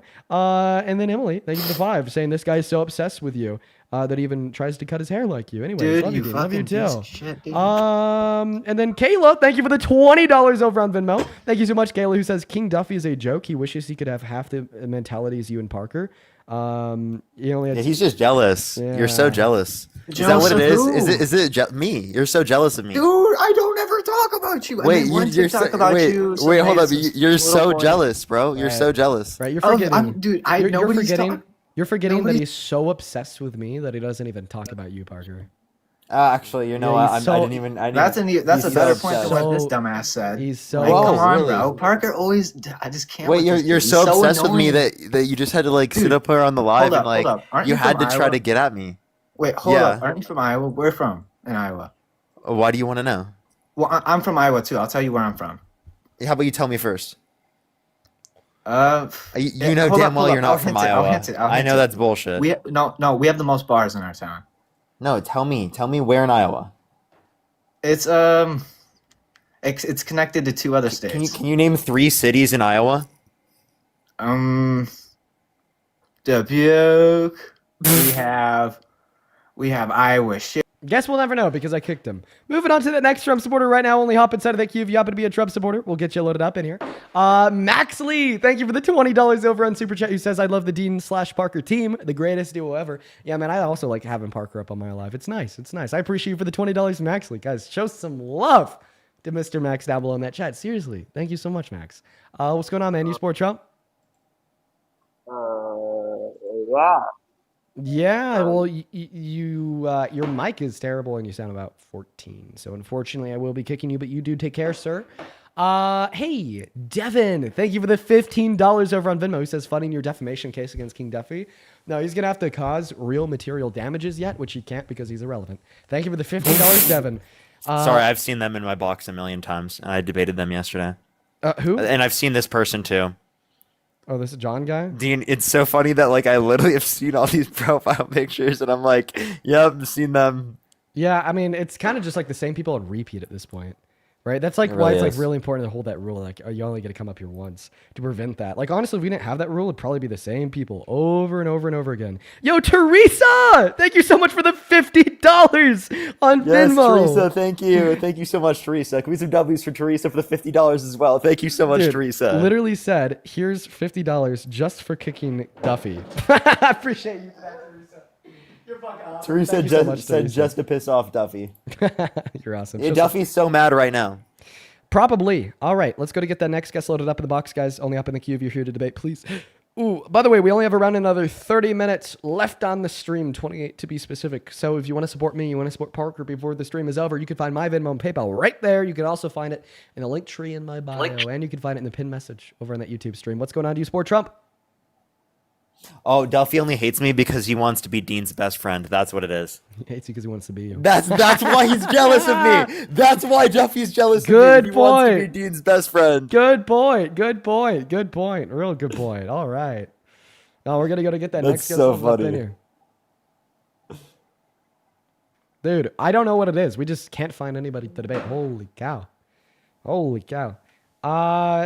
Yeah, somebody asked, like, why bring him up even though I know that it'll give him more clout? Because it's going to go away in, like, 3 days.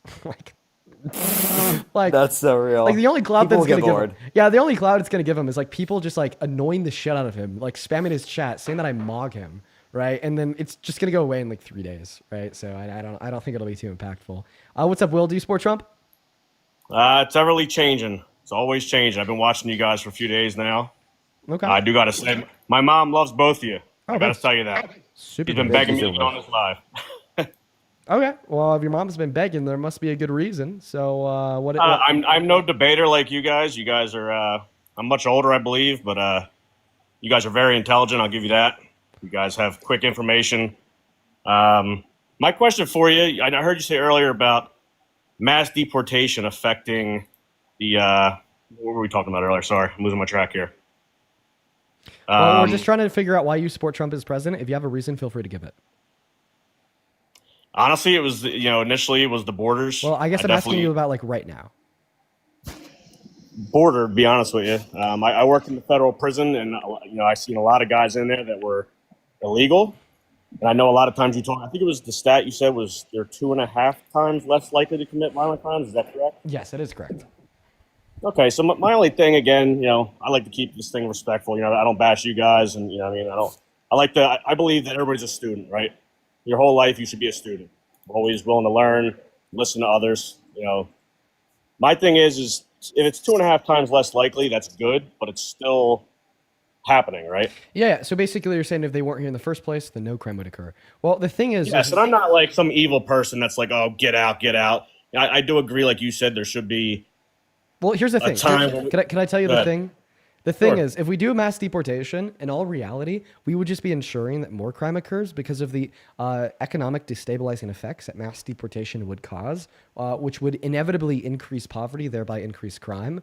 If you want like a more complex argument invoking like facts and like specific statistics, feel free to ask. But the conclusion is that mass deportation will actually cause more crime. I know you were actually the word I was looking for was manufacturing earlier. I lost my words there. You said that it would affect manufacturing. So is that saying that many illegals currently hold jobs in the United States in manufacturing? So 8.4 million undocumented immigrants work in this country, and they have a propensity to work inside a manufacturing field such as construction. One out of Okay. every 7 construction workers is an undocumented immigrant. So I mean, do you find an issue with that? Are they being paid cash? Are they not paying taxes like the rest of us? Or, Undocumented immigrants pay over $100 billion per year in taxes. again, I'm not trying to sound like an idiot. I'm this is why I'm here is to be educated, right? I mean, Nice, man. yeah. I mean, I appreciate you guys bringing me on. I just all I got to say is for somebody that's not as intelligent as you guys in politics, I believe that maybe educate the people like you probably do more than I see, but on why they should vote another side for the next election as opposed to how much we hate Donald Trump right now. I mean, I think there's a lot of young people that are uneducated, and you guys are definitely the youth in the future, and you could help people vote the right way, maybe based on the good things that people will do as opposed to the bad things somebody already did or is currently doing now. Well, the reality is back in, he's gone. Go ahead. Sorry, I mean to cut you off. No, I was cutting you off, if anything. The reality is that we are trying to inform people about maybe like a regretful vote that they could have engaged in so that it can inform them about how they should view it the next time around this particular ideology comes to bat in terms of politics, in terms of the election cycle, because the inevitable reality is that Donald Trump's the president and MAGA ideology is going to be prevalent within the Republican Party next primary setting. It's likely to be someone like Vance, Rubio as the next candidate, and that's going to carry over with the same sort of MAGA ideology. So that's why we're engaging with Donald Trump, because he's going to be the basis for what's the next version of the Republican Party is going to continue to look like. I absolutely agree with that. And like I said, hearing these types of things, on the internet, it's helpful, especially, I'm 36 years old and I don't think I've ever been so involved in listening to politics as long as I do. I'm over here getting my kids ready for bed and I'm still listening to this live for hours. Like I said, I consider myself a student every day, whether I'm at work or just learning about things like this. And my biggest thing too is, I don't necessarily call myself either a Republican or a Democrat. I try to see what I think is going to be right or believe is going to be right, better or worse. And my question for you guys, are you just, let's say the next election, there is somebody better and they happen to be Republican. In your eyes, you think they are better than a Democratic Party. Would you vote the other way? Yes. If the better candidate is a Republican, then I would vote for him. But the likelihood of the better candidate being a Republican is incredibly low. I understand. And like I said, that's my biggest thing anymore. I feel like there's so much hate in this world anymore, and it all surrounds politics, I feel like. And, I meet so many people on a daily basis, and it's not like I ask, who do you vote for before I hold the door for you at Wawa? You know what I mean? It's kind of like, I wish we can get back to the better times. Yeah. Of everybody just being more polite and respectful. And like I said, vote for I think the first thing that we have to do in order to get to that point is to be able to agree on fact versus fiction and agree on human rights. And if we could do that, then I think we could be more polite towards one another. You know what I mean?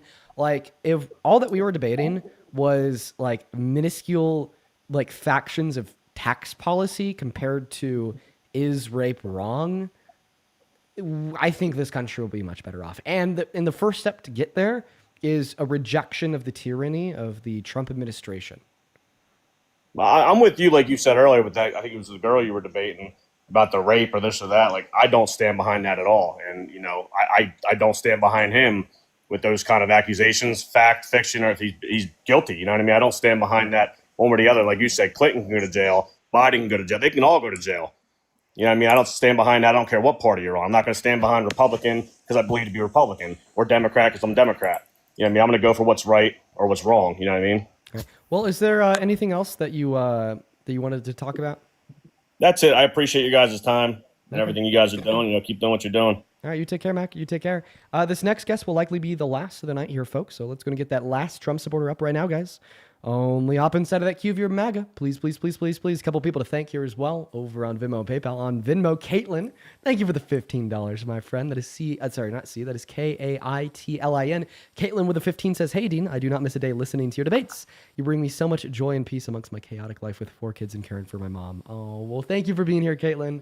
And shout out to you. 4 kids is a lot. You're killing it. Same thing with Melanie. Thank you for the $20 over on Venmo, who says, thank you for standing up for SA survivors. As a vet, I served with predatory men and saw how often their behavior was excused.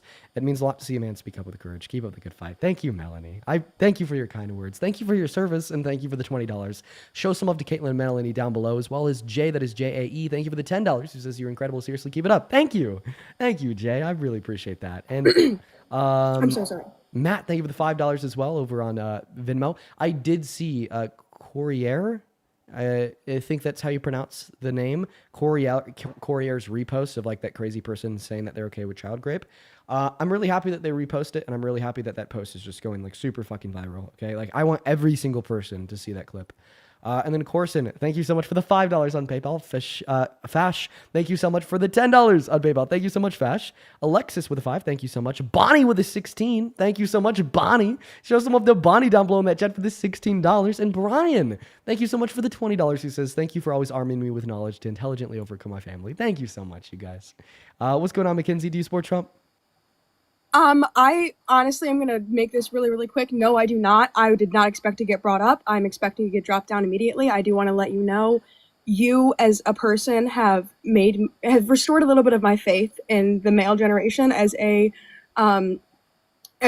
woman in America, and I did not expect to get brought up. I have been on many political lives. I am a hardcore Democrat. I'm not a liberal. I am definitely leftist. I'm not a liberal though, but I'm sorry. I just did not expect to get brought up. I have followed you for probably 3 years now. You were on a live with a girl named Lovey about 2 years ago in 23, and she was someone that I went live with very, very often. This was before you got all your fame. And I just want to let you know that as a teenage girl, as an 18-year-old, freshly 18-year-old woman that had to wake up that morning in November crying because of who got elected, you and Parker have restored so much faith in the male generation to me, and I just want to express that love and let you know that you guys are truly appreciated. Well, seeing someone come from a past that they're not the proudest of and taking accountability for their actions and things they may have said and may have done really does bring my heart so much warmth. And I want to let you know that whoever you marry, your girlfriend is the luckiest woman alive. Your children will be so incredibly lucky. Well, Mackenzie, I'm shaking right now. I'm so sorry. It's okay. Mackenzie, well, thank you so much for your kind words. I appreciate you for coming up here. And that's cool that, you're also familiar with who Lovey is, and you've been involved in the community here on TikTok with the political debates for a while. You have a good rest of your day, Mackenzie. We all love you here. And take care. That's so nice. Take care. Thank you, Mackenzie.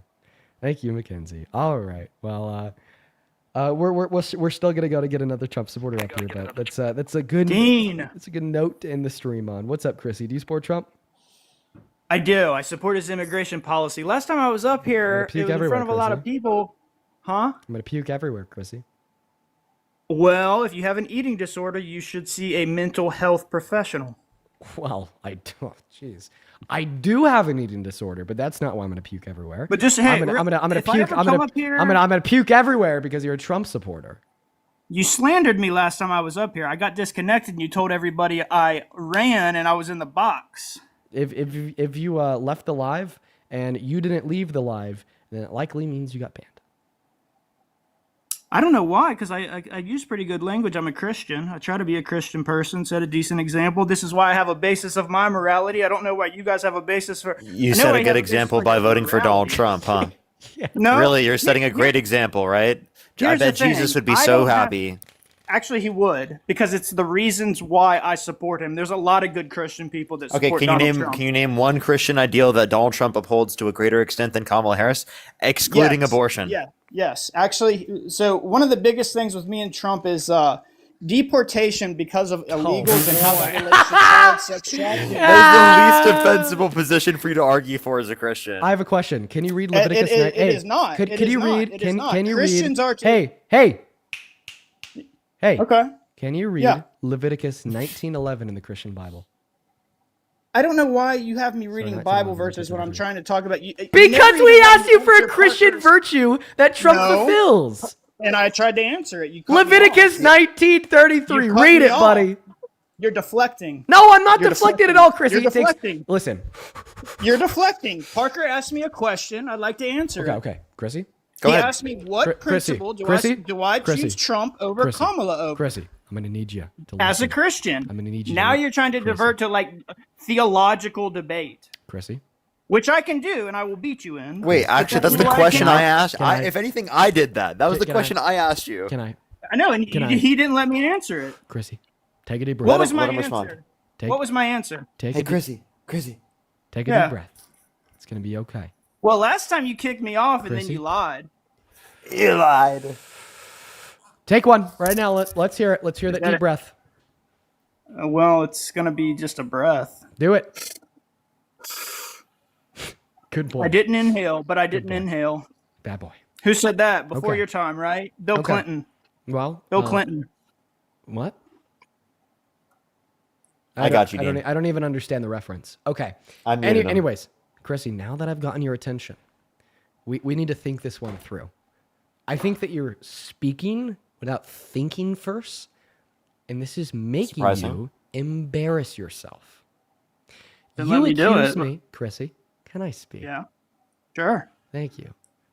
You accuse me of pivoting, deflecting, and changing the topic of conversation when I asked you to read a Bible verse. Now, this is, and was, still is, very incredibly relevant to the conversation that we're having, considering the fact that Parker asked you to name something Trump is doing that is portrayant of Christian values. Crystal, thank you for the blooming heart. And in response, you brought up Donald Trump's immigration and deportation policy. Now, the reason why I asked you to read Leviticus 19:33 from the Christian Bible is not to pivot, deflect, or to change the topic of conversation, but rather because this verse directly contradicts the notion that Trump's deportation is pro-Christian. So I'm going to need you to take a deep breath in and a deep breath out and then read Leviticus 19:33 from your Bible. Chances are you don't own a Bible because you're a bad Christian. If you want me to read it instead, just ask. I do have a Bible. Do you want me to show it to you? Whoa. Yeah, Here, can you read off the Bible? In the meantime, while he finds that, can I think of you real quick, Dean? Well, I'm also I'm going to read Leviticus. I'm going to read the verse you want. Then I'm going to follow it with many other verses that support my ideal, because the Bible has to be read. Okay. You can give us your lecture for sure, man. We'll you pray. guys- We'll you pray guys- too after. We'll make sure to engage in prayer. Oh, that would be wonderful. Absolutely wonderful. Eris, thank you for the $20. Thank you, Catherine, with the $100. Thank you so much, Catherine. Give some W's for Eris and Catherine in the comment section right now. Thank you so much for the 100, Catherine. I really appreciate it. And Renee, thank you for the 3, and Melissa with the 5. Thank you. I actually have That's just a couple of people to thank here myself. Look for that verse in the Bible. Sierra, Leviticus what? 22? No. Sorry, one more time. I'll Leviticus? say it one more time. Leviticus Right. 19:33. Now let me thank a couple Okay. people. Allison, thank you so much for the $20 over on Venmo, my friend. Allison with the $20 says, as a young adult, I'm very grateful for you helping educate myself and others. Oh, Allison, I'm happy. I'm happy that you take something positive away from the streams. You're absolutely awesome. Chat, show some love to Miss Allison down below. That is ALYSON. Thank you so much, Allison. And Kaylee, thank you for the $100. Holy shit, my friend. That is KAILEE. Fucking hell. Kaylee with 100 big ones says, thank you for educating people. Kaylee, thank you for the $100. That is insane. Thank you for your support. Let's show some love to Kaylee down below in that chat while this guest embarrasses the fuck out of themselves by reading Leviticus 19:33. Go ahead. Hey man, I'm never embarrassed to read the Bible. That's exactly what I want to talk about, actually. Leviticus 19:33, when a foreigner resides among you in your land, do not mistreat them. Okay? Oh, read 34 Now, would we too. like to dissect? Oh, read No, 34 well, too. Are you going to have me read 20 verses, or am I going to get to respond? 2 verses is not 20, bro. It's either going to be 2 or 3. I didn't say it was. I said, are you going to have me read 20 So verses? I'm No, or am I 2 going or to get 3. to respond? I'm going to have you read 2 or 3. So now I want you to read, for good measure, Leviticus 19:33 through 34. If the 35th verse is required, I'll let you know. Okay, 1933. Now I'm looking up another verse. It's right after it, silly goose. Well, because a single verse actually has multiple meanings and a depth of meaning. I don't think you understand that because you're not a very well-developed Christian, correct? So I intended to actually go through each of these verses in depth. You read the Bible very shallowly. I read it correctly. Oh, really? Can you tell us? Can you tell us? Hey, Christy, can you tell us the first 4 books of the New Testament? Oh, if you can't. Matthew, Mark, Luke, and John. I'm surprised you knew that. Can you now please? Why would read? you be surprised? You guys talk to children all day. You're one of them. You talk to children all day. You're one of them. Hey, Chrissy. I'm not. I'm a grown man. Man-child. Hey, Chrissy. You are. I having guess I'm some 37. You're having some serious issues regulating your emotions. I think it is quite ironic. I'm passionate. I think it's quite ironic. I'm passionate. I think it's quite ironic that the first person of the day that has claimed I talk to children is one of the only guests of the day that has acted like one. Now, will you please once again... I don't understand. Well, I think you're saying that because you're actually getting pushback and you're not used to it. Chrissy, Baby bottles in the chat for the man-child. How could I possibly be getting pushback when you won't even read the verses I'm asking of you? Okay, like, we're not even off of square one yet. I've asked you to read Leviticus 19:33 through 34, possibly verse 35 as well, and you just literally haven't done it yet. Instead, you've decided to engage. Instead, you've decided to engage in like snarky one-liners that make no goddamn sense. So once again, I will ask you to read Leviticus 19 verse 33, follow that up with a verse 34 and potentially 35 as well. Start from the top with 33. Go ahead. 33. When a foreigner resides among you in your land, do not mistreat them. The foreigner residing among you must be treated as your native born. Love them as yourself. For you were foreigners in Egypt. I am the Lord your God. Praise God. I agree with the verse. Would you like to know? So here, Chrissy, yeah, go ahead. Read your verses, man. Here's why we have an issue at this point, Chrissy. Because you just read a verse from the Bible that said, don't mistreat foreigners. In fact, treat them the same as their native born. The reason why Donald Trump's immigration policy of deportation is so anti-Christian is it is in direct violation of said verses. Donald Trump does not treat the foreigners, the undocumented immigrants, the same as the native born at all, to the extent of literally trying to take their rights away. Okay? He wants to treat them so differently that he's okay with passing illegal EOs to try to take their right to birthright citizenship away if they're born on American soil. He wants to treat them so differently that he's okay with the directive of an attempt to deport Venezuelan immigrants to El Salvador with no due process, violating their constitutional rights. He wants to treat them so differently that he will lie on their name. He'll say they've all come from prisons, they've all come from mental institutions, they're here to grape your wife, eat your family, pets, and dogs, and kidnap your children, even though they're significantly less likely to commit any and all crimes. You cannot possibly support, okay, the grave, unhumane, right, and atrocious conditions that Donald Trump places undocumented immigrants in, regardless if it's socially with his rhetoric, legally with trying to take their rights away, or with a secret police of ICE, pepper spraying 1-year-olds, or taking naked children and throwing them in the backs of U-Haul vans. And you cannot at all argue that this would be pro-Christian as it is anti-Christian, as this is not treating them fairly per Leviticus 19:33, and it is not treating them the same as the native born per Leviticus 19:34. There's my case. What's your refutation? My refutation is that your interpretation of the verse and then your following straw man that you followed it with is wholly incorrect, and I will go through why that is. Sure, just make sure you correctly represent my position. Your position is that we should not mistreat foreigners. We should treat them the same as we treat American citizens, correct? Well, that's correct? the position. Is that in summary? So I'll summarize. We should treat them well. We should treat them well. So I'll Every summarize. Christian believes that. Every Christian believes we should. I'll summarize my position for you.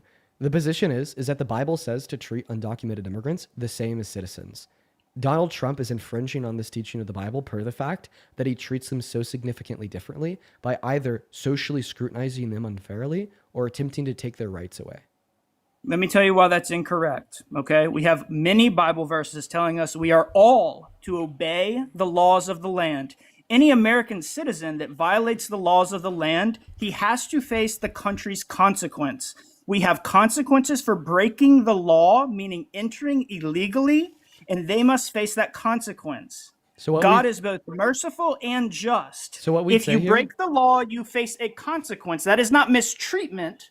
Because anyone who has come here illegally has already broken the law. So what we'd If say I here- go out oh, and I it's get a still going. speeding ticket, I go to court for it. I'm an American citizen. That's not the government abusing me. That is correct governorship. So what we'd say here is that the law would be in conflict with the Bible. The law is not in conflict with the Bible. And if you want to make that stance, that's fine. You could say many American laws are in conflict with the Bible, but that's different than your argument. No, that Your actually argument wasn't. was that we were that wasn't. specifically. That wasn't. Your argument was that. That actually wasn't different from the position that I gave you. I'll just explain how it's the same. So the reason why that's the same argument is because you followed my argument up by stating that the Bible tells you to obey the law of the land. So you're equivocating between the mistreatment of undocumented immigrants and the law of the land.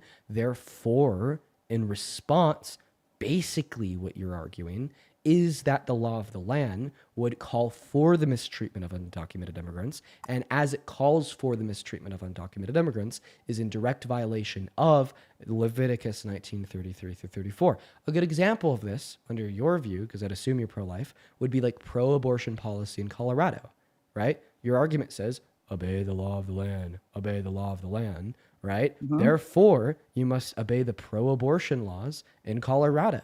Does this mean that you have to think that the pro-abortion laws in Colorado are pro-Jesus, pro-gospel, pro-Christian? Well, right? From your view, actually, you'd argue otherwise. You'd argue that they're you- anti-Jesus, anti-gospel, anti-Christian. But in the same breath, right, here, the legal mistreatment of undocumented immigrants, which, by the way, in many scenarios is not legal. The Constitution is the law of the land. Trump's not obeying that in his treatment of undocumented immigrants. So actually, your point is only furthering my position. Why didn't I come to this conclusion earlier? Dean said Donald Trump violating Leviticus I love 19... Dean said Donald Trump violating Leviticus 1933 by treating undocumented immigrants fairly by trying to illegally take their constitutional rights away. You say Bible says to obey the law of the land. Dean responds with the best counter argument ever. So this is actually only another reason why Donald Trump is so anti-Bible, because not only is he violating Leviticus 1933 when he treats undocumented immigrants unfairly, but he's also violating whatever Bible verse says to obey the laws of the land and attempting to illegally take their constitutional rights away, such as birthright citizenship or due process. So in all reality, your counter argument here about obeying the laws of the land wasn't a counter argument at all, as it only furthers my point that Donald Trump is anti-Christian. Thank you. Right. So it was not an argument because you did not let me make it fully. Dean does 4 paragraphs. Chris is allowed 1 sentence. Dean follows with 6 paragraphs. That's a dishonest debate strategy. When you don't have a child here, when you have a grown man, and now you're drowning me out. These are all manipulative tactics. Can you give us an argument? If you would allow me, you didn't let me. You didn't I'm let me waiting. last time. You're not providing an argument right now. Go ahead. Let's let I'd him be speak. happy to. Let's let him speak as much as he wants. You have prejudiciously assumed that upholding our immigration laws is equal to mistreatment. That is incorrect. Now, if ICE or another federal agency or a local agency does something outside of the law and mistreats an illegal immigrant in the actual due process, as Christians, we're against that. But you have made several prejudicial assumptions within your response to me. When I try to address them, of course, as you onslaught me with them, you mute me, right? So there's like 20 things I have to respond to that you said that's incorrect. When I try to address your insincere debate tactics, I'm overdrone with sound by Parker because, again, you're used to debating. Name them instead of complaining. There You he keep is complaining. again. There he is again. So, Because all you're doing is complaining, bro. Stop. What did I say to begin with? You're just I have to complaining. I have to complain about being muted and not being able to respond so we can have an honest debate. I'll talk with you all We night. get it. He's going to let you speak. He's literally letting you speak right now. Yeah. The only thing preventing you from doing so is you. So you have prejudiciously assumed that when America upholds its immigration laws, that is equal to Levitical-based abuse, and it's not.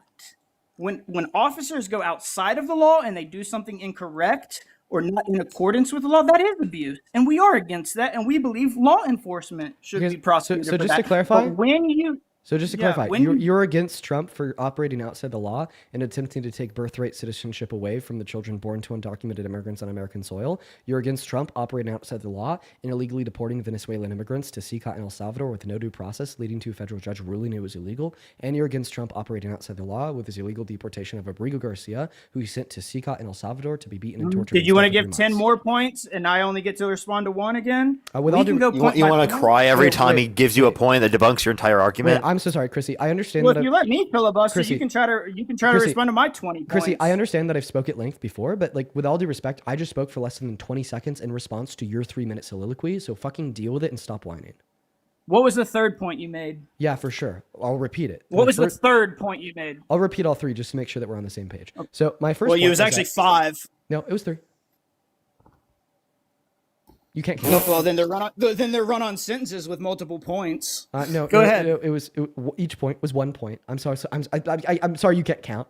I don't know what to tell you. Try to count better this time. I can count. Hey, I don't think you can divide a sentence in how it relates to an ideology. Buddy, if you think that 3 points is 5, then objectively you can't count. This is like saying that 3 pieces of pizza is 5 pieces of pizza. If you count 5 pieces of pizza when in all reality there's only 3, you literally can't fucking count. So if you count 5 points when in all reality there's 3, you literally can't fucking count. But just to clarify on what those 3 points were, the first point was okay. So if you want to condemn individuals as being anti-Christian for operating outside of the law, then I just want to clarify that you think that Trump is anti-Christian for trying to illegally take birthright citizenship away from the children born to undocumented immigrants. So let's stop right there and address that. Stop right there. I'm going to name all 3. You could address whichever ones you want. I just want to get all 3 out. So that first point, birthright citizenship. The second point, then you also condemn Donald Trump for illegally deporting Venezuelan immigrants to CICA and El Salvador with no due process, which we had a federal judge rule is illegal. And you also would condemn Trump as anti-Christian for illegally deporting Abrigo Garcia against a withholding order, leading to SCOTUS ruling it as illegal. Now, you said that you wanted to address that first point first. Go ahead.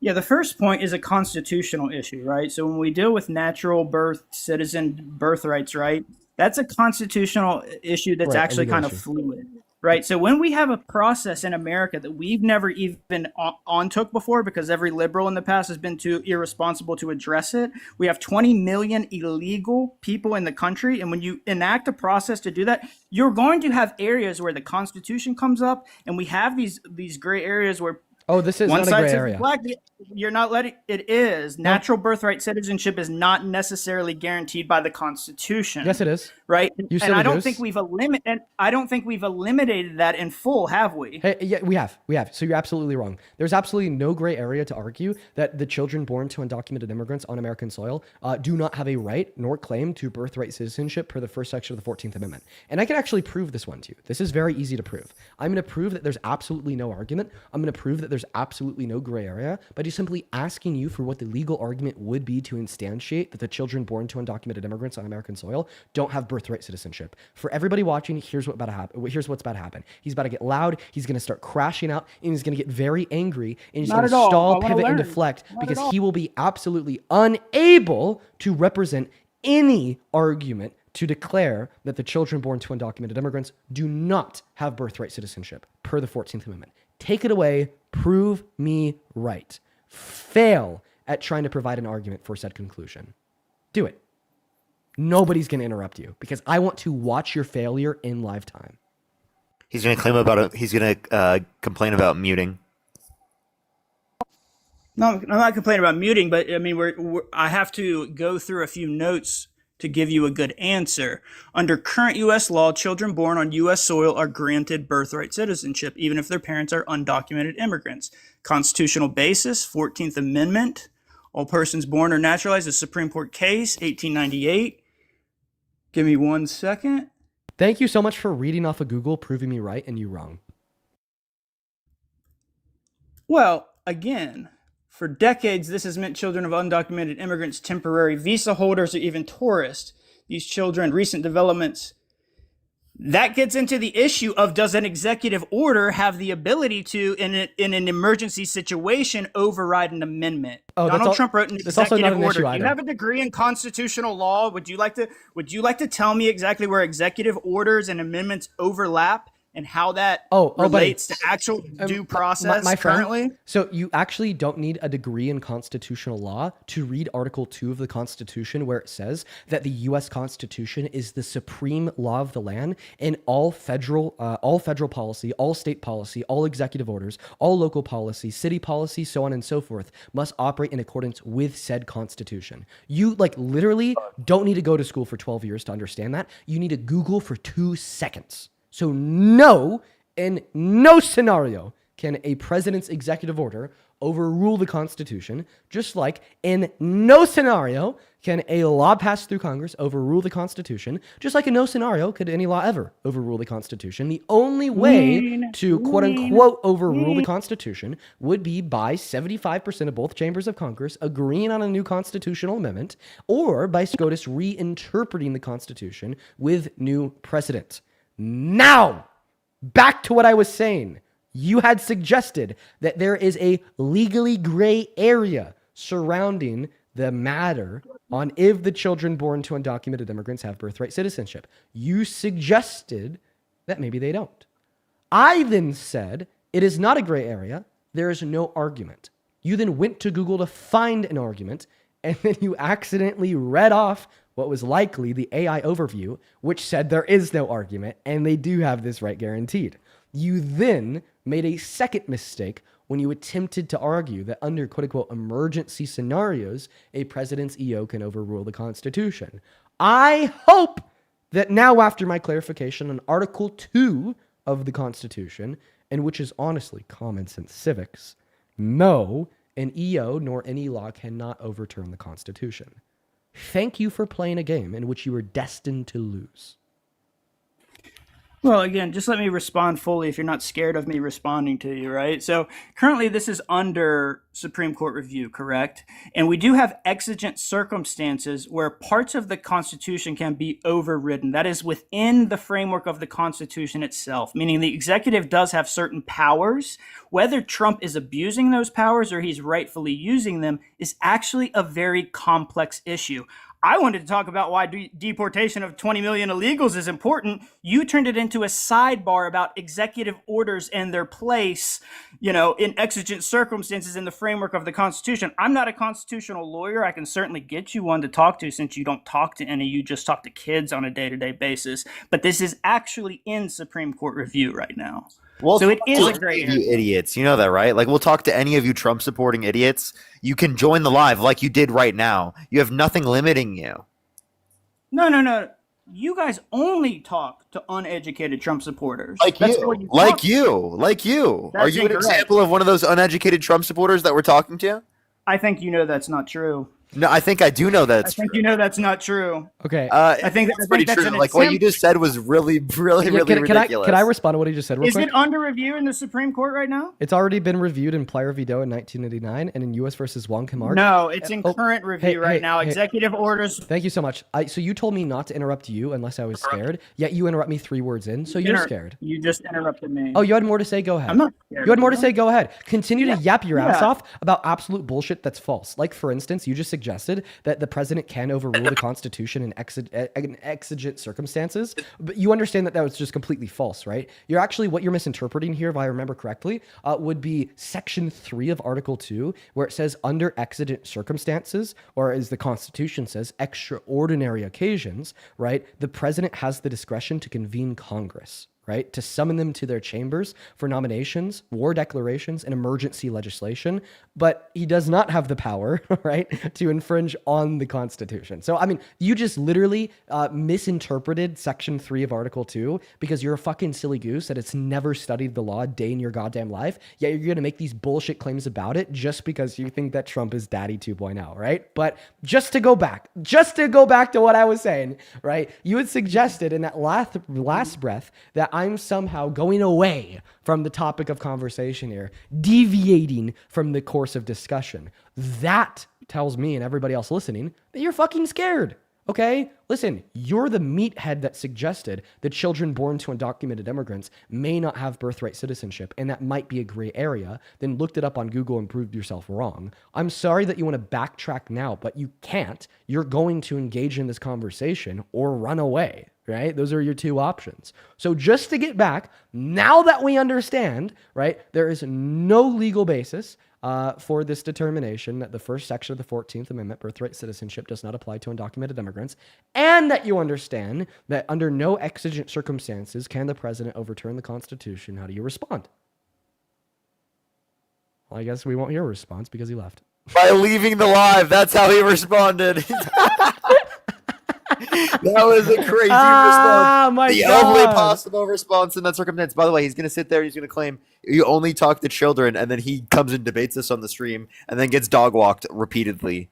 Like, Dude. that's actually embarrassing. He thinks that you only debate kids, and it could stand no chance against him. He's like, you don't even debate constitutional lawyers. Well, give us a constitutional lawyer that will join the fucking stream and debate us. We'd love to talk to them and see the reason why they support Donald Trump. That'd be embarrassing. I mean, they won't do it. To be fair to him, I did say you're either going to engage in this conversation or run away, and I guess he hit the road. So, I did say that was the second option. I guess he took me up on the offer. Maria, thank you for the $25 over on PayPal. He says, you have such amazing patience. Thank you. Well, Maria, thank you so much for your kindness. I want y'all to show some love to Maria down below in that chat. That is Maria. Thank you so much for your kindness. And Timothy, thank you so much for the $60, my friend. Thank you. Timothy with the $60 says the education of your guest is easily worth $60 an hour. Jeez, man, that's a high price. Consider this me sponsoring the education of those you debate over the next hour. Thank you for what you do. Well, Timothy, I really appreciate you so much for the kindness, man. I think that you dropped some love earlier today. Just know that I really appreciate you, my friend. Thank you. As well as Pia, that is PIA. Thank you for the $10 over on PayPal saying greetings from Germany. Love to Germany. Catherine, thank you so much for the $6, my friend. Nicole with the $10 over on Venmo, who says just because I love silly goose. Yeah, dude. I think I could get away with calling people silly goose. You know what I mean? Yeah, and you then, can. Then Heidi, thank you for the $20 as well over on Venmo. Heidi didn't attach a message, only the love. Heidi, thank you so much for your kindness. Show some love to Heidi. Caesar with a 10 saying, I love your lives, man. Keep it up. Thank you, Caesar. Emma with a 5 and Elizabeth with a 15. You guys are awesome. Thank you. Now, for everybody listening, unfortunately at this point in time, I am going to go ahead and end the live stream for the night. It is nearly 7 p.m. out here in Colorado, and I am getting quite hungry, so I better grab some dinner. Real quick, right now we have 5.2 thousand people hanging out with us. Get going. All right, you Bye-bye. take care, Parker. You take care. Take care, everyone. Right now we have 5.2 thousand people watching us on YouTube. I'm going to need every single one of you guys to drop a like on the live stream, okay? You 5.2 thousand people, you're listening for a reason to tune into these debates. And I know that you can hear me right now. If you want to be able, right, to show a token of appreciation or support, really quickly, just drop a like on the stream. I promise that the amount of the likes on the broadcasts really help in how far the stream pushes out on YouTube's algorithm once I end it. So make sure to drop a like. And that's not going to be like a like in the live chat, because I understand that there's like a button that you could press to like drop a little heart. That's honestly just kind of like an emoji response. I'm talking about like on the actual video, right? But anyways, folks, for everyone that joined us today on TikTok, for the 12.4 thousand people that are hanging out with us in here for the day, thank you for joining. Today was fun. Same thing goes for everybody on YouTube. Just know that I really appreciate you guys. I'm really happy that, you know, y'all have given me this platform to educate people, to help make our country better. You know, I love it. I love you guys. Peace and love, guys. See you tomorrow. Bye-bye. Hope it's gonna take me a little bit longer to end on YouTube. This is awkward. Where's the button to end it? 1 second. I lost track of it. There's the button. Bye, guys.